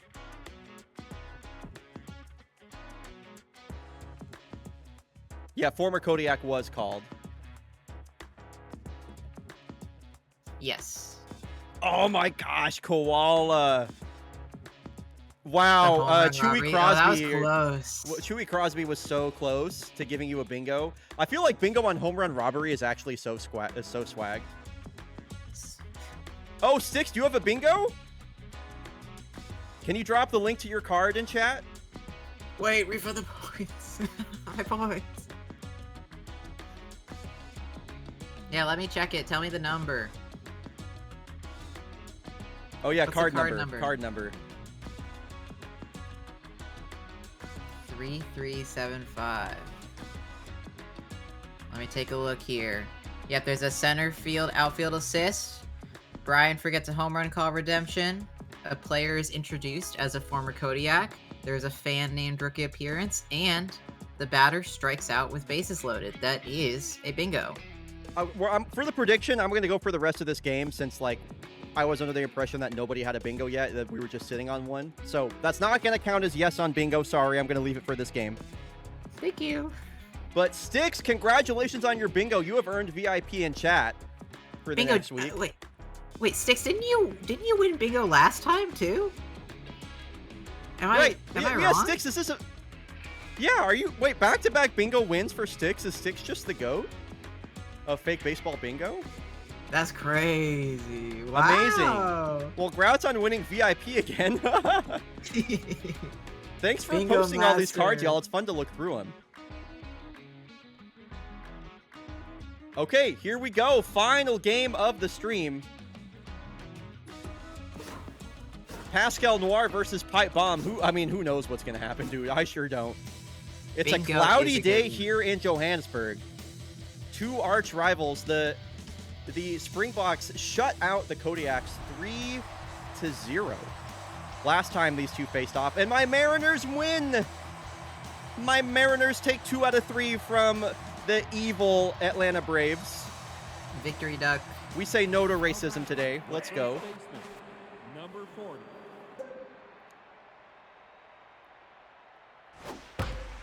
Lola Dominguez leadoff hit. Let's go. Let's go. If you have Wait, hold Lola on. Dominguez leadoff hit, Now batting, you can mark the that. right fielder. I know quite a few of y'all do. Lola Dominguez leadoff hit. So Uday Katabura has Lola on first. We're not stealing with Lola Dominguez right now. Making that clear. We're going to let Uday cook. Chasing that slider. K-Man activated for Pipe Bomb. Here is the 2-2 to Katabura. Driven. Oh. Crushed off the bat. Uday Back in Katabura Uday, home run. Uday There it is. Katabura hits number 15 on the season. And that's He a and couple Lola of are bingo squares for trading y'all it. right there. Lola and Uday team up. Number 60. They're both at 15 now, I think. Yeah, they're both at 15. That's awesome. That's so cool. Kodiak's finally scoring a couple of runs on the Springboks. They were shut out in their last meeting. And their offense has been red hot lately. We just need Pipe Bomb to explode even further. Here's the full count to Takeda. Woo! A great check swing. Saw the slider out of the hand and just held up in time. Number So a 95. very speedy runner on first base. Nobody out. Antoine Goldsmith is batting cleanup for the first time this season. He's been looking pretty good today. I am inclined to agree, and he's ahead in the count. Here's the 2-0, or the 2-0 pitch. Takeda takes off. The throw is late. Stolen base for Valdemiro Takeda.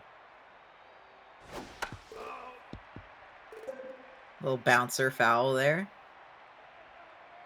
The 2-2 to Goldie. Checking in and back over on Takeda. I don't want him to steal third base right now. This is hit deep out to left. Takeda will score easily as this gets by Smoke Singleton. Goldsmith will replace. Is Takeda. that a bases clearing double? Is that There needs to be multiple runners on base for that to count. Sorry, folks. Okay. Good question, though. We did not get Is that it birdie, base- unfortunately. base singular clearing double? And the Kodiaks are just teeing off on Pipe Bomb right now. This is back-to-back doubles. Yes, my plan. Goldsmith score. Yeah, I know. The Pipe Bomb is actually exploding right now. Years in the making. Truly.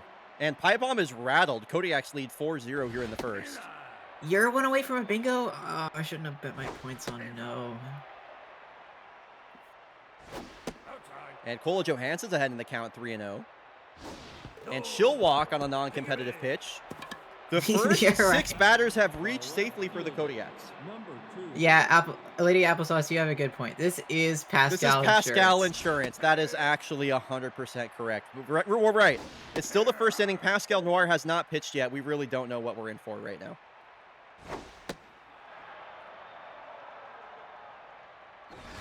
Do I have like a team bats around the order? Yes. Okay. You do. Because the Kodiaks are currently. If Lola Dominguez comes up to the plate again, then you can mark that, basically. Runners on the corners here for Chris Hanel. Checks his swing, waiting for Pipe Bomb to earn that strike. And this one is spanked out into right field. That will score whoever was on third base. I missed who that was. Kola Johansson. God, I know it's been blowout city today, but I was not imagining this. I'm happy kind about of this one. inning I'm against happy the about this one. Springboks. So we just need Newt Gizmo to not ground into a double play. Oh my God! Pipe Bomb has killed Newt Gizmo! What the fuck?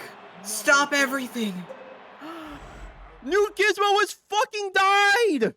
And Pipe Bomb killed her! That's not the replay! Oh my God! Why would you do that to Newt Gizmo? I hate Pipe Bomb forever now. Holy shit. You know what's the most fucked up thing is that that's not even a bingo square. We don't get anything out of that. That's like that's a heliocentric orbital takedown. Like, we haven't seen somebody get hit that hard in the head since orbital. This is massive. That's like, oh my God. Like, the Springboks were already like one of the most hated teams in the league, and now they just killed Newt Gizmo on stream. And now the bases are loaded. The Kodiaks have batted around the order, so you can mark that. Lola Dominguez will bat for the second time this inning. Uday's on deck. Newt Giz no more? That's crazy. Team bats through entire order in one Yeah, if you had inning. team bats Oh through my entire God. order in one inning, you can mark that. Here's the 3-1 to Lola. She checks her swing, and that will walk in a run. So Uday will bat for the second. 2 home runs in one inning. I don't know that I've ever seen in this game. Let's go, Uday.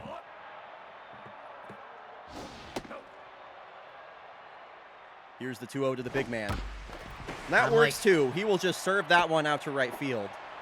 7 runs for the Kodiaks here in the first inning.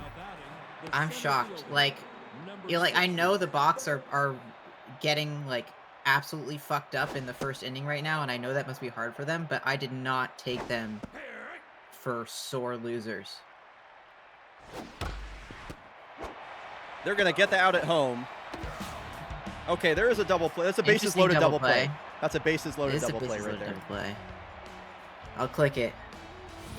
I'm getting some good news, by the way, from the Kodiak's medical staff. They have successfully resuscitated Newt Gizmo. She's alive again. She was dead for like a minute there, but she was, yeah, I'm hearing from the team doctor that she was clinically dead for about 30 seconds there. But they brought her back to life, so we're all good. It's a leadoff walk to Remus Freeman. Girly So saga. from Pipe Bomb, we go to Pascal Noir, who issues a leadoff walk, and now you got the MVP frontrunner in the Western League right now, Smoke Singleton. Do we have a mercy rule? Like I will simulate the rest of a game. Yeah, we've had about we've had 3 of those today. Three actually, mercy Serenity. rules today. But for the last game of the day, no, I'm not going to mercy kill it, especially when the Kodiaks are beating up on my most hated team. I mean, she's had a good day today, Melavara, all things considered. Pascal Noir, 3 up, 3 down. Brian. Question from Lesbian Sports Planet. Do you think her minute, it was 30 seconds. I mean, I guess we'll just have to find out, Sapphire and Pink, from Lesbian Sports Planet. Lesbian Sports Planet. Lesbian Sports Planet is low-key a fake baseball name.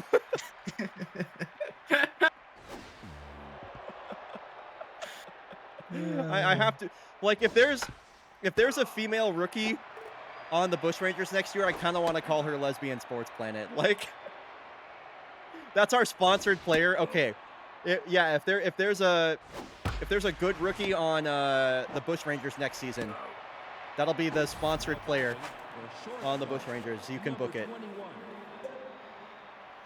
Well, I mean, Pipe Bomb has successfully exploded. They did take out a bystander in the process, but he's rattled. He's at 54 pitches in the second inning, and it's 7-0 Kodiaks. He just walked Skola. Damn. And they're leaving him in the game. This is crazy. He's thrown 55 pitches and was recorded 4 outs. Big swing there for Julie Mao. I mean, Julie Mao has murder in her eyes right now. She wants to hit this right back at Pipe Bomb, and I want her to do it too. Okay, good job by Cola to go back to first base, as that's caught in just barely in foul territory. So finally they're taking Pipe Bomb out of the game, but not before he surrenders 7 runs to the Kodiaks. They'll go to the left-hander Ty Armstrong to take on the left-handed bat of Far Champ Zamboni. 7 runs and a murder. You really can't do worse than that. 7 runs and a murder is also maybe potential YouTube VOD title. Yeah. So number 7, Warming Bernabelle will lead off here. Man, Pascal Noir, pretty please, can you strike out the side or throw 10 or more pitches in one at bat? I need a freaking bingo so bad. God, this one is hit out to the gap. Warming Bernabelle with a lead-off double. Sorbet, we already marked off SP doesn't allow a run in their start. You know? Yeah, that has been marked. That has been marked. You can mark that.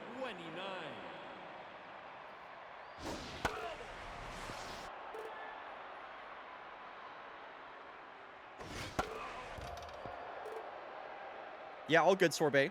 All good, all good. Garland Painter goes down on strikes. Springboks really can't afford to be striking out like this. Oh, with this score.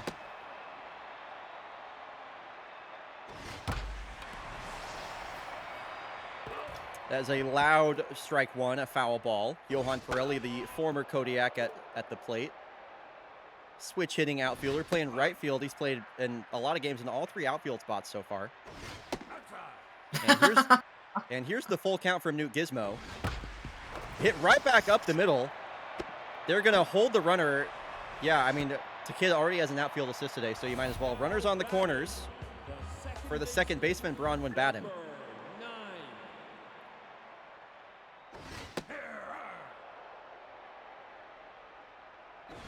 Would that be a literal? I'm not going to say it because then it just gives. I'm too aware of it being the last square for Fire Team. I'm so sorry, Fire Team. I can't say it. There's a walk to bat him. That was close though. I did almost say it. I did almost say it. It was close. It was close. So here is last year's MVP, Chappie Johnson. Got the bases loaded here for the Springboks as they try and battle back. Player referred to as former MVP. Oh yeah, you can mark that. Full count here to Chappie. 5th pitch of this at bat, and Pascal Noir has walked in a run. Springboks get their first run of the game.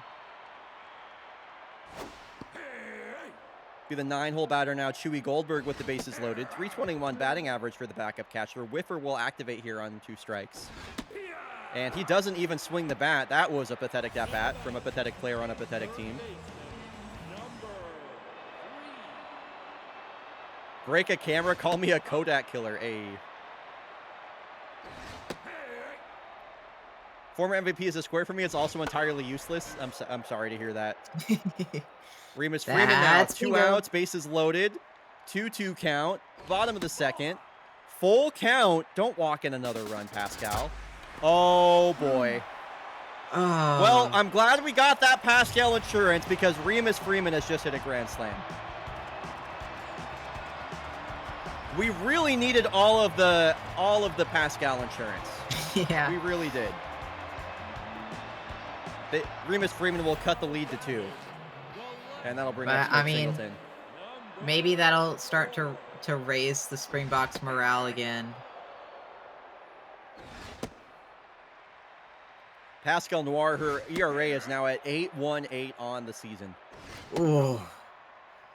You do not want to see that. Smoke Singleton strikes out, but not before the Springboks put up 5 runs and have put themselves right back in this game. Newt Gizmo will come to the plate for the first time since she got hit in the head and was clinically dead for 30 seconds. But she's fine. So Chris Hanna will lead off. Batting versus a lefty, that's a nice stroke of luck for him. He's quickly down to his last strike, the 0-2. Fights off a couple of inside sliders here. And this Birdie, one is muscled out to right. Long run for Johan, who, drops it. Oh. Johan Pirelli had a play on that, but it gets by his glove. The second baseman, number 4. And Newt Gizmo, here she is, back from the dead. Frank and How Gizmo. is she fine? Wait, isn't this also what happened with Heliocentric Orbital? Like, he was fine, and then... Well, I mean, I guess Newt Gizmo was already kind of doing bad this season, so maybe we won't notice anything. She goes down looking there. This is already the 3rd at-bat of the day for Lola. A single and a bases-loaded walk.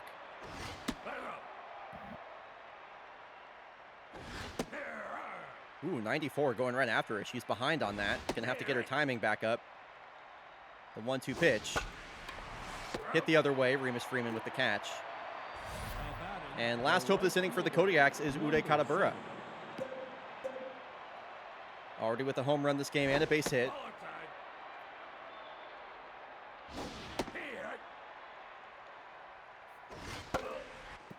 And it's fouled back.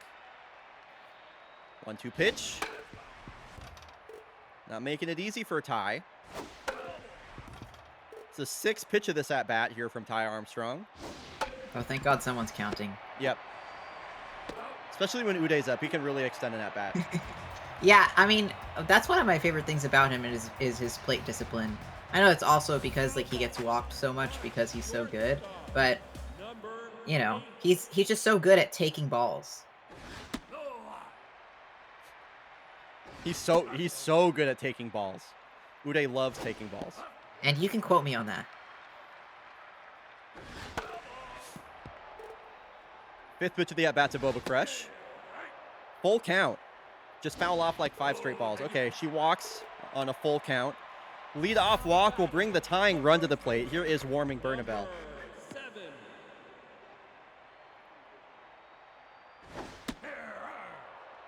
He's up to the plate locked in. 298 batting average, 5 homers. Like I mentioned, represents the tying run. Pascal Noir approaching 60 pitches.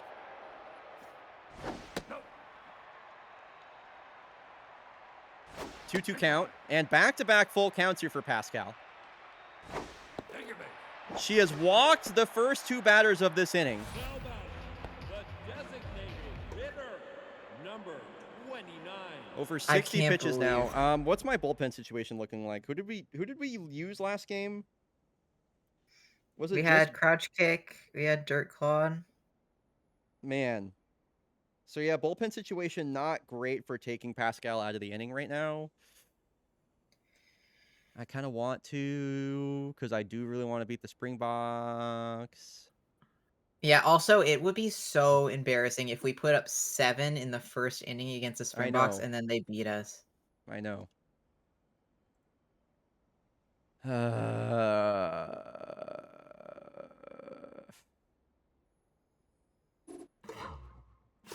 If you have Brian makes a manual management decision, I am doing that. You can mark that. I'm clicking it. We are taking Pascal out of this game. Can't walk the first 2 batters. Normally when the Kodiaks are winning this much, I kind of just like stop caring about like pitching decisions, you know? But I really hate the Springboks, and they hurt my girl Newt. So Yeah. I guess we'll see what the bullpen situation looks like first.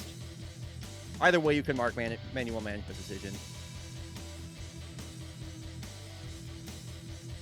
Hello? Load the game. Thanks. All right, so who do we got here? So Crouch Kick on short rest, Dirt Clot available, Milan Lee on full rest, Bo Rosas also on mostly full rest. So we'll bring in Bo Rosas here. Can we just get rid of Pascal for good?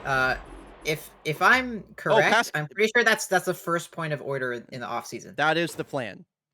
That is the plan. Is Pascal is gone in the offseason. Yes. This is. I will remind everybody, this is Pascal Noir's prove it year. So she's definitely proving something. That's for sure. So Kodiaks will go to their bullpen. Pascal Noir not able to make it out of the second inning. Bo Rosas will come in. And he'll get a ground ball here. And the Kodiaks, looked like a double play to me. It was close. But he comes in, gets an out, runners on the corners. Go ahead run still at the plate. Bo Rosas drops that curveball in there for a strike.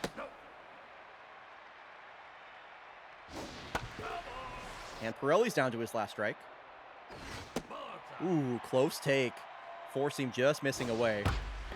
Another double play ball. This one going to be much easier for the Kodiaks to turn. And Bo Rosas comes in and cleans up. Gets the axe out of the 2-on, nobody out jam. So here is Takeda 0 for 1 with the walk today. Ty Armstrong back to work.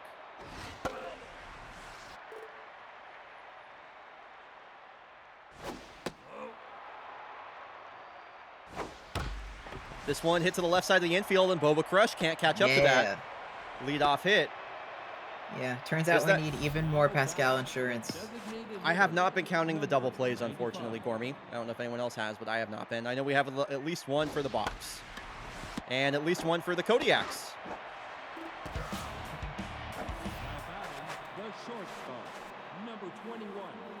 So base is empty now for Kola Johansson. Ty Armstrong has looked really good coming out of the bullpen.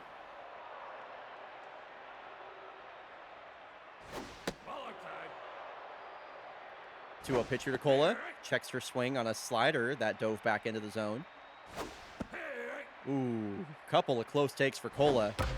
And she smashes this one off the glove of Warming Bernabel. That'll be a 2-out single. I just got flashbacks. I know you did. Oh, it's 2 double plays for each team now. Okay. Yeah, they need one more for either one to get that square marked. To a pitcher to Julie Mao. Shovels this one back up the middle. Kola is going to hold up at third. And back-to-back base hits here on 2 outs for the Kodiak girlies on the left side of the infield. So it's Farchamp Zamboni versus Braden Alvarado with a chance to increase the Kodiaks' lead, and it kind of feels like they might need it. Kodiaks do not want to lose the season series to their arch rivals. This one hit to the right side of the infield. Diving attempt there from Bronwyn Badham that comes up short. Okay, well, and with 2 outs, the bases are loaded for Chris Hannell, who has 2 hits on the day. Chris, what do you got? He's ahead in the count, 2-0. The bags are packed with yaks. That one gets away from Chris. Got to get back, Kola. Okay. Woo, that was close. A little bit of indecision almost cost the Kodiaks. A 3-0 pitch is dropped in there for a strike. The 3-1 to Chris. And the count works full. Oh my God, nowhere to put him. Come on, Chris, come up clutch. And it gets through! Cola Johansson into score. Julie Mao comes across the plate to score. A 2-out RBI single. That's the clutch Chris Hannell. Hannell, that is the clutch Chris Hannell right there. With 2 outs, the Kodiaks will rally as Newt Gizmo sends a high fly ball out to right field. Damn. Pirelli will make that catch at the wall. And the Kodiaks put up another crooked number. They have 9 runs on 12 hits. For Shout out someone Chris who was Hannell like for that. briefly dead, that was a pretty good hit. Number 9. So Kodiaks now extend the lead back to 4. They lead. Oh, Come on, Bo. Woofda. That was close. Did not like that. 1 pitch, 1 out. Center fielder, number 30. 1 out now for Chappie Johnson, last year's MVP. And 2 pitches, 2 outs. Now batting. okay. Swing at this, Chewy Goldberg. You won't. He won't. He did not. He is in fact waiting for his pitch. This And one there is it sent is. out to the gap. Long run for both Zamboni and Takeda. Takeda will field this at the wall. And Chewy Crosby with a 2-out double. 4 hits by 1 batter in a game. Who has 3 hits? Oh, Chris has 3 hits. That's right. That's right. Chris has 3 hits. So Remus Freeman hit a grand slam back in the 2nd inning to bring the Springboks back within 2. This one is a slow ground ball hit back to Cola. And Chewy Crosby is left stranded. It's a quick inning for Bo Rosas, who has looked really good out of the pen. Lola Dominguez will lead off. The first baseman. And it's 9-5. Is anybody else 1 away from a bingo? Because I'm like 1 away from a bingo on 3 different lines right now. I know you are, Fire Team. Oh, that's 2 butt scratches in 1 at bat. That was 2 bats. Okay, Yes. cool. 2 butt scratches, 1 at bat. Right fielder, number 7.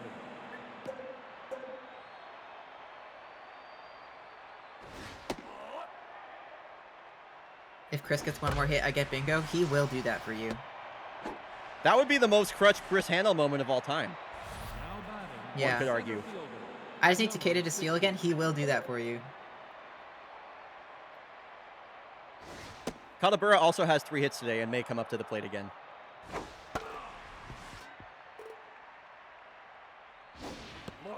Ooh. 5th pitch of the at-bat.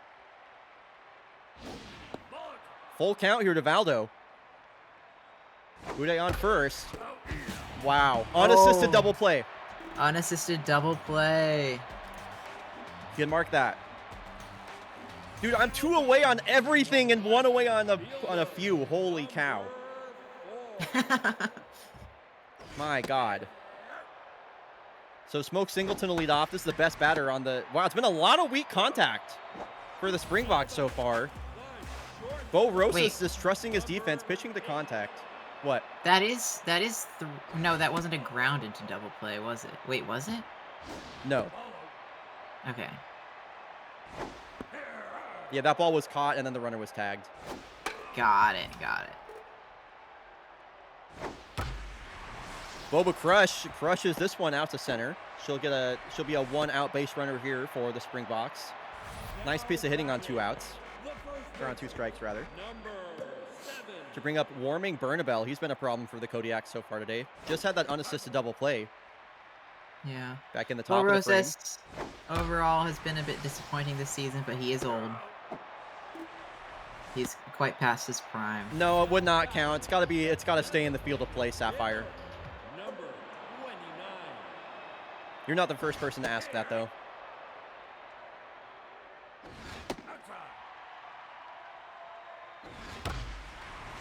Garland Painter a fly ball out to right, and Uday Katabura is there for This has the been put away. A great bingo stream, though. I'm just looking at all of the things that have been ticked off. Literally, so many things have happened. Number 90. Also, ticked off mention. Anyone remember ticked off? I remember ticked off. I miss ticked off. Goldsmith looks at a first pitch strike on a curveball. Nice sequence so far from Braden. What's the put away? Great sequence there from Braden Alvarado. Goldsmith swings through that and Mojo's down. That'll bring up Kola Johansson. And Olga Uberschneisen is going to come in the game for Johannesburg. Mid-season pickup by the Springboks. 3.19 ERA. Kola Johansson, I mean, that just leapt off of her bat and got out of here in absolutely no time. Opposite field home run for Kola Johansson. 421 feet, extends the Kodiak lead back to 5. This is what the second of the last 4 games by the Kodiaks since they've scored 10 or more runs. They have 39 runs in their last 4 games right now.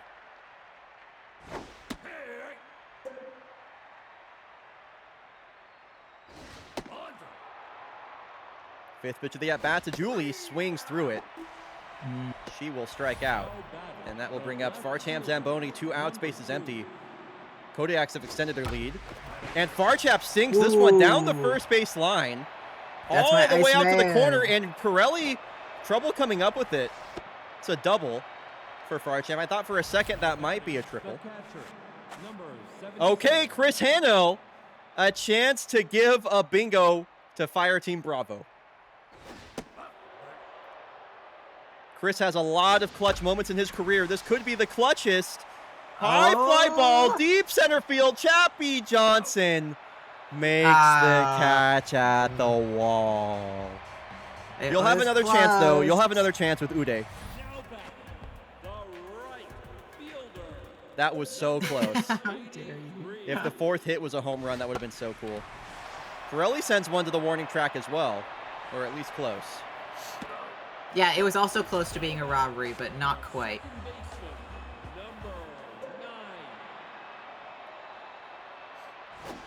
It's like your two potential bingos are fighting against each other. Wow, Bo Rosas, by the way, came in this game in the 3rd inning and is about to pitch into the 7th. What an efficient 31 pitches this has been from Bo. Yeah, I've been Thanks, Fire pleased Team. with him this game. Oh my god. Somebody needs to kill all of the Springboks. If you had pitcher is murdered by comebacker, you can mark that on your bingo card. That is pitcher murdered by comebacker. In comes Milan Lee. I hate the Springboks so much. It seems like the Kodiaks are going to. There's been left on left homer, here. Fire Team. That was. Oh no, wait, was there? No, actually, I don't know that for sure. Never mind. Oh, Melavara has a bingo. Let's see shit. it. Wait, Melavara, your bingo was about a pitcher getting murdered. 2767. Can you post it in? Can you post it in Discord as well, Melavara? We can verify. Yeah, I have it up here. It's another bottom row bingo. At the bottom left, batter is hit by pitch. Then there is a sacrifice bunt. Then there is a first pitch home run. Then the very unfortunate pitcher gets murdered by comebacker. And finally, the bases loaded double play. Wow. That is a bingo for Melavara. My points! That is a bingo for Melavara. Congratulations. Melavara, you have won VIP for the next week. And we do have a bingo. Oh, that's not... Oh, you're not Melavara, You're just Melavara. I had a murder row for sure. No, you really did. You really, really did. So that is a bingo. Congratulations. And yet another clip is named after me saying something right before something bad happens. Second baseman, number 4. Man, dude, I want to get my damn bingo. Okay, Olga Ubersneisen, strike out the side, please. I'm not doing it on purpose, I swear. 3-0 count here to Newt Gizmo. And she swings 3-0 for a base hit. I kind of love that. That should be another bingo square in the future. Base hit on a 3-0 count. Now batting, the first baseman, number 40. Lolo Dominguez has Newt Gizmo on first, which feels, I think, for the second time this game.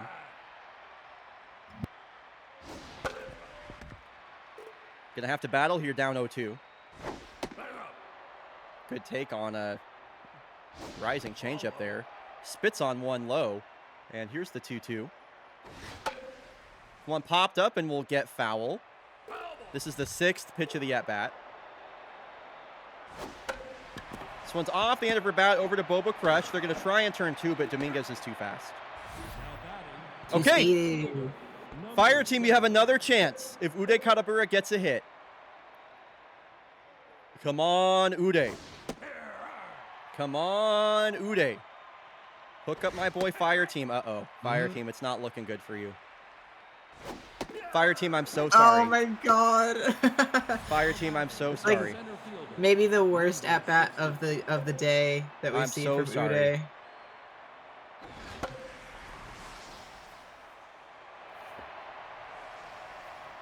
Is that sing praise get K's? That's borderline sing praise get K's. That's not really like the spirit of what that is. I feel like with that one, you will know it when you see it, you know? Yeah, that one's like, here's Remus Freeman. He's been so good for this team. He's been amazing, the best player, and then he, like, strikes out. Would be, like, basically the sing praise get K's right there. And that one doesn't count. And that also doesn't count, yeah. Dude, I'm not going to get a damn bingo unless somebody has 10 or more pitches in one at-bat, and that pisses me off. Come on, Smoke Singleton. Foul off a bunch of balls in a row. God damn it. Nope. These Springboks can't do anything. I hate them. Now batting, the shortstop, number 8. Even when I want them to succeed, they fail. Okay, Boba Crush with a line drive out to deep left field. She's going to turn for 2. And is in there standing a 2-out double. Springboks trail by 5. First baseman, number 7. Yeah, fuck the box. They murdered 2 yaks, exactly.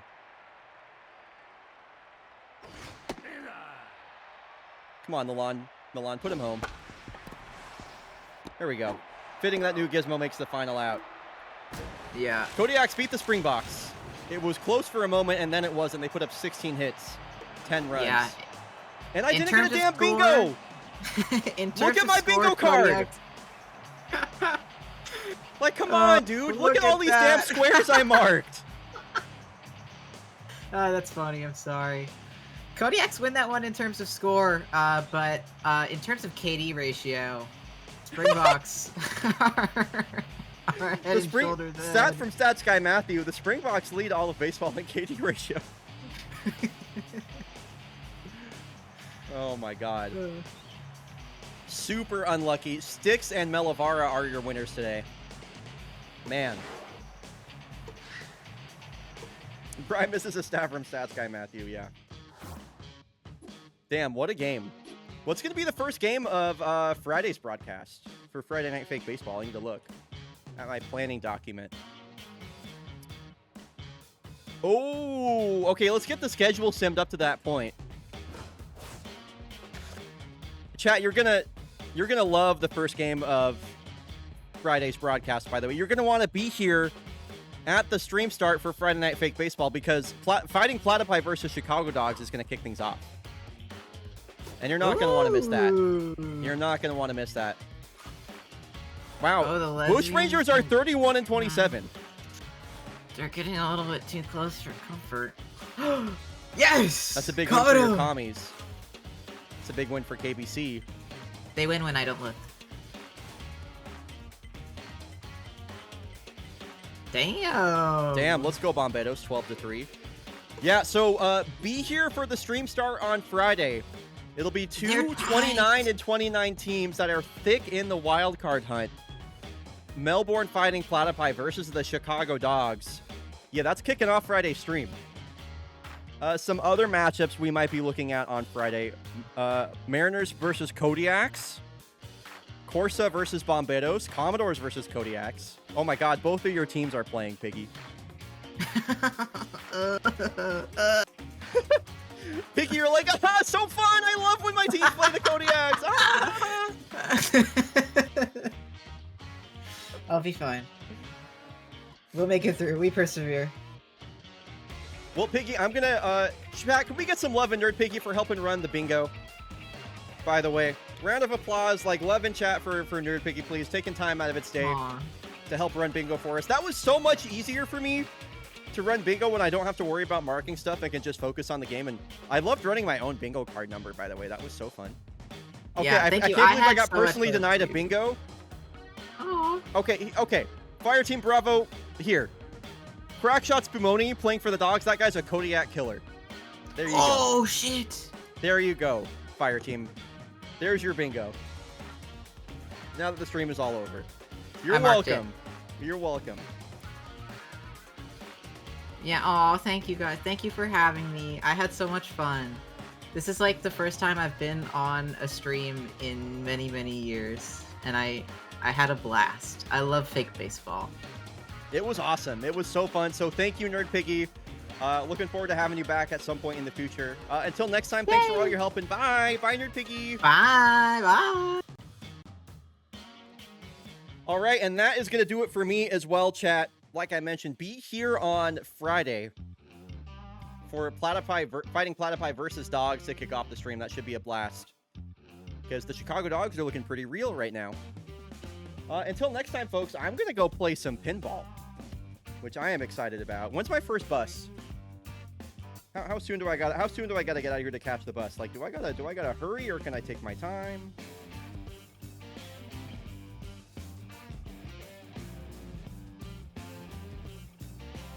Sorry, chat, you're just coming along with the ride with me for while I figure this out.